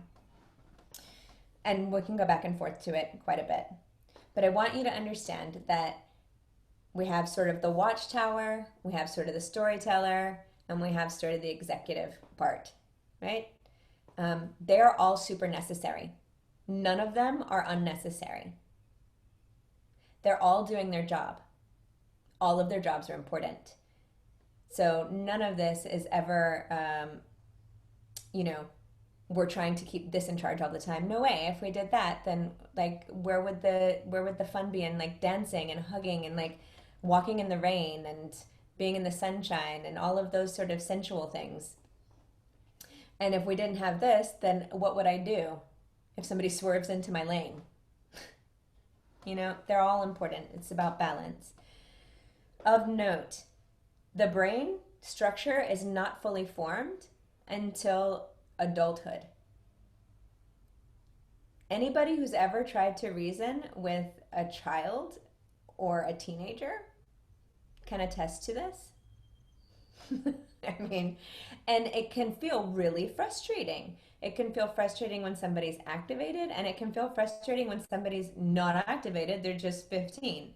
And it seems so logical to say, well, X, Y, and Z, and they just, it's like they don't even get it. And the response can be frustration, anger, whatever. But I find it helpful to remember it's not that they don't want to, it's that they can't. They don't actually have access to that particular function. So they're not trying to not understand. They're trying very hard to understand. Yes, Elsie. You don't fully develop that like rational thinking part of your brain until you're about 25. Yes, exactly. So can I just chime in? I don't know if I mentioned, but I'm finishing my degree in biopsych and neuroscience. So my dad used that with me all the time growing up. Your brain, your prefrontal cortex isn't fully myelinated yet, so don't try to tell me, he always used that to me. So now I'm almost 25. For women, our myelination of our prefrontal cortex should be completed by now. So whenever he tries to oh, well, I'm like, actually, Dad, I literally am getting my degree in neuro. So don't try to tell me like I'm an adult now. But he's always like, it's like you can think of it like the car isn't attached fully to the brakes. And like the brakes are there, but it's not like you're pressing on the brakes. It just takes a lot of extra time for the brakes to actually kick in and to work. So that's why teenagers and young kids are always seen as like really like irrational and like really what is the word I'm trying to say, like act really fast and stuff. It's like their brakes are not like connected to their full part of their brain. So it's really interesting. It's so thank you. Chime in whenever you want, all of you. We've got a wealth of deep knowledge, so please chime in. Okay, that's the basics of it though. So the vagus nerve is the next part that I want to talk about because I like that smile, Serena. She's like, yes, let's talk about the vagus nerve. So again, chime in.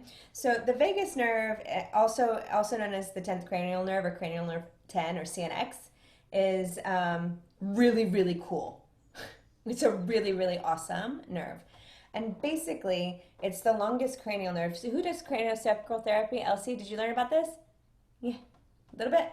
I've had not super specifically with the nerves. Craniosacral is actually more about the cranial bones and like the way they move. Yeah, cool. Thank you. So basically, what's important to understand about cranial nerve 10, or the vagus nerve, is that it runs from the brain down the spine, and then it's got what's called efferent and afferent fibers. And the reason why that is important to understand from the perspective of yoga, trauma, movement, breath, is that when we become stressed, like you mentioned, the breathing becomes more shallow. And so the stimulation of the vagus nerve dissipates. Does this make sense? The brain doesn't have any idea what's going on. The brain is just a brain. Like it's just, there's all kinds of cool stuff in it, but it needs the body and the nerves to tell it what's happening. A brain without a body doesn't know what's going on. So if we are in a space of stress and we're not stimulating the vagus nerve, which is basically sending these, are you okay? I'm okay. What's going on? This is going on. Cool. Great. Da da da. Do this. Don't do that. Like over and over again. Then we lose a lot of information, number one, but the body becomes unsafe eventually because I don't understand what's happening. There's a buildup of energy in my body. My brain is going to think, whoa, something's up with that. Start to feel it. Woo, that might be a problem. That's different. We're going to talk about that in a second. But when we breathe into the belly, when we breathe deeply, it stimulates the vagus nerve. When we stimulate the vagus nerve, it wakes up a more free flow of conversation that allows the brain to feel calmer. It's, I think, the easiest way to explain that. So when someone says, take some deep breaths, it's super freaking annoying. But it's rooted in actual science. Like if you take deep breaths, it will calm you down. You don't have to believe that it will. It just will, which is one of the things that I love most about science. You don't have to believe it for it to be true. It's not a matter of opinion, it just is, right? If I touch something hot, I will burn. If I breathe deeply and stimulate my vagus nerve, it will stimulate the relaxation response in my nervous system. It just will. It'll work for everybody, and that's that. Important to note, as it relates to working with people in trauma, is that it can be activating to breathe. And the reason for that is that brings sensation that has been blocked. When I bring awareness to sensation that has been blocked, then I have to understand what that's about. And it can be terrifying. So know that one of the ways that I like to think about it is like if you're going to be in liminal space with somebody, if you're going to hold space and open that, then be prepared for catharsis. Be prepared to hold space until it stabilizes. Does that make sense? Okay. There's a lot more that we could talk about as it relates to the vagus nerve because it's super, super cool. But I think what makes sense right now is to, I have a little, hold on, let me get this.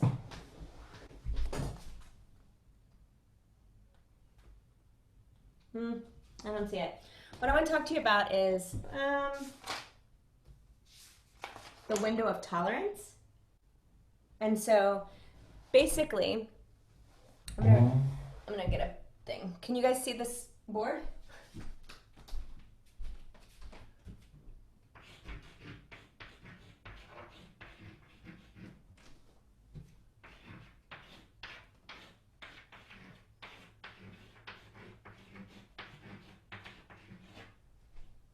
So we have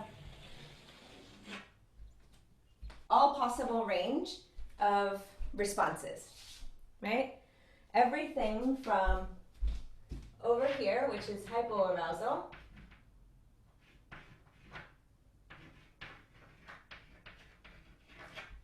in yogic terms, that would be tamasic.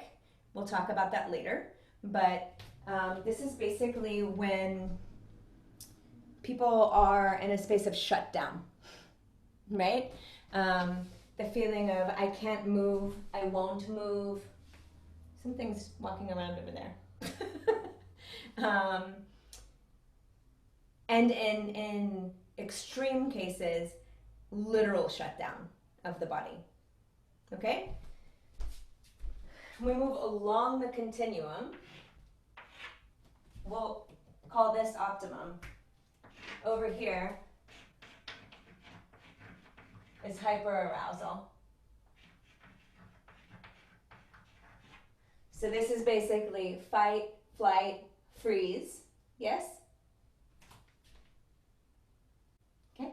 I think, are both sides hyperarousal? I can't. One's hyper and one's hypo. Okay, thank you. Yes. So we're like, here, maybe this one will help. This is the up. This is the down. What we're working towards is this middle point, which is, we'll call it optimal. So we have this zone of arousal that wherein we can receive and assimilate information. We can integrate, we can operate. We become stressed, we can tolerate that. We're feeling joyful, we can tolerate that. All of these things happen within a space that we find the capacity to be present for. This is the space in which we can learn and communicate and connect. Through the practices of yoga, meditation, and others, but we'll talk about those, the goal or intention is to increase the window of tolerance. So as I experience stress in my life, this window of tolerance becomes smaller and smaller and smaller. there are more things which activate me to either shut down or to go into fight, flight, freeze. Can you relate to this? When we're first born, little babies, we don't know anything. Do you recall how babies breathe? Have you seen babies breathe recently? First of all, it's the most adorable thing ever. But secondly, naturally, they breathe into their belly. They do deep diaphragmatic breathing naturally. And as we experience life, that dissipates. And the diaphragmatic breaths become less and less. As you all already intuitively know, because I said, when you feel stress or activated, what happens with your breath? And all of you identified, oh, it becomes shallower, or it becomes shorter, or I hold it all together. This is not a diaphragmatic breath response. It's not activating or stimulating the vagus nerve, among other things. It's also probably changing the levels of oxygenation, et cetera, in your body. But for the purposes of this, engaging a diaphragmatic breath will take this sort of window of tolerance from here to like here, eventually, right? Or wider, until what happens is that there is more of life that I'm able to tolerate. Said another way, yoga is the practice of tolerating one's own existence. And so it's not as though anything on either end of it is not okay, or any part of the brain is not okay. It's a matter of finding that balanced place. Sattva in yoga. You don't have to remember these terms. We'll go over them later, but I'm just threading them in there because repetition helps. Okay. Yes. Someone once said to me that, and I think this relates, but someone once said to me that like they didn't understand why people get so upset when babies cry a lot. And it's because like everything that they're experiencing is a trauma onto them, because they've never experienced it. So like if they hear the lawnmower, they've never experienced it, and that's to that life, that's like a trauma at that point. And then they get hungry, they don't know what that hunger is. Like if they've never been like hungry for longer than 3 hours, they don't know what hungry for longer than 3 hours feels or means to them. And so for everything that like the increases as the child gets older and older, like after within the first 3 months, that's why they start crying less and less and less, because they get used to those feelings. So I feel like it really correlates to what you're saying. Absolutely. Absolutely. Thank you for sharing that. Yes. Yes. And it like made sense to me. And I feel like I've always been tolerant of children, but like now I feel I'm more appreciative of it. And I always wonder, I'm like, oh, you're crying. I wonder what thing you're experiencing that like that is new to you. Like you have like life is happening to you, but I don't know what it is, as opposed to being like, just shut up, please shut up. Yeah. Yeah. Can I add something to that? Elsie, yes? Oh. Go ahead. You can go ahead first, and I'll. Okay, sorry. Oh, not sorry. I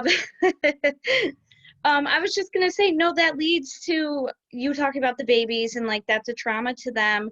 As we know, the relationship is one of the biggest parts of our entire lives, and we focus a lot on, or I focus a lot on self-regulation. That's something I've always focused on, but lately I've been focusing more on co-regulation, and that's really what the baby is looking for, is to be co-regulated. They're looking for the nurturer, the mom, the dad, the grandparent, anybody who's taking care of them in that moment to meet that need. And that's where, if they're not getting that in that co-regulation, then that can increase their traumatic experiences, and where they build those relationships is going to really suffer if they're not co-regulating. Absolutely. Absolutely. Very well said. And Zanera, what's your nickname one that you had? Because I had it. Zoya. Zoya. It keeps changing on my on my Zoom. It keeps changing to my full name, but something different and I couldn't remember what it was. I'll remember now. Yeah, okay. Sorry. I'm doing my best to remember. I keep changing it. Like every time I catch it, I'm like, I'll change it, but then it uh it reverts back. Okay, it's no worries. I just wanted to use the right name or the preferred name. Cool. Thank you. What you said about wondering sort of what's happening for you, this is one of the primary important pillars of being trauma informed. It's not what is wrong with you or why are you doing that. It's what are you feeling? What happened? What is present for you? How are you feeling right now? What is going on inside of you? How are you experiencing this moment? Can I stop it? What's wrong with you? Can I so with especially with like the babies and then every new experience is a trauma.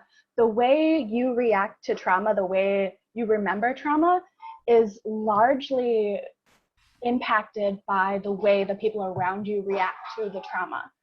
So that's kind of the idea of like when babies fall and hurt themselves, if you react in a really dramatic way, they're going to think something terrible has happened. But if you act like it's no big deal, then it's no big deal. Mm-hmm. Yes. And I want to throw into the sort of well of inquiry to this that the dose makes the poison. So while what is being said is true, we could take it all the way to the other end of the spectrum, and then it becomes sort of a negation of feeling. Does that make sense? And so just to call out explicitly this sort of spectrum of what is possible, because this will come up later. Okay. Let's do a 3-part breath. You want to breathe into your diaphragm? That sounds super fun, huh? Cool. So you don't have to sit up straight, but you totally can. It helps the breath, but if you're comfortable where you're at, stay there. So take a few breaths to just notice how your breath is working for you. Simple breath awareness.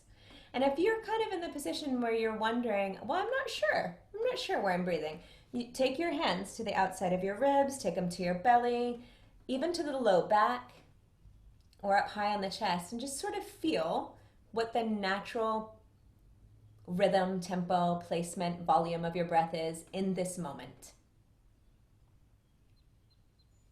And then take your hands and place them at the bottom of your ribs. Mm-hmm. And visualize your lungs in 3 parts. And as you breathe into the bottom part of the lungs first. And then you can let the hands go up to the mid part of the lungs. And then the upper part of the lungs. And then as you exhale, reverse that flow. Upper part of the lungs, then mid, and then low. Feel the difference? Let's do it a couple more times. You don't have to move your hands if you feel it, but if you're still kind of feeling into that sensation, move your hands with it and even consider taking the hands to the side body.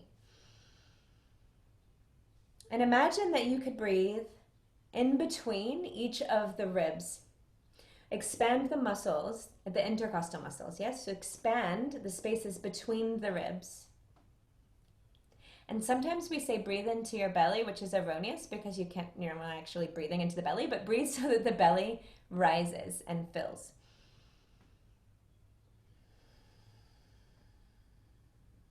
Perfect. Keep breathing that way as long as you feel good. The 3-part breath in pranayama, in yoga pranayama, is called dirga pranayama. We'll revisit this later, but 3-part breath is a really easy to receive way of explaining it.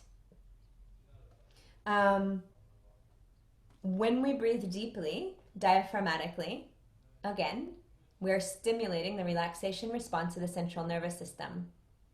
It's much more useful with somebody to say, can you breathe into your belly or expand your chest in every direction or any number of things other than take a deep breath. Because take a deep breath can feel for many people to be pejorative, not an invitational. It can feel judgmental, among other things. Some of you may appreciate being told to take a deep breath, but it's likely that there's somebody in this room that if somebody said take a deep breath, you'd be like, I have some fingers for you and they're not pointers. Right?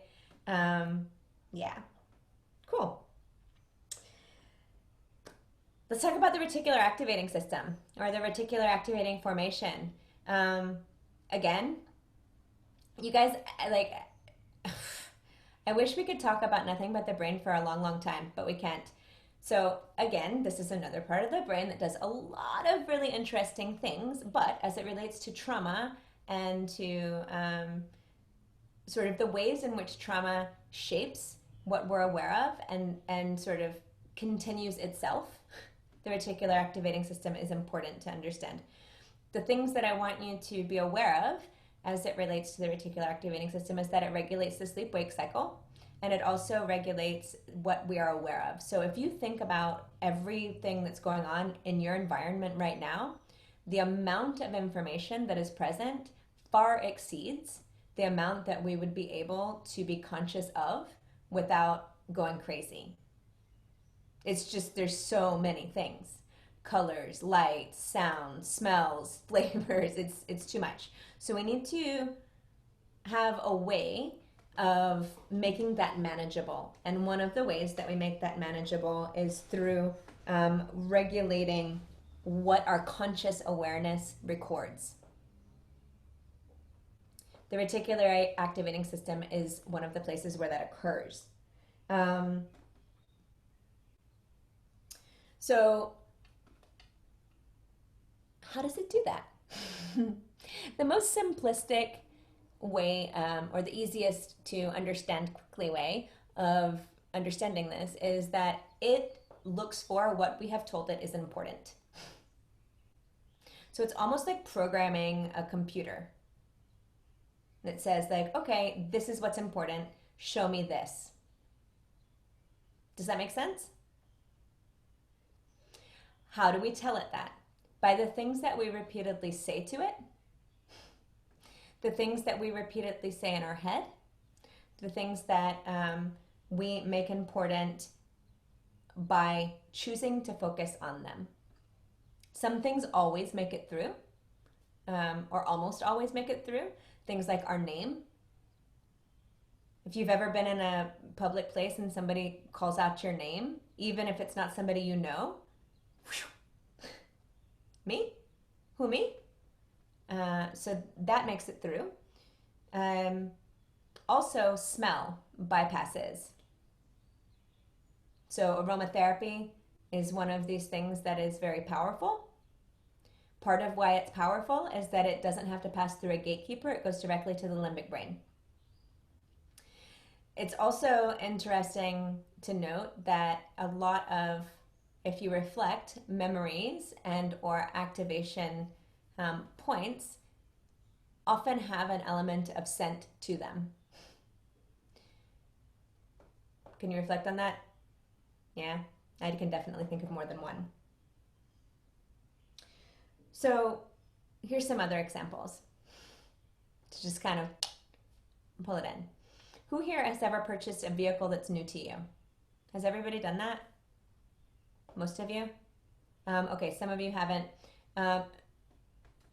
If you haven't, have you ever lived in a place where maybe a train goes by or the trash gets picked up at a certain time, or there's a loud neighbor, any of these sort of things, right? When you first move to that place or when you first buy that car, I'm going to do them separately. Before you bought that car, those of you who bought a car, did you see that car in that color every single place you went? Probably not. Maybe sometimes, depends on the car, but for most of us, no. But then as soon as you buy the car, you walk out of the store and there's like 7 of them. And which one is mine? Or you walk up to the wrong one. I got in the wrong car. I know. I went to a make art somewhere, and I got out of the thing and walked up to not my car, looked like my car, was not my car, got right in, sat down, went to like start it, and was like, I don't remember having that drink. And then I looked in the back seat. I don't remember having these clothes. Oh shit. I'm sitting in somebody else's car right now. Let me hurry up and get out of their car and hope they didn't see me. They didn't, thank goodness. But this is a function of the reticular activating system. You've told it it's important, and now it sees it everywhere. I haven't bought a car and that happened, but like as soon as I have a crush, I notice that car everywhere, or like a new boyfriend's car. I'm like, oh, there they are on the road. Yeah. And they're everywhere. Right? They were always there. It's just there's so much going on that we can't know everything. We can't be aware of everything. And so we filter what we're aware of. It's super necessary. It's a great thing that happens. And it's great to know that it happens, because that enables us to interact with it consciously and through choice. So as it relates to the noise, like the train, I remember I moved into an apartment in Miami that had a train track by it, and the train came through at the most inopportune times. It came through at, I think, like 11:45 at night and 4:30 in the morning or something. And of course it honked and like did the train whistle. Like, why? It was quiet because it was in the city, but it was not quiet. And I woke up every time for the first 3 or 4 weeks. And then it started to dissipate, and I didn't wake up every single time. And then before long, I didn't even notice it was there at all. So this is a function of the reticular activating system letting us know that something is not normal. Like, this is outside of the norm, right? So that's the other category of things that we will become aware of. And why we're becoming aware of that is so that we can determine, is this a threat to my safety or not? Because the brain cares about your survival, not your happiness. Your brain is not really concerned with how you, like, whether you're happy about what's going on. It's just it wants you to survive. Does that make sense? So the same thing can be experienced for people who like live in the city, and you go out to the country and can't sleep because it's too quiet. Has anybody experienced that? I've definitely experienced that. Or you live in the country and you go to the city and you can't sleep because it's just too noisy. Same thing. Anything that's novel and anything that you've told it, hey, I need to know when this happens. It'll show you. Another place that is important to sort of apply this, just like we did with the yamas earlier, is that we will also look for proof of beliefs that we've said are true. So, and we'll talk a little bit more about bias and very shortly, but if I have been telling myself my whole life, or even for the last 3 months, you're a loser, you suck, you don't, or in the case of driving, you're gonna get hit. You're definitely gonna get hit. Somebody's gonna hit you. I'm not trying to tell myself that, but the part of my brain that's holding on to the fear is saying that. Then I'm gonna see every time someone veers a little bit towards the lane. I'm gonna see every time someone stops short. Does this make sense? If I have a belief that I must be a certain way, then I'm gonna be looking for proof of that because it's important to me. I've told my brain that it's important, and I've said, show me that. Does that make sense? Okay.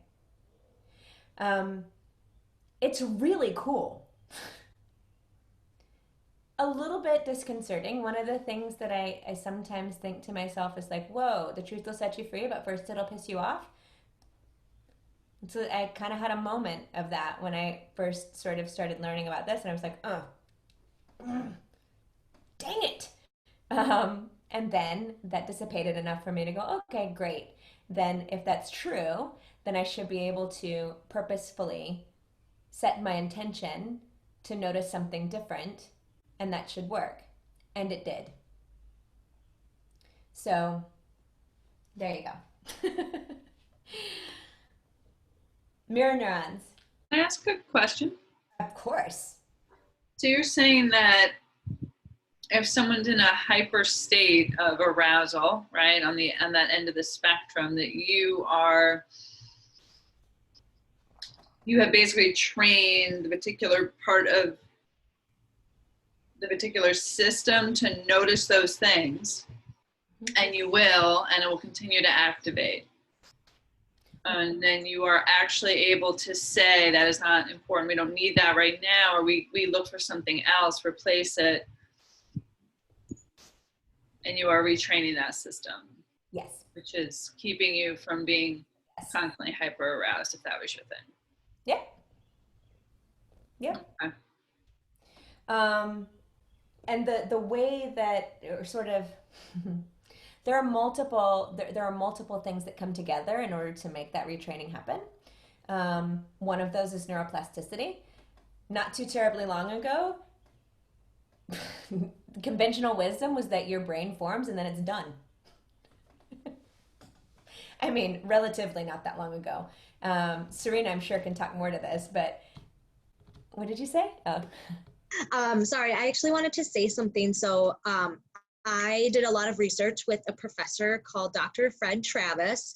So he's a part of the Transcendental Meditation movement. If anyone here has heard of that or is a part of that, that's like, I'm a part of that, I guess.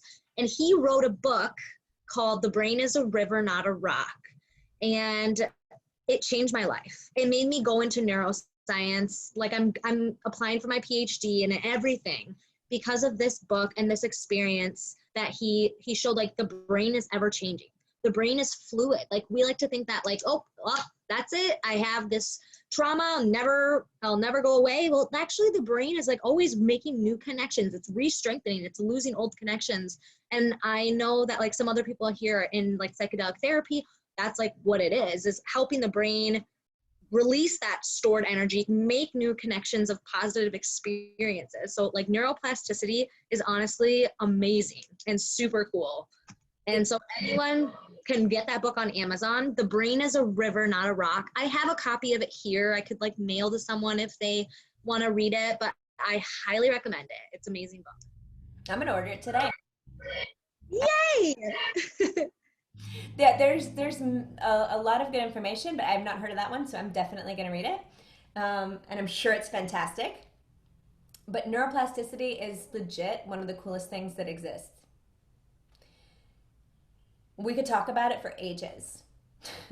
But in essence, what it's important to understand is exactly what Serena just said. We're not in a static state. Nobody is in a static state. Now, the environment that a brain develops in will inform kind of where the starting point on any given day is, etc. Right? So there is influence, but everything's not set in stone and it will stay that way. Does that make sense? It's jumping ahead just a little bit, but the important part of creating those new connections that are helpful is resourcing. That's sort of the defining difference. So you can just make a note of it, and when we come back to it later, it will click in. It'll have a spot to click into. So mirror neurons, I want to talk about those real quick because that is also an important aspect of understanding this. So, you know how and I keep going back to babies, but it's really because we're born open. We're born not knowing anything, but that means we also don't know to be afraid of things. We don't know what we think is wrong with us now, the ways that we think we're failing. We don't know the limits that we think we have now. And so this sort of coming back to a place of freedom and breath and movement, there is some sort of energetic traveling that happens where we keep the wisdom and the knowledge, but allow ourselves to settle into ourselves the way that a child would. Does that make sense? On some level? Okay. Babies do this most readily. They learn by mimicking, right? I have this really vivid memory of my first son. We were on an airplane coming to North Carolina from California, actually. And I had him sitting on my lap, and I went like this. Ah. And he looked at me and he went, "Meow." And I was like, whoa, that's cool. Right? Part of what makes that happen is mirror neurons. Right? We mimic one another. It's one of the first sort of ways of learning. Some people describe it as the neurological mechanism for empathy. It makes sense. Have you been with people that are super happy and you get happier?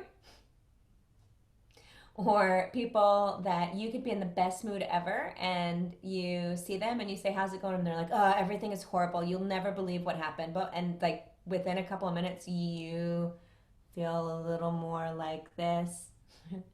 Or you're talking to someone and they're leaning forward and you find yourself leaning forward too, or vice versa. It's, again, it's just a part of the makeup of us to feel and to mirror one another. Catch a yawn, anyone?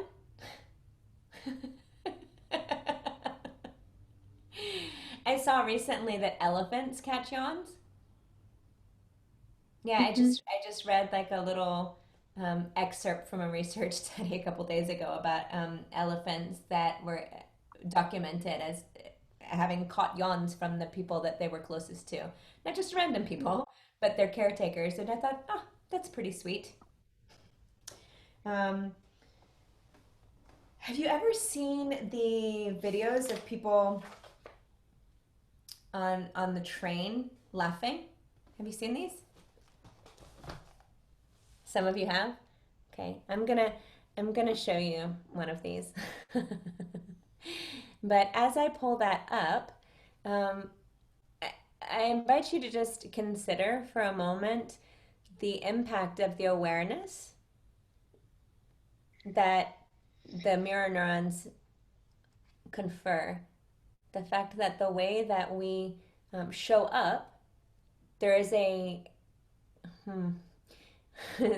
spiritually, energetically, yes, we say things like we're all connected, and we are. But I like to draw the comparisons, or not the comparisons, the intersections between the sort of scripture part, the Vedic part, the philosophy part, and the science, right? It's kind of like, great. Yes, we are one. Yes, what you do does matter. Yes, when you put a specific energy into the world, it does ripple. And here's one way that you can see that rippling. As it relates to showing up in a trauma-informed way, it can be really useful to remember these pieces because it's not difficult to start to feel a little bit as if you're in training to that energy. Does that make sense? I'm looking for this. As like a side note, also like add on, so I like started minoring in psychology before I switched to like English as a second language. But so mirror neurons, the more you like someone or the more someone likes you, the more they're going to mirror you or the more you will begin to mirror them. Uh-huh. I just think that's like really just like fascinating. So I'll like play around sometimes with the people I'm like talking to and like move my arms or change my feet to kind of see like if they're going to follow. And they really like truly do. And sometimes like I'll catch myself changing my position with someone I'm speaking to, and I'm like, oh my gosh, like I'm mirroring them too.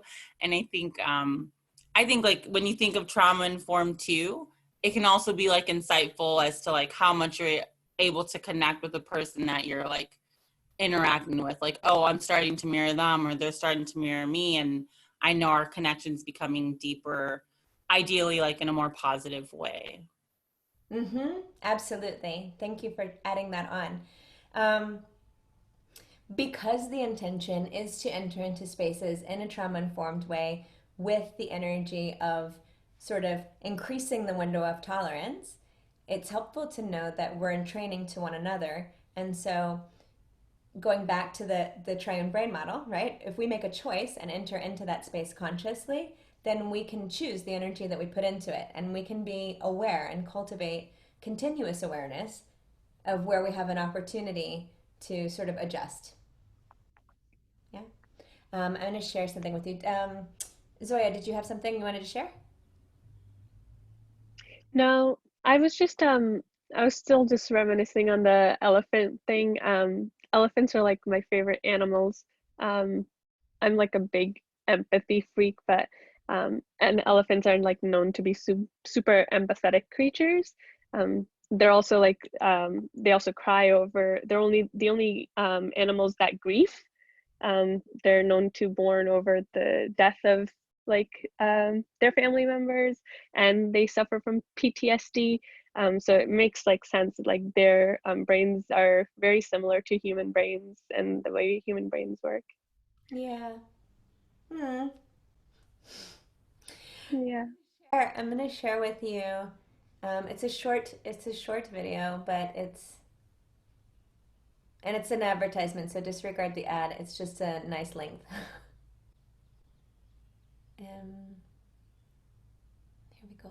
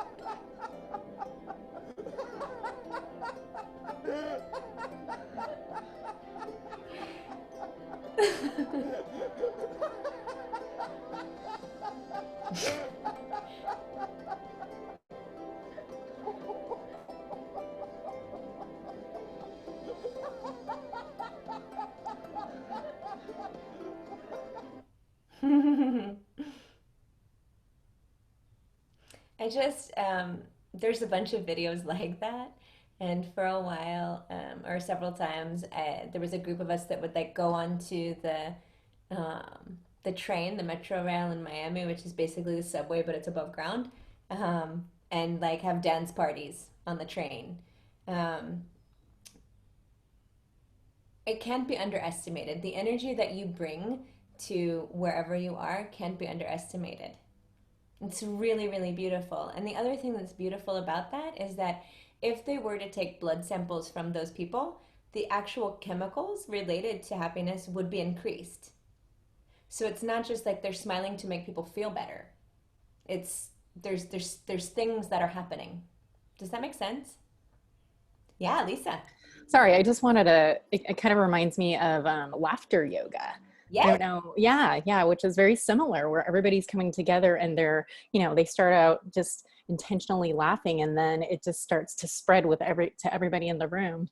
So yeah, it's very powerful. Yes, laughter yoga.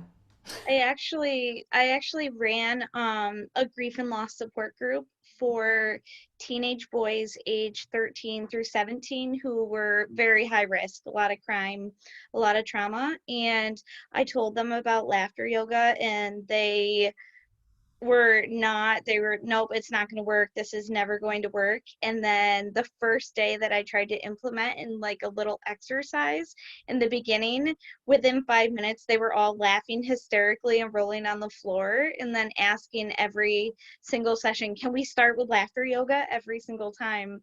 And it was just an awesome way. We started and we ended with it every single time, and they really thought that it wasn't going to work for them. I love that. Thank you for sharing that, and also for sharing the feeling that they had that it wasn't going to work, because that's very common. Yeah, this won't work for me. But what's so great about all of this, again, is it's not opinion.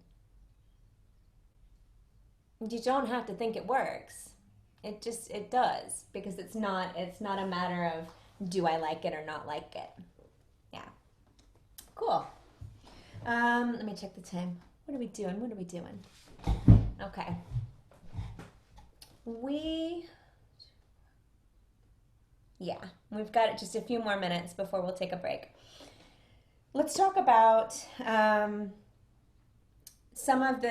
there's obviously, again, a great wealth of things that we could call into it, but let's talk about some of the psychological elements that go along with both trauma and the way that we might show up in meeting trauma or working in a trauma-informed way. The first of those that I want to talk about is the righting reflex, which is something that helpers will find themselves prone to fairly frequently in my experience. And basically that is the urge or desire to fix the problem, to make it okay, to take away the pain, to solve the problem at hand. The key is knowing that this is a thing. Right? The key is being aware and attuned to yourself, so that when you notice that you're trying to make everything right, you can take a step back. Do you recall when we were talking about the yamas, and we talked about asteya, the non-stealing, and we talked about ahimsa, non-harming, and we talked about satya, truthfulness. So like these fold right in to awareness of, okay, my intent is to connect. My intent is to be with in a way that lets people know that they have been seen, heard, and valued. That's it. The yoga, the breathing, we will do those things. And those will facilitate the connection. And they will facilitate connection with others. But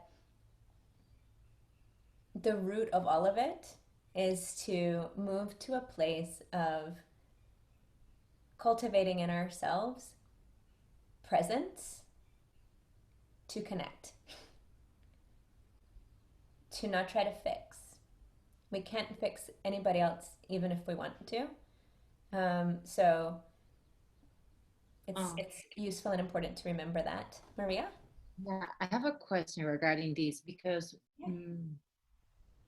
I tend to, when I'm speaking, like when someone is telling me a story or something, you try your best to hear, to make them know that they're seen, to make a space for them.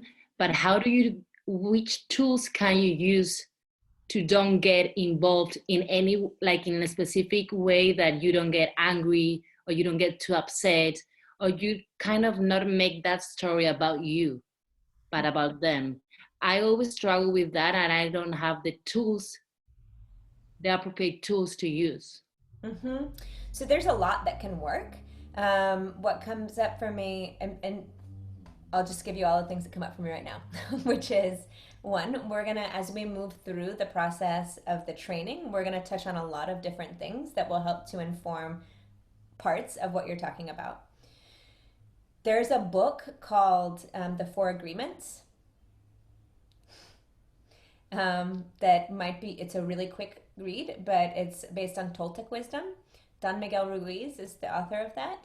And you might find that useful and inspiring and informative of creating space for yourself in that.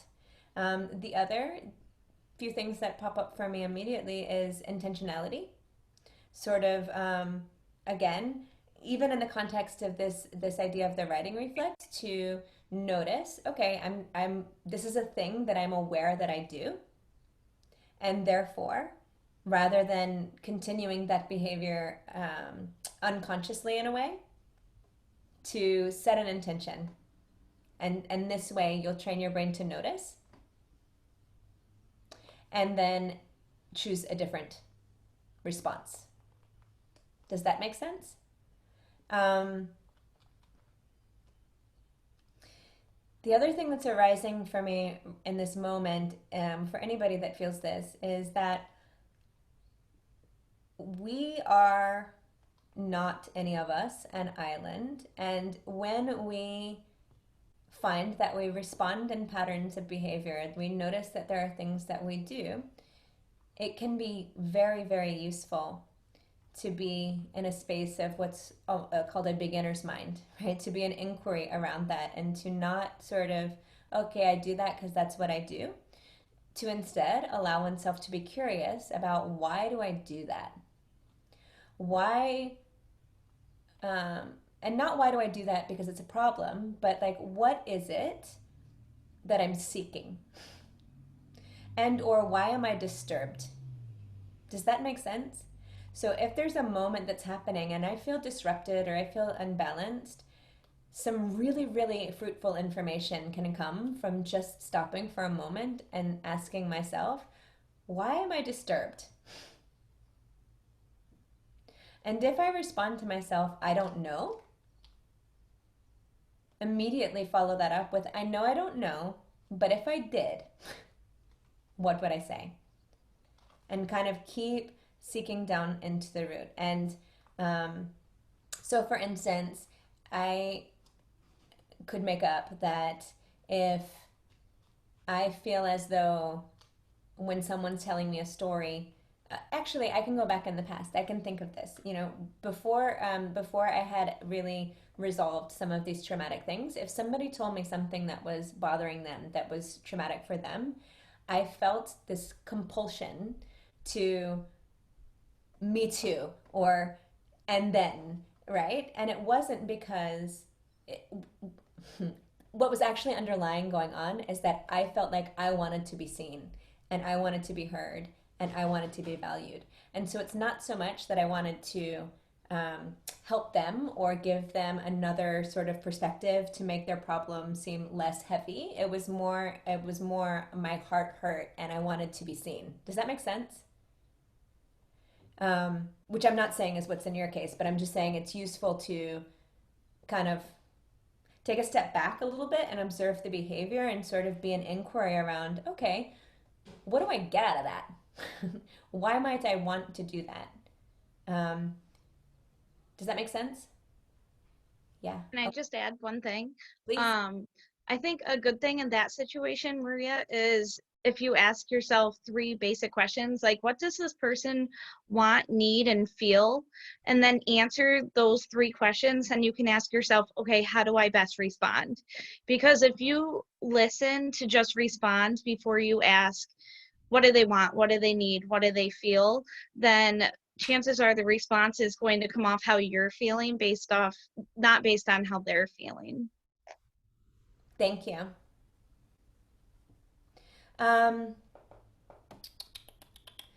We're going to do a mirroring exercise a little bit later with each other. Some of you have done this probably multiple times before, so you'll be great at it. And some of you may have never done it before at all. And you'll also be great at it. Okay. Implicit bias. Harvard has a whole list of implicit bias tests you can take. They're very, very enlightening. You could just Google Harvard implicit bias and they will come up. You can test your implicit bias on all kinds of things. Race, gender, sexual orientation, socioeconomics, all kinds of things, right? Implicit bias refers to biases that we have that we're not conscious of, right? There are things that we have come to believe without our awareness of really coming to believe them. There are things that we believe based on observation of the world, right? It's because it's the way it's been, not something that I chose. In fact, oftentimes implicit bias does not match what I consciously, cognitively think. It's not uncommon for someone to, for instance, say, oh, I don't have any sort of prejudice. I'm not a racist. But if they did an implicit bias test, they might actually have biases that they're not even aware of. Does this make sense? I know people like this. In addition, generally, implicit bias that is held by an individual will reflect their community of origin or safety. So it might not match what they look like externally. Does that make sense? So if I look at one of you, I could make up a story about, oh, they might have a bias toward or against. And I could be absolutely wrong because I have no way of looking at you and knowing where you felt safe in your life or where you grew up or who your first family was. Yeah? Important to know is that everyone has implicit bias. If you want it or not, you have it. Also, it's not a bad thing necessarily. It's important to understand the world. This is one of the ways we do it. So it's not necessarily negative. The other is that it's possible to work with. They're a little bit more challenging to access because they're unconscious, right? They're not things that we decided to believe. But it's possible to work with them. Can you think of some examples? There's a few thoughtful faces. That's what I'm asking. There's these faces.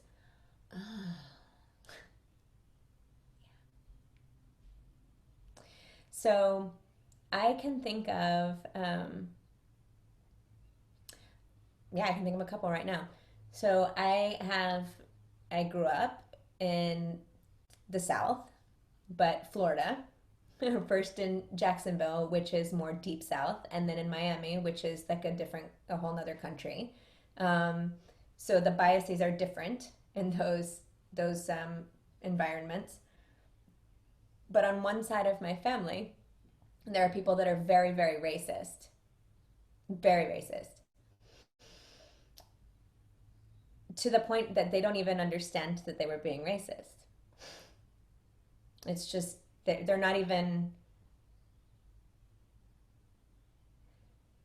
like they say things that are so not kind and not okay, and it's like it's like if they said this or that. Triggers no emotion or awareness whatsoever in them. When I was in high school, my first serious boyfriend he still is, Jamaican. And this was a huge problem for a lot of people in my family. Lucky for me, I didn't care, but what came out of that was an increased awareness in my family because we were together for 3.5 years.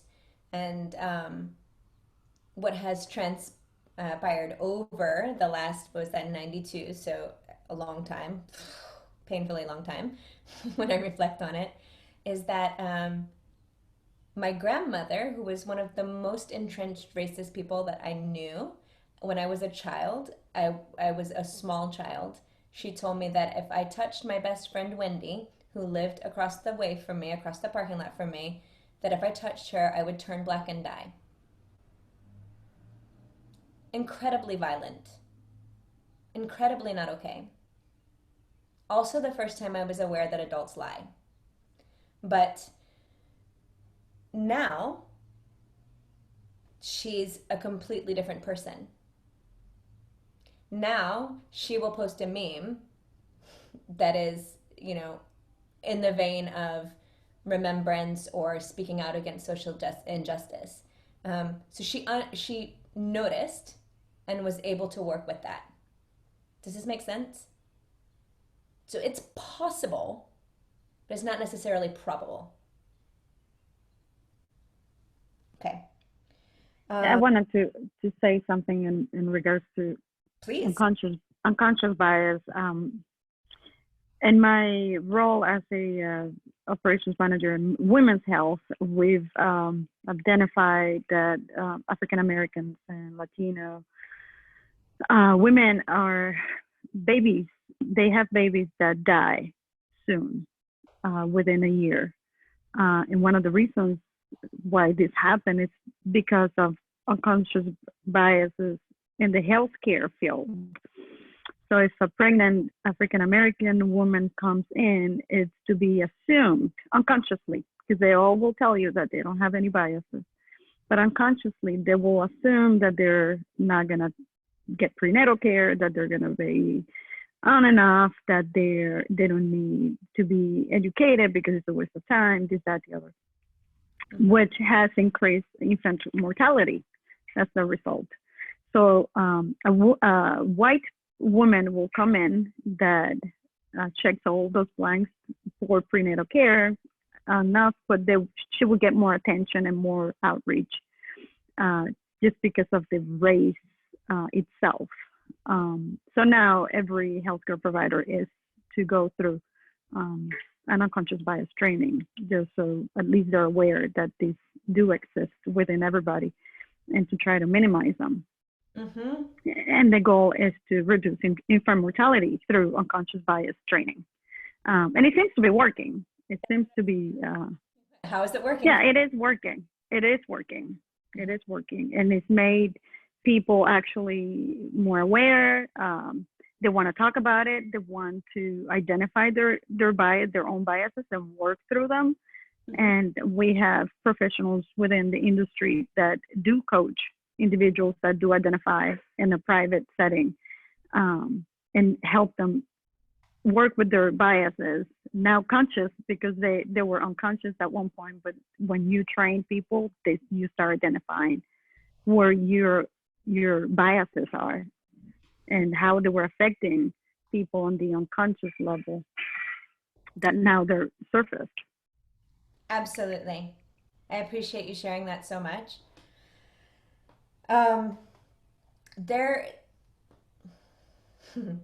We'll talk more about this because I'm just certain we will talk more about this as we move through. But particularly for those of us who are intending purposefully to be in service around trauma and resilience, it is not enough to simply say, I am not biased or I am not racist. What is required is to be actively opposite. Does this make sense? Which is what you were saying, Anna. Like it's not enough to say, oh, I'm not biased. Oh no, I'm not prejudiced. Oh no, I don't have that. It is necessary to be actively opposite, to actively seek to understand how I'm benefiting or not benefiting, what can I say, what do, change, new awareness, whatever it is, right? To continuously be doing that. So I appreciate that, Anna. And I'm glad that it's having a positive effect, it appears so far. There are way more examples, sadly, of similar circumstances as to the one that you highlighted. Okay. Explicit bias refers to conscious bias, things that we decide based on something we see. As with implicit bias, they're not necessarily negative. For instance, I have a bias toward walking down dark alleyways. That probably serves me well. That's one I'll keep. I have a bias toward, traveling through foreign countries by myself. That's probably an okay one to have. It probably keeps me safe.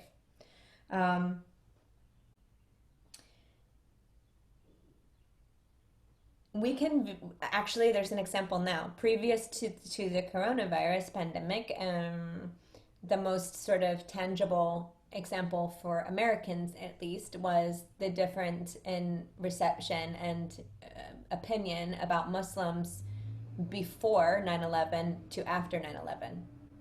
Within one day, Muslims went from being people to being terrorists. Now, Chinese is what I'm hearing a lot of. Not okay, man. The thing with particularly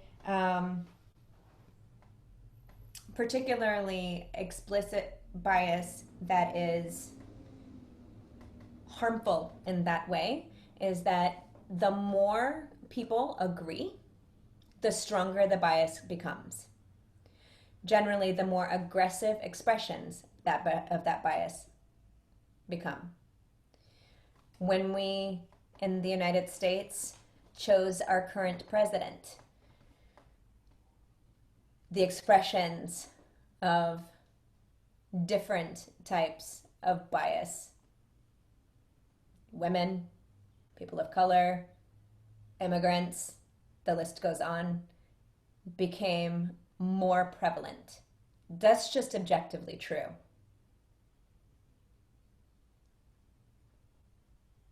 It's an example of the way that when an explicit bias becomes institutionalized, for instance, and I know some of you aren't in the United States, so this is going to be less of a thing for you, but the Constitution says all men are created equal, but it was written by slaves, or by people that owned slaves. So all men are not created equal under the Constitution. All white men who own property are equal. That includes white men that don't own property are also not people. Women are not people. People of color are not people. Children are not people. Does this make sense? And so this group of people decided, we are going to write laws that codify our explicit bias. And then it becomes institutional. And goes on and on. We're going to revisit that in a moment, after the break. How does that tie into the reticular activating system? Like, if you have, like, on a institutional level? I don't know if that's a big question. No, it is. It's a big question, but that's okay. We can answer big questions. We can explore big topics. We can do hard things here. So imagine that you are living in a place that has made less who you are inherently as a person. It's not something you can change. Like, you can't get up and decide, I'm going to look different today. I'm going to be from a different place today. I'm not going to be an immigrant today. I'm not going to be a woman today. I'm not going to be gay today. I'm not going to be whatever today. There is a message that is sent. And when we get into confirmation and negativity bias next, it will make more sense. But when I get this message, this is encoded as, this is my reality. this is how I stay safe. I stay safe by, just for example, minimize, right? Keep my hands in a specific place on the wheel. Don't go in this particular place. Make sure I'm dressed this way. Don't say what I think, say what I'm expected to say. Does this make sense? Mm-hmm. And so this is another reason why I've spent a lot of time talking to white people, particularly white women, because that tends to be who goes to yoga studios mostly, about this. And it never ceases to amaze me that it's a hard thing to know if you don't know. Mm-hmm. You don't have to know, then you don't know.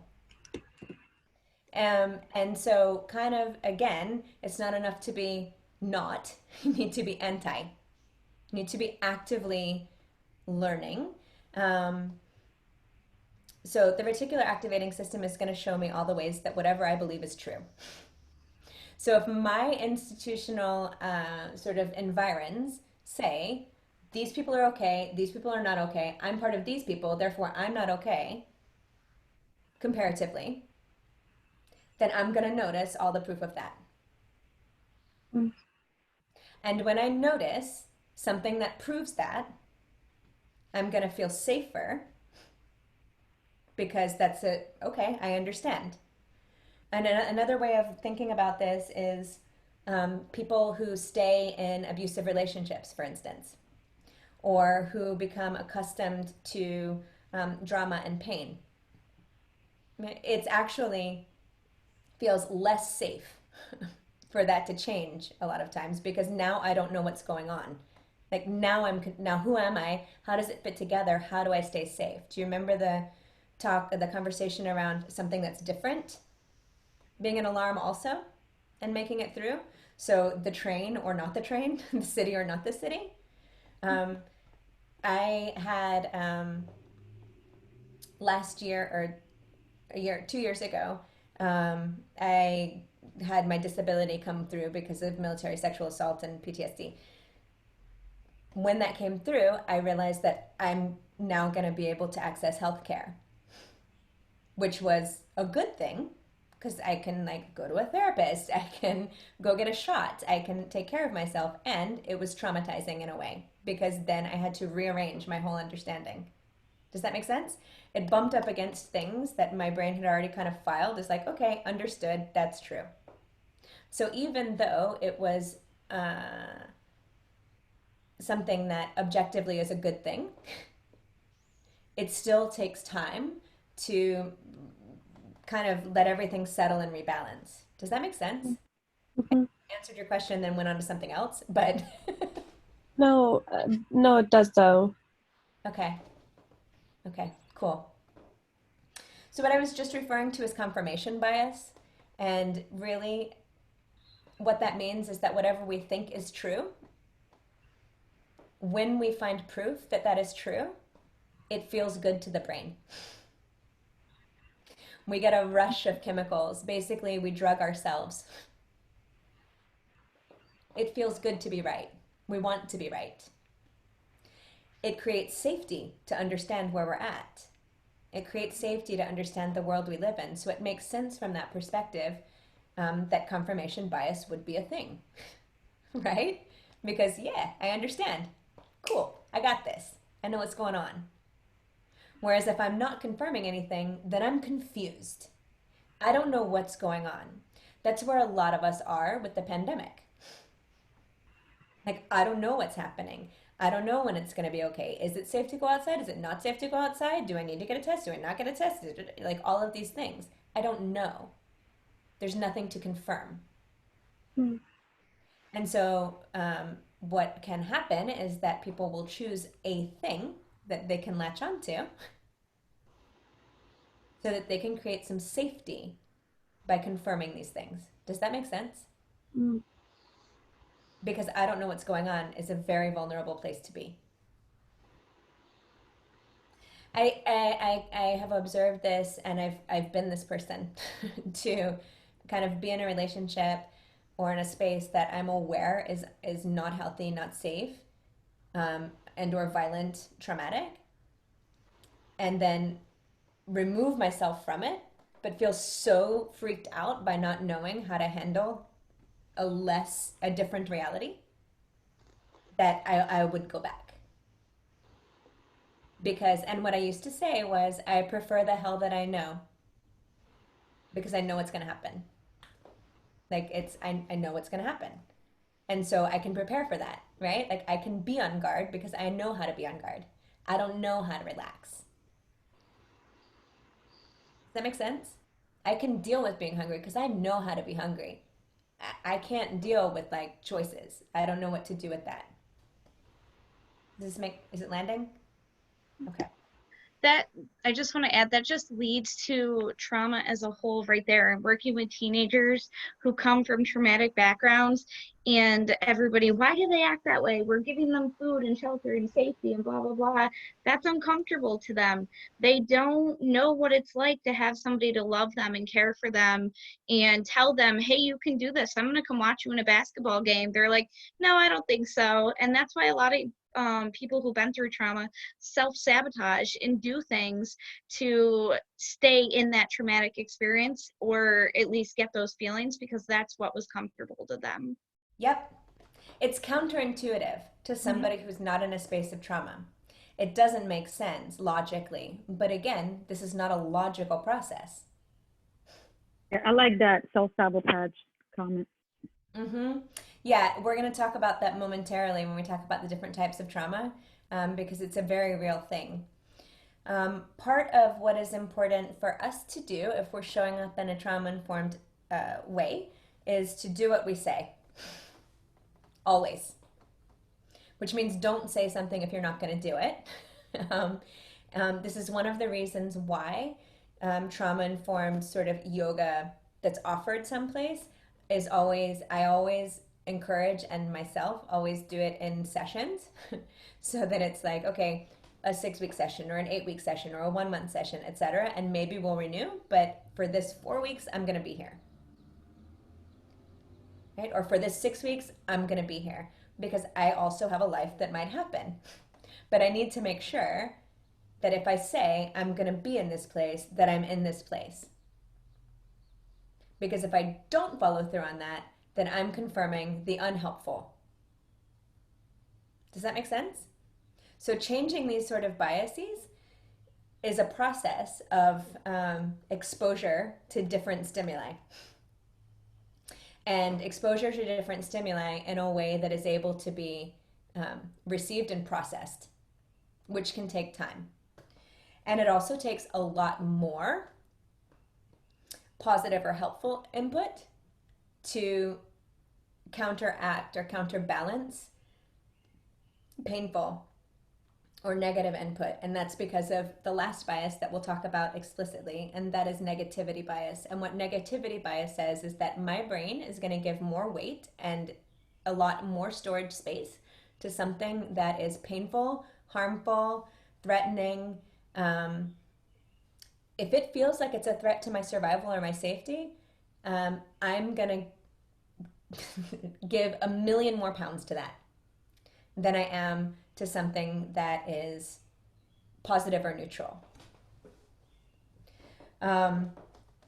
Remembering that this is not just, does somebody have a gun or physical. This is also any belief that we have about ourselves or about the world. If my whole life has taught me that I'm not okay, if I have heard, remembering that what we hear and what we're conscious of is directly a result of what we sort of tell ourselves, right?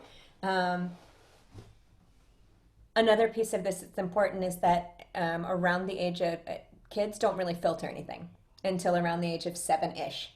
It's not like a straight line, when they're turned 7, but when children are children, you tell them something and they believe it. That's why you can tell a kid that a fat man can travel around the entire world and come down a chimney and visit every kid and make everybody's dreams come true, and they don't even question it. Like, not for a second. They're just like, oh, cool. You leave cookies for Santa and he's eating cookies at every house? Cool. You put your tooth under a pillow and somebody comes in your house and puts money under your pillow. Awesome.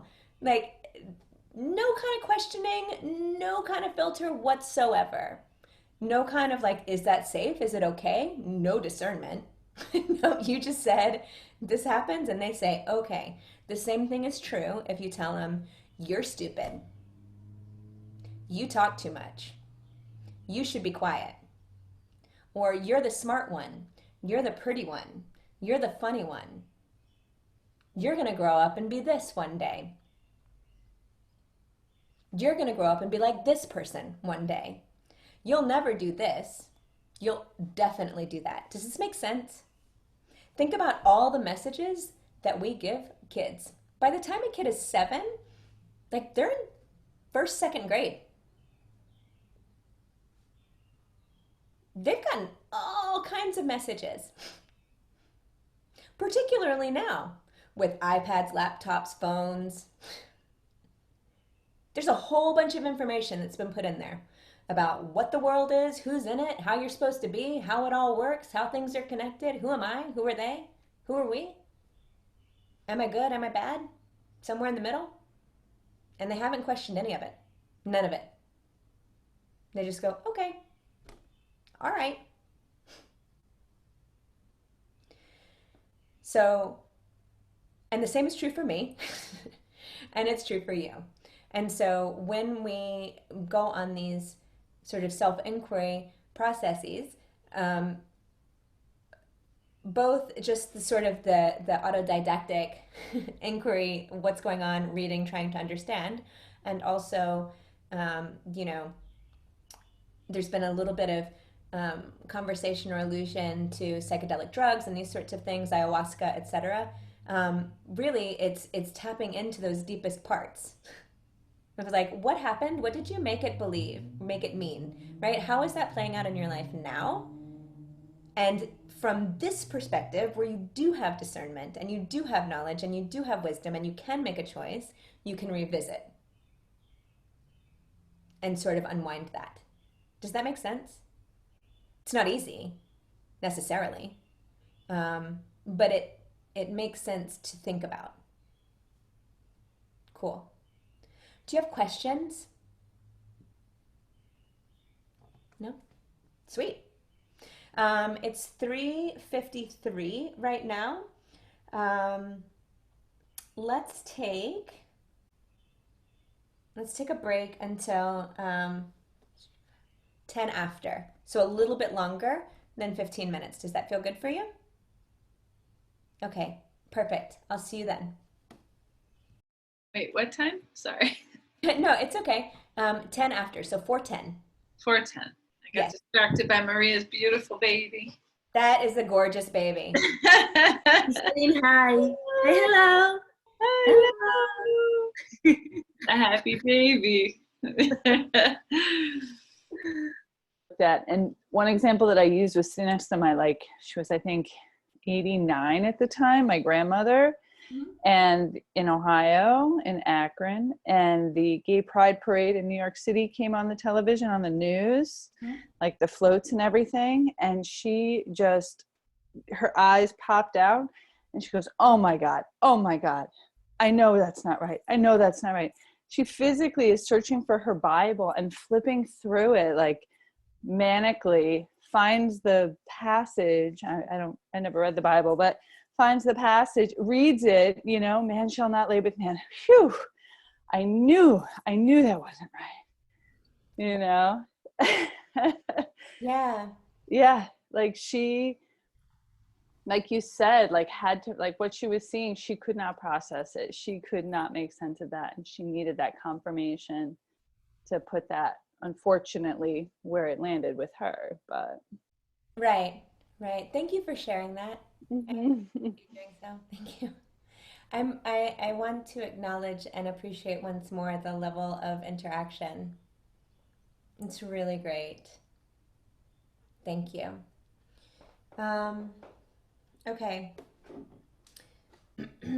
So I want to, no, I'm going to hold off on that for a moment.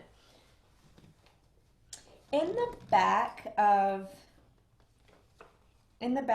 the handout for trauma and resilience, there are 2 pages. One of them is the ACEs questionnaire, and the other one is a resilience questionnaire. The ACE questionnaire, ACE stands for Adverse Childhood Experience, for those who are not familiar with it already.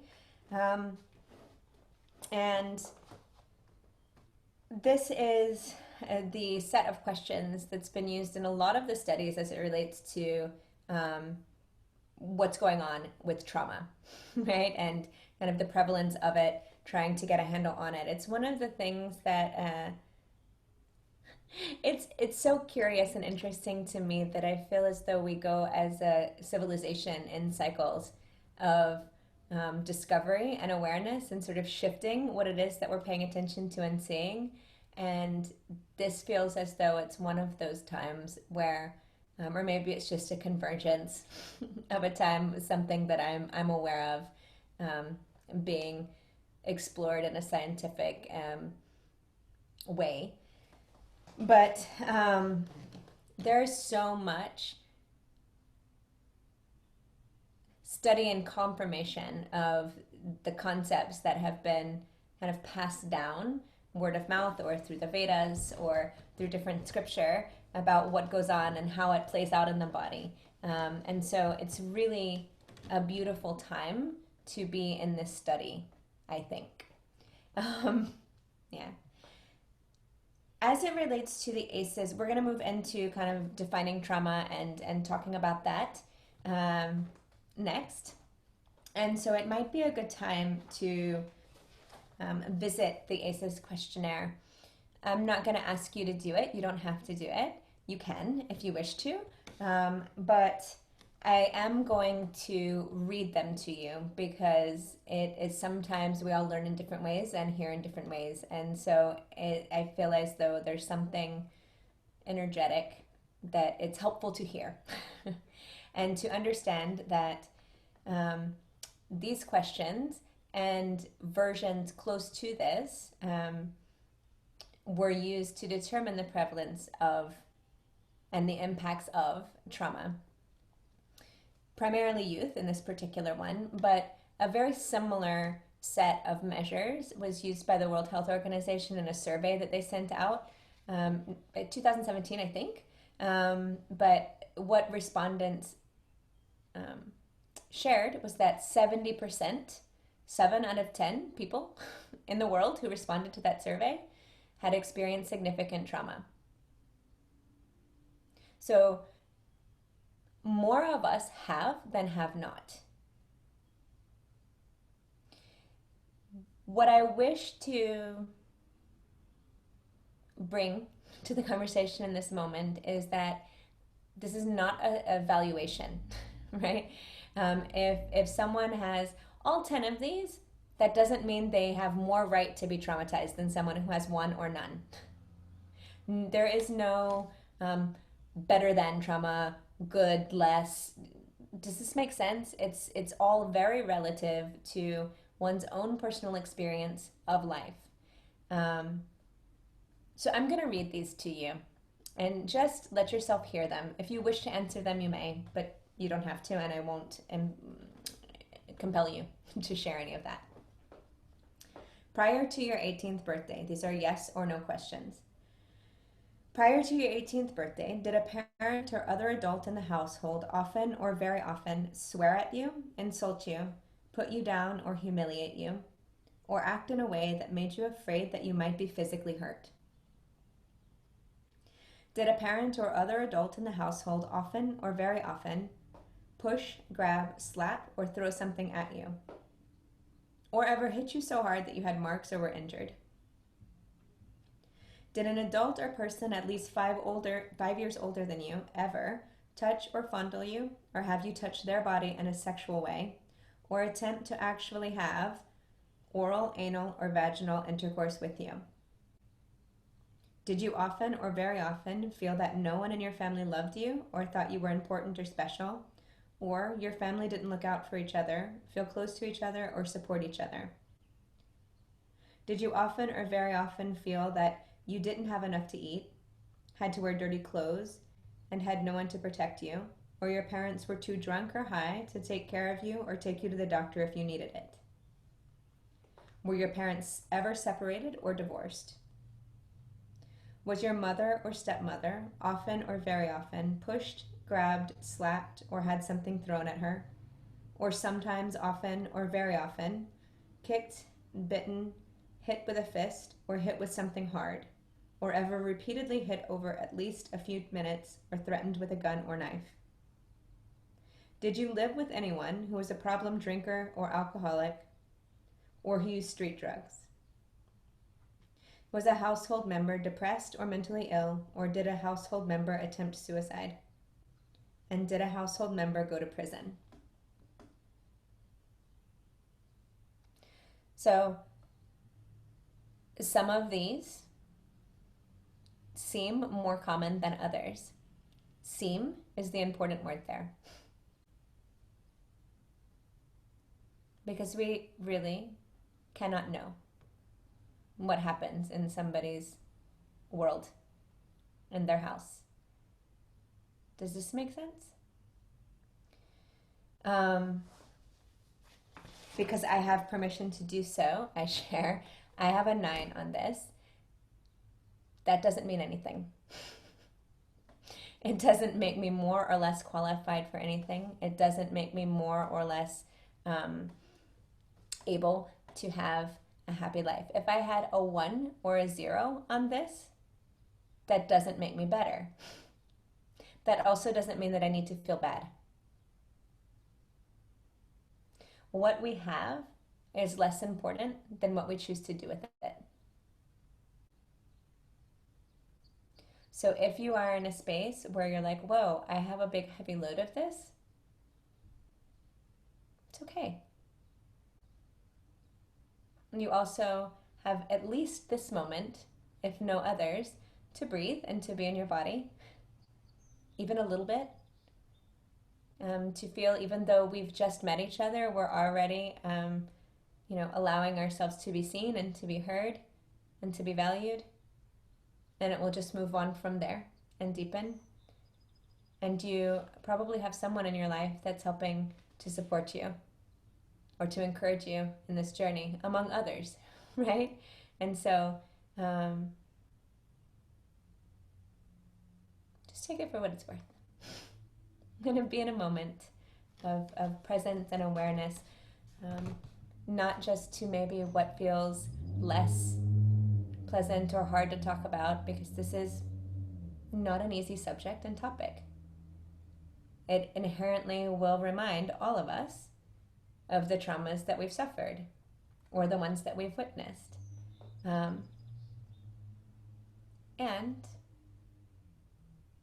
going to be okay. Breathe. Yeah. Please stay with your breath, those deep diaphragmatic breaths. Okay. Trauma has been defined in a lot of different ways.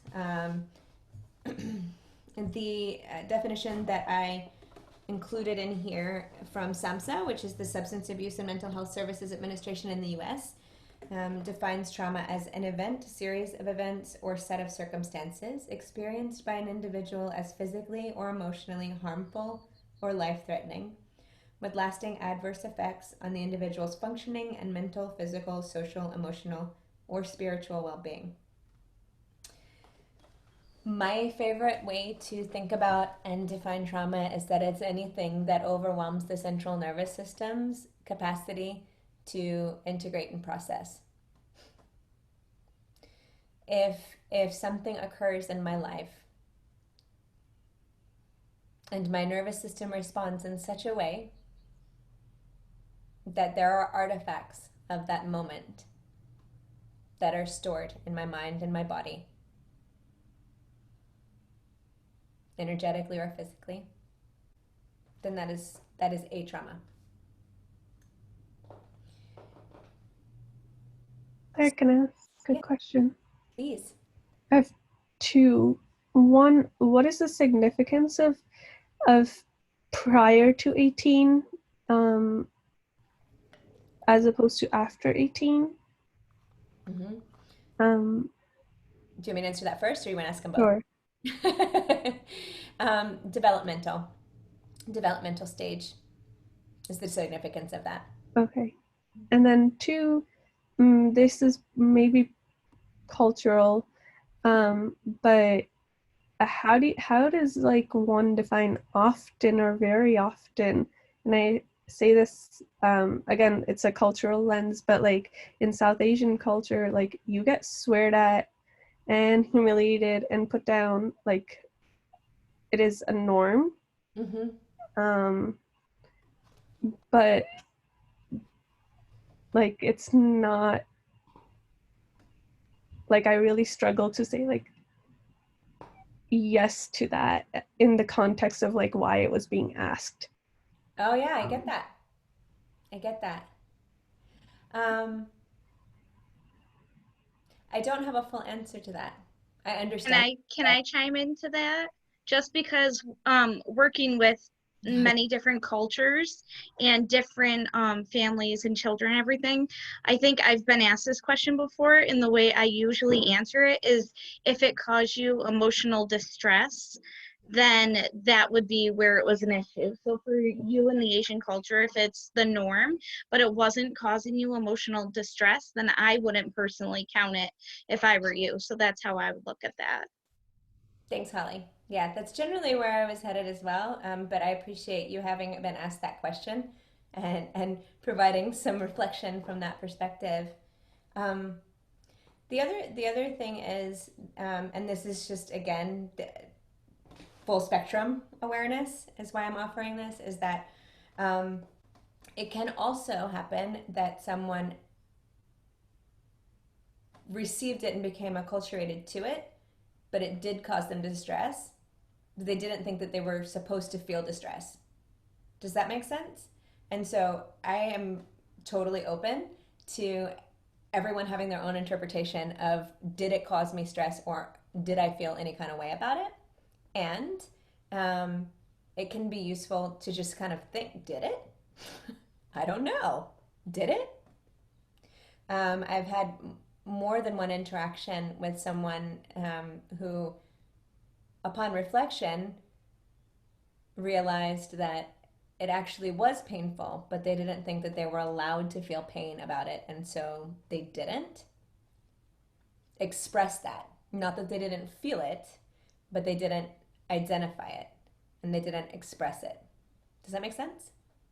And so there's... Yeah. I mean, like, the afraid is, you know, like, even with the follow-up of, like, did it make you, like, in a way that it, like, made you afraid? Like, yeah, like, you know, growing up, and I say, like, not, I know, like, we're supposed to say, like, I statements, but this is, like, something, like, my friends and I reflect on a lot. And like we are terrified of our parents, even like now, like there are these like things where we're terrified, but inherently we are also like a lot closer to our parents than most of our other friends from other cultures. And it's this really weird dichotomy where we know our parents won't harm us, but at the same time we are very afraid of them. I think the key is that you know they won't harm you.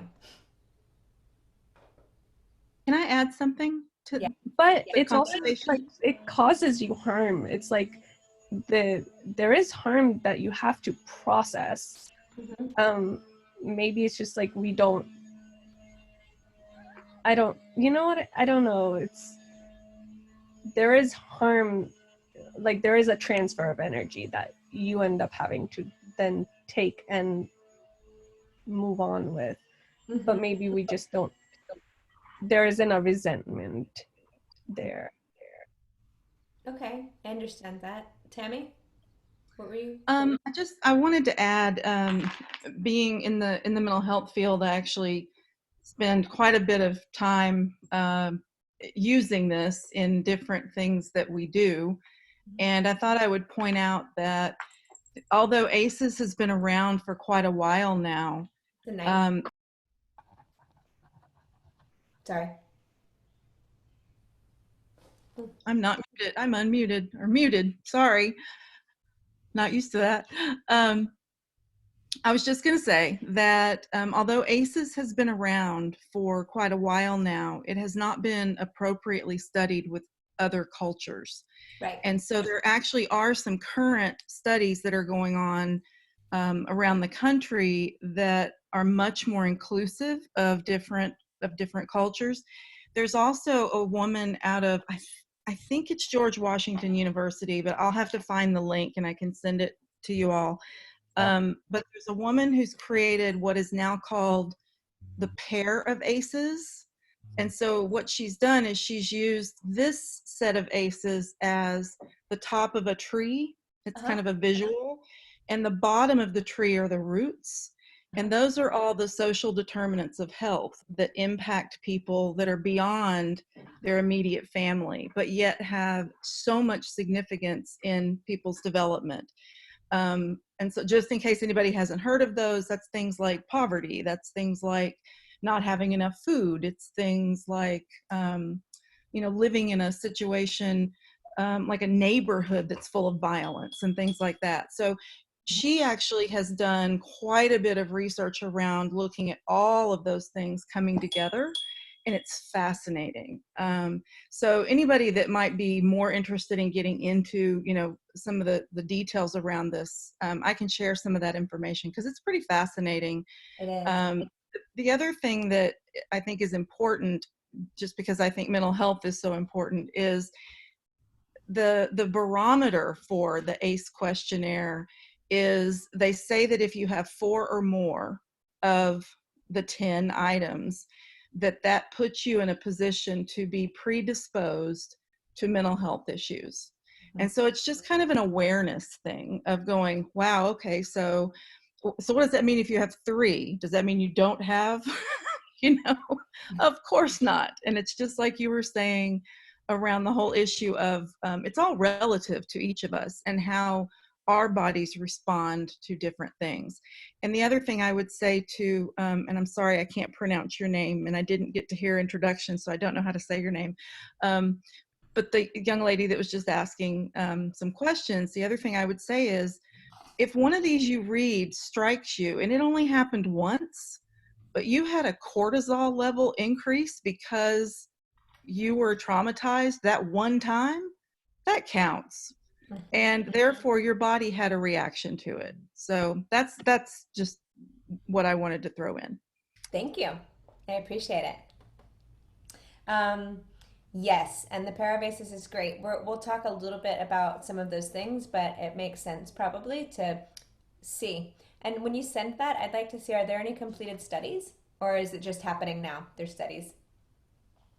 The one that the parabasis, she has done some completed studies, and she is an African American woman, and she's already taken in some of the inclusive ideas into the research that she's doing. So I know there's some of it. Got it. But most of the other things that I know of that are out there with some other cultural pieces put in are just on the beginning stages. Okay. So. Okay, great. I appreciate it. Yeah, it definitely is a gap in this, but it makes me happy to know that there will be forthcoming at some point, hopefully in the near-ish future, some studies. And, I feel like I heard recently that there was a longitudinal study that was happening to sort of actually track the same people. So we're in the process of learning, and you all are part of it. So thank you.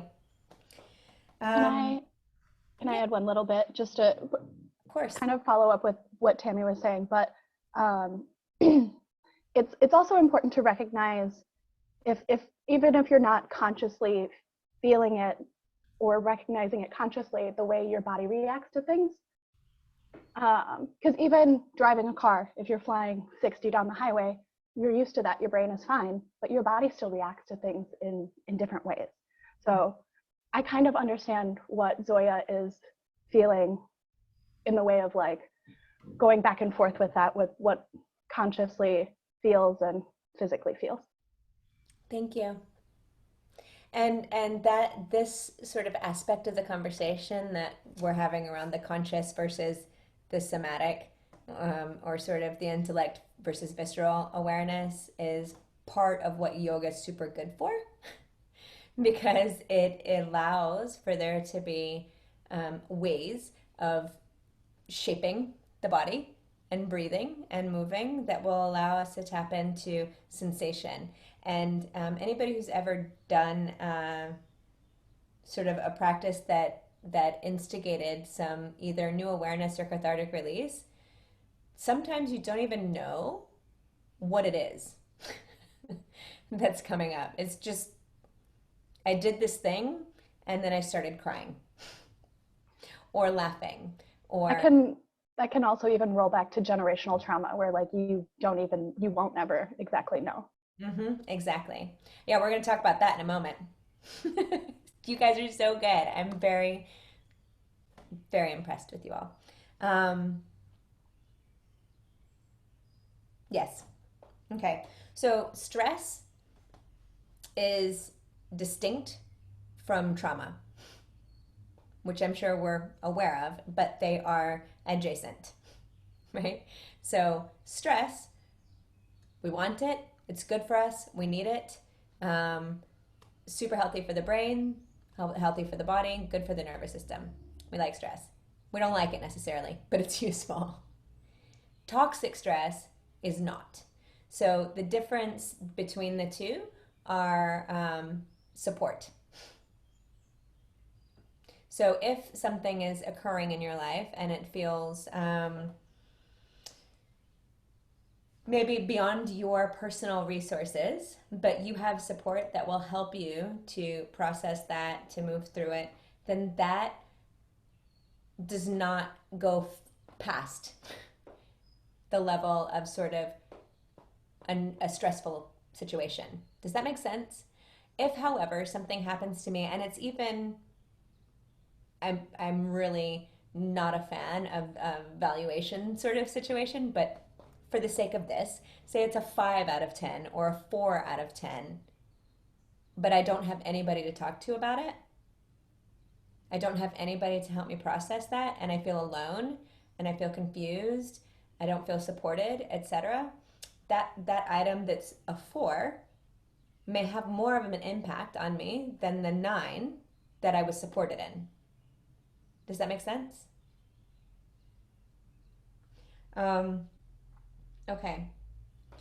So over the years, I've come across like a lot of different ways and words to use for trauma. And so I have used the ones that I see most frequently. By all means, please share your different words for these specific things, because it's useful as we'll run into them as we keep going. Thank you for sharing that, Tammy.